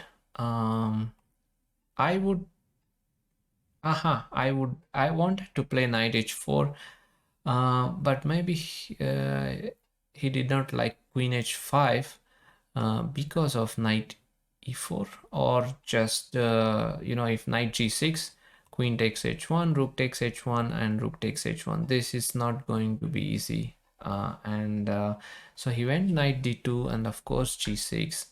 f takes g6, queen takes g6, knight c4.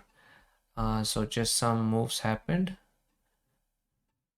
And what do we have here? I think this should end in a draw unless Anton blunders something.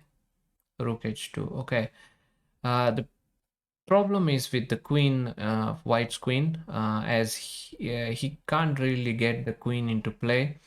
We should see it should be a draw. And meanwhile we have knight on g1. All white needs is to get rook f4, rook g3. Black can't really get to any of these squares, so this should be over pretty soon. Yeah, as we guessed. Okay, there's no need to come here because this is lost. Okay, I think Anish won another game. So, oh my god, today is going to be a Twitter Twitter day. So that's great. So rook e5, c4, d4. Yeah, so this c4 move is not the way. As I mentioned, rook bd4. Just you can take the pawn. There is no need to rush. You can play c4 later on, as this is pinned. Of course, he missed this idea of rook d4 and rook e3. Yeah, twist fest, exactly. Thanks, Dr. Chess Joker. And now after f takes e3, queen takes e3, queen takes d4 is hanging. Rook is hanging, and after rook d8, black can simply check, king h2, and queen d8 with the piece up. So Wesley so resigned. So great day for Anish. I think good games, and we'll see. We'll see how. Let me see if we already have something on Twitter. I'm just gonna take one moment. If I am not mistaken, it should be already there. No, it's not there. It's too late. Okay. So yeah. Meanwhile, Maxim won his game. Just knight is just out, and Alireza is fighting. I think it is black who is actually pushing here. And of course, if white managed to exchange the knight to dark square bishop, it's just a draw. But that's not so easy. I mean, oh no, maybe he's just gonna go knight e4 next, and the knight takes f6. Yeah, this should also end in a draw somehow. Yeah, I think knight e4. But Alireza might play for win here. We will see. So Wesley lost against Anish.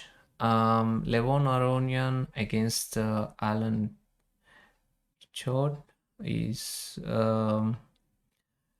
yeah, it's pretty balanced. I don't think black is much worse or something. Of course, white is white is doing okay. He would like to probably have rook b2 and rook f2, have bishop to c5. But okay, it's not going to be easy as after it's white to play. So I think queen a7 is probably something which Levon must be thinking. And I do not know why he's thinking he should just take it. Oh, Daniel is still fighting. But okay, it doesn't seem like he has much of a choice. Okay, so what do we have here? So Nepo got something.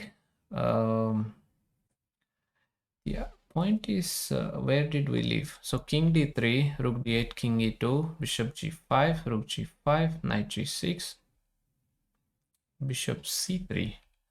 Why did he not push h4 here? The idea is after knight h4, bishop e7 and bishop f6. Seems good to me. So h4, of course, maybe was possible.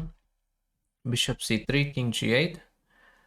and h4, king f7. Yeah, here somehow why black managed to get out of all this mess.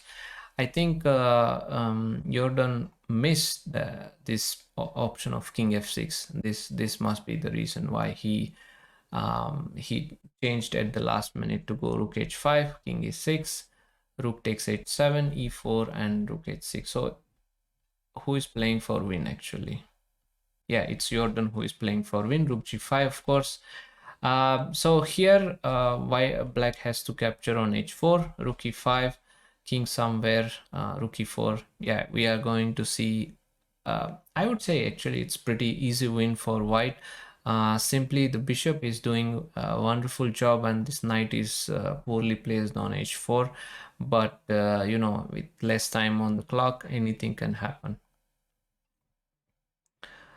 Okay, so we have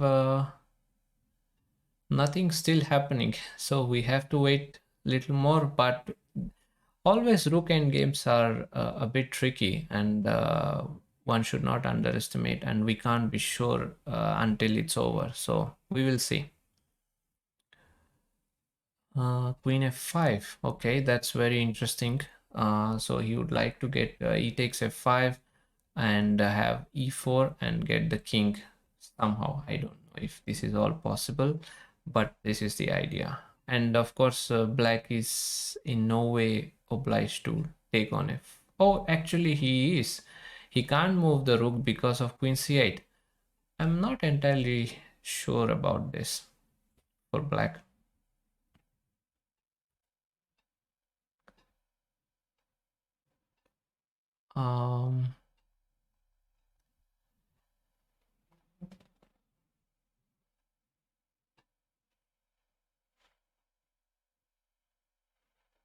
Okay, so let's see what is happening between Alireza. Alireza is playing very fast, and Niels has just 19 seconds. 19. H3, of course. Okay, this is a bit weird. I would expect Niels to play e5. I think this was the right moment, as the rook is on c2 and knight can't move, and to get the activate the bishops. But he went for rook c8, so he's staying on the c file. If g4, maybe g4. Okay, we'll just stay here because we just have few seconds, so maybe we'll see some kind of huge blunder from Niels, or it will just end in a draw. Of course, bishop c3 is possible here. Yeah, bishop c3 should just end at once. Rook d8, okay, idea maybe bishop d4 if the rook is moved. I think here Alireza is going to take rook d8 here.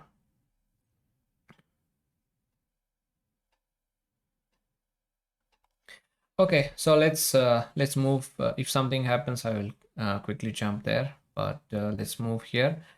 Now rook d6 is kind of necessary, and I don't like what is happening for here for Anton. Yeah, Niels' game will also end in a draw pretty soon, I think.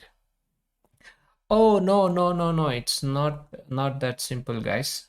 King d7 is met, you know, knight f8, knight g6, king e8, knight c7, knight b5. So just to keep some chances, it's maybe not a great attempt. Yeah, king e8, of course, because this is wrong colored pawn, which means that white cannot win with this pawn, bishop, and king if black simply places his king here. So that is one of the things which you have to consider when going into bishop endgames. Here, rook f7. So let's stay with this game, as I think other games are not that much happening. Okay, so here, how do we play? The obvious thing for white to do is to play e4, bring the king all the way to g6. But then we have a small problem, that is to get the black can bring the king to b6 and c5. It is very important to have to clarify the situation here. So we need to make black play b4, and I'm guessing that this is what Magnus is trying to get. Yeah, king b6, king a3. So of course he's gonna play b4, exchange the pawns, and then perhaps go to king, take the king to g6. But I don't really see it. I probably should stay with the king. So king b7 and b4. So maybe we will have something like this. Then place the pawn on e4 and take the king to, all the way to g6 and take f6. Because the black king cannot, come to d8 and e8 to move the king on f7. Oh, we have some moves. Okay. All right. So I don't know when he's gonna play e4, or maybe it's not even necessary for white to play e4. So he's going for slightly different approach, or why did he go put the king on c4? So he's gonna play c3 and d4. So that's the point. So c3, d4, e takes d4, c takes d4, get e4, e5. I mean, it's not because of because white is Magnus Carlsen, but I think this is very, very dangerous for Anton here. His rook is stuck and he has double pawn, and his king is really stuck on b6. So I'm afraid this is not going to end well for Anton here. Okay, meanwhile I see that we kind of this is brilliant. This is really brilliant, brilliant trick. So after g5, black is forced to move this bishop, and bishop to g7 is not the best move. He should have played bishop to b2. The reason the point is, after bishop e7, king e7, a6, bishop a3, a7, bishop c5. And if king d4, black has king d6, once again having this bishop c5 idea. So not an easy move with so little time. Bishop b2, bishop e7, king c6. Now this should be lost somehow. I think this is just lost.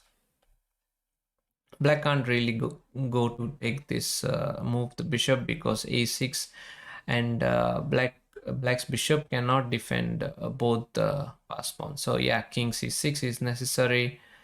Then a7, or even just king e4. I don't know which, but everything seems winning to me here. And meanwhile, we have some moves here. Okay, of course, now rook b8, rook b5 is kind of an idea here. So, wow, that is very, very interesting indeed. So he did not go for rook b8, king c6, rook b5. Why? I don't know. Because of rook d3 check, rook d3, rook c5, and now king to d6, and rook c7, rook c3, king c3, king c7, and this is a draw. Okay, so that's the reason why Magnus did not go directly rook b5 check, but he went for rook a8 and rook d7. Guys, this is just winning for Alireza. Not much, because just f5, g takes f5, king f5, g6, and get the king to f7 and place the bishop on f6. This is a very simple win. Nothing much is going to happen here. So let's stay here. Rook e8. So now he wants rook e6, rook d6, and rook d6. Yeah, this is very interesting position. I'm not entirely sure actually what is happening here. King c6 is going to happen.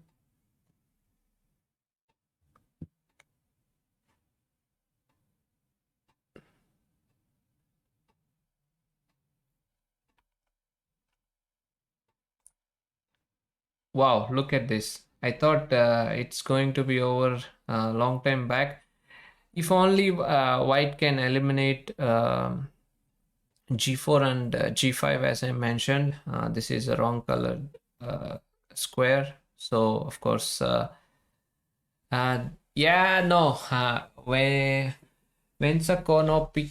Oh, that's a difficult word for me. But no, I do not speak. But of course, I know some words like Dobry večer.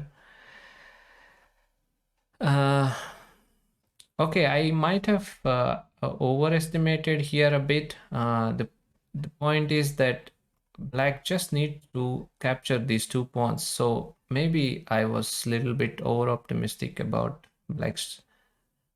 And then g6, bishop c3, white has bishop d4,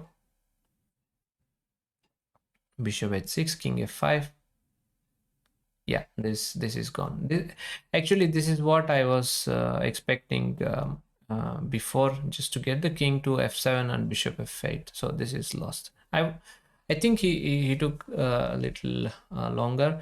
Yeah, as I mentioned, this knight is pretty badly placed. It doesn't have any chances for any checks, and rook c6 came, so lost another pawn and another pawn, and this is just lost.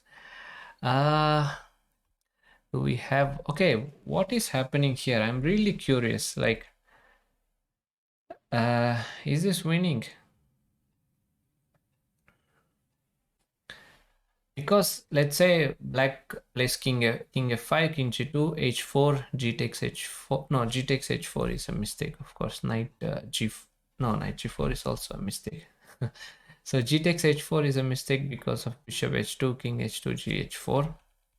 Yeah, this is lost. King f5. Yeah, king f5 has been played. So yeah, Timur is going to win h4. Let's go back to Magnus Carlsen's game. Okay, what is happening here?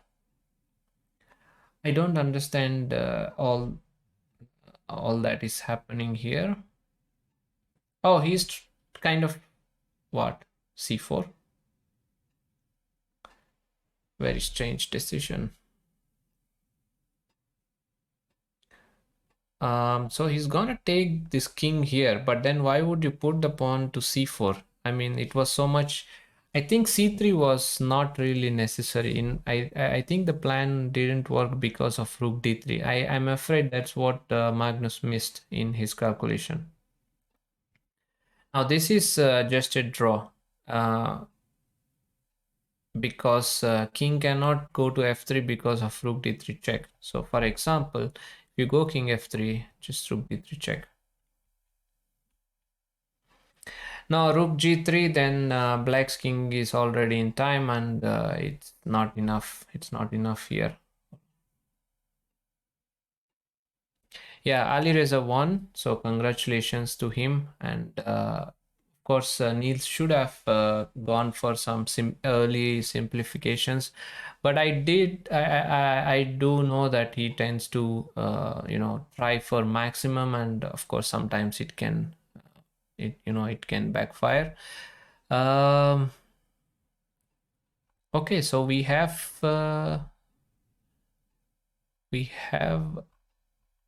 Magnus Carlsen. Let's stay here to see if we can do some magic here. I honestly don't think he can here. Yeah, just king c. Oh wait. I want to show something which is I'm not sure myself, so that I will just check it. Yeah, and black is just in time. So rook to a3 has been played, king to d7. So now king f3. Okay, this is the suggestion which Dr. Chess Joker said, but He mentioned with the rook on g3. I think rook on a3 is much better, as you can keep this option of attacking the pawns. Yeah, so now king, okay, we have some moves. Let's go. King h5. Okay, this is not so easy, and Anton is low on time. Anything can happen. Yeah, there is a direct play here. I think he's gonna play rook a5, take the pawn, as black should take on d3, and once rook gets to d7, rook c6, somehow white will start bringing his king back to have c5. I don't know if this is winning yet, but it's white who is playing and without any risk. So rook a7, rook c8 or rook d7. No, rook d7 for sure. Or maybe he can give no, rook c8 is bad because of rook a5, so he should stay rook on d7. Dr. Chess Joker, happy about okay, so yes, you did find the idea of defending the d3 pawn, but time, yes, Shahi, yes, time definitely is a factor here. So we do have some moves. What do we have here? No.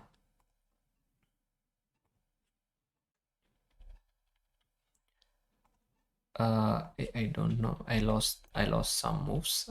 Yeah. I think I have a different position. So rook a7 has been played.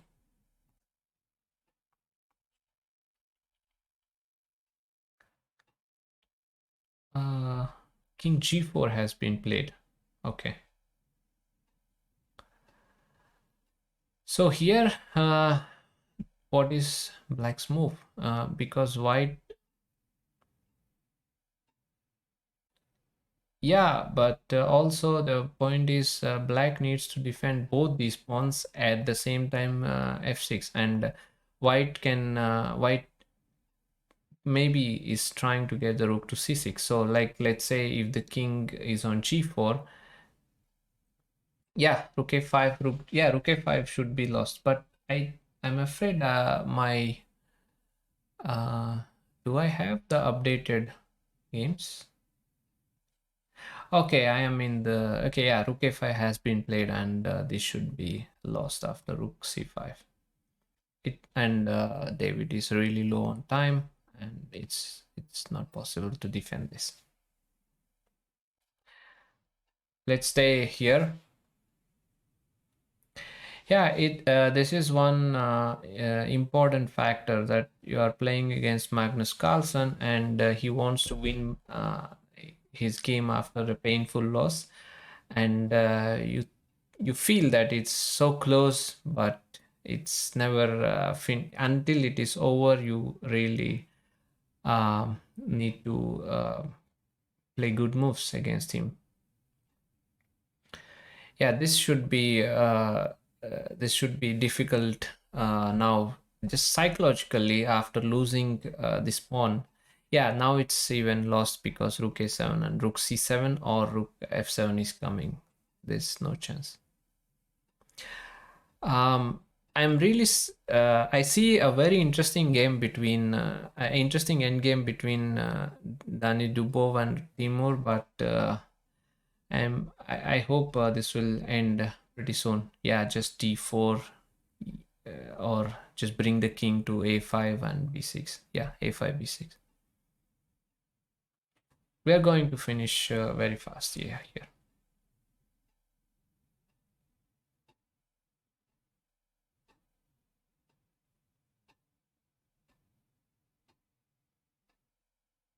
Yeah, king b4.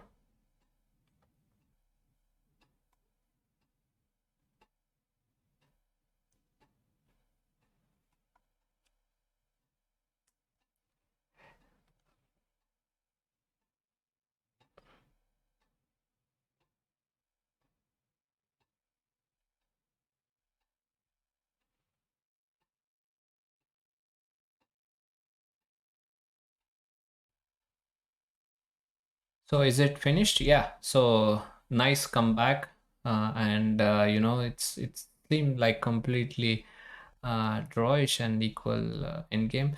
So um this is the end game, which I was just looking at before the game is over. So we have several moves here. Timur just bringing the king to f5 in order to defend this g4 pawn, and yeah, here white can't really do much, and so the problem for black is actually I want to show something here, like for example after h4 he stays king f2 no, that's not okay, that's also winning. Let's say knight g3, bishop takes g3, king g3, and king f5, but we do have a win. Timur won the game. h3, a very important point is not to take this, as you might seem that you are stopping king from coming, but king f3, and the game ends in a draw. So let's quickly check how it ended. And king f2, a nice move, bishop to f4, and knight h4, king e4. Knight doesn't have a square to return to f3. So king f1, bishop g5, and after knight g6, just g3, g2, and bishop e3, and black wins here.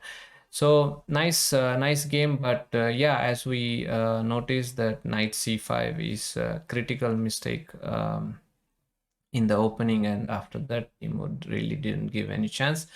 And we have the last game. Is there any other games? I don't see it actually. Yeah, so we have the last game. We did not see that, we didn't analyze that much, but I think white is just winning here. Levon has 1, 2, 3, 4 pawns. Even without queens, it's winning, but here just queen e7, yeah, and a5, a6, a7 should be the end of this game, as queen doesn't have any kind of perpetual check, so it's a very important thing. And we should see some resignation, hopefully. And also do let me know how this is my first stream for the commenting, although yesterday was hand and brain, and so it's pretty new for me, but I hope it's definitely a bit difficult with the 8 games, but it's really amazing games. And let me know how we can improve, and how we can make more fun to you. And yeah, it's just a start, but I'm pretty happy with the games. So in from round 1 to 5, and nice victories by Anish in the last 2 rounds. Yeah, queen e5, and it's the end. Yeah. So also I hope you liked all the games. I think thank you, Dr. Chess Joker. It's nice to hear. Yeah, this is my first stream for the commentary, and to be honest, it was pretty new at the beginning, but as the games progressed, we had lots of fun, I hope. And do we have any games, or I think that's it, right? I am going to Tarun Bhargav. Yeah, I'm going to play in the European Club Cup at the end of March. Yeah, Aronian is the man in black. Yes, he did. He played great. He played great games, and Anish very impressed today with his play. How he played uh, against Magnus, and against So Wesley. Something which I would like to add tomorrow or in the future is to have kind of predictions. We are working on it. So we have some more surprises and some more guests coming in next days. And any suggestions, yeah, please let us know. And I do hope you tune in tomorrow. Perhaps we will start like 10 minutes before, just so that we can have a recap and have a little bit about the games, so that we can predict. I really like the prediction, and you probably guessed that we had a lot of moves which we predicted. So that was really cool for me. And thank you very much for joining in. And, you know, chatting with you has been a pleasure. And see you tomorrow, same time, but perhaps 4:50. And do follow the stream, and you will get the notification when we are going live. Thank you very much, and also big thanks to both Jesse and Peter.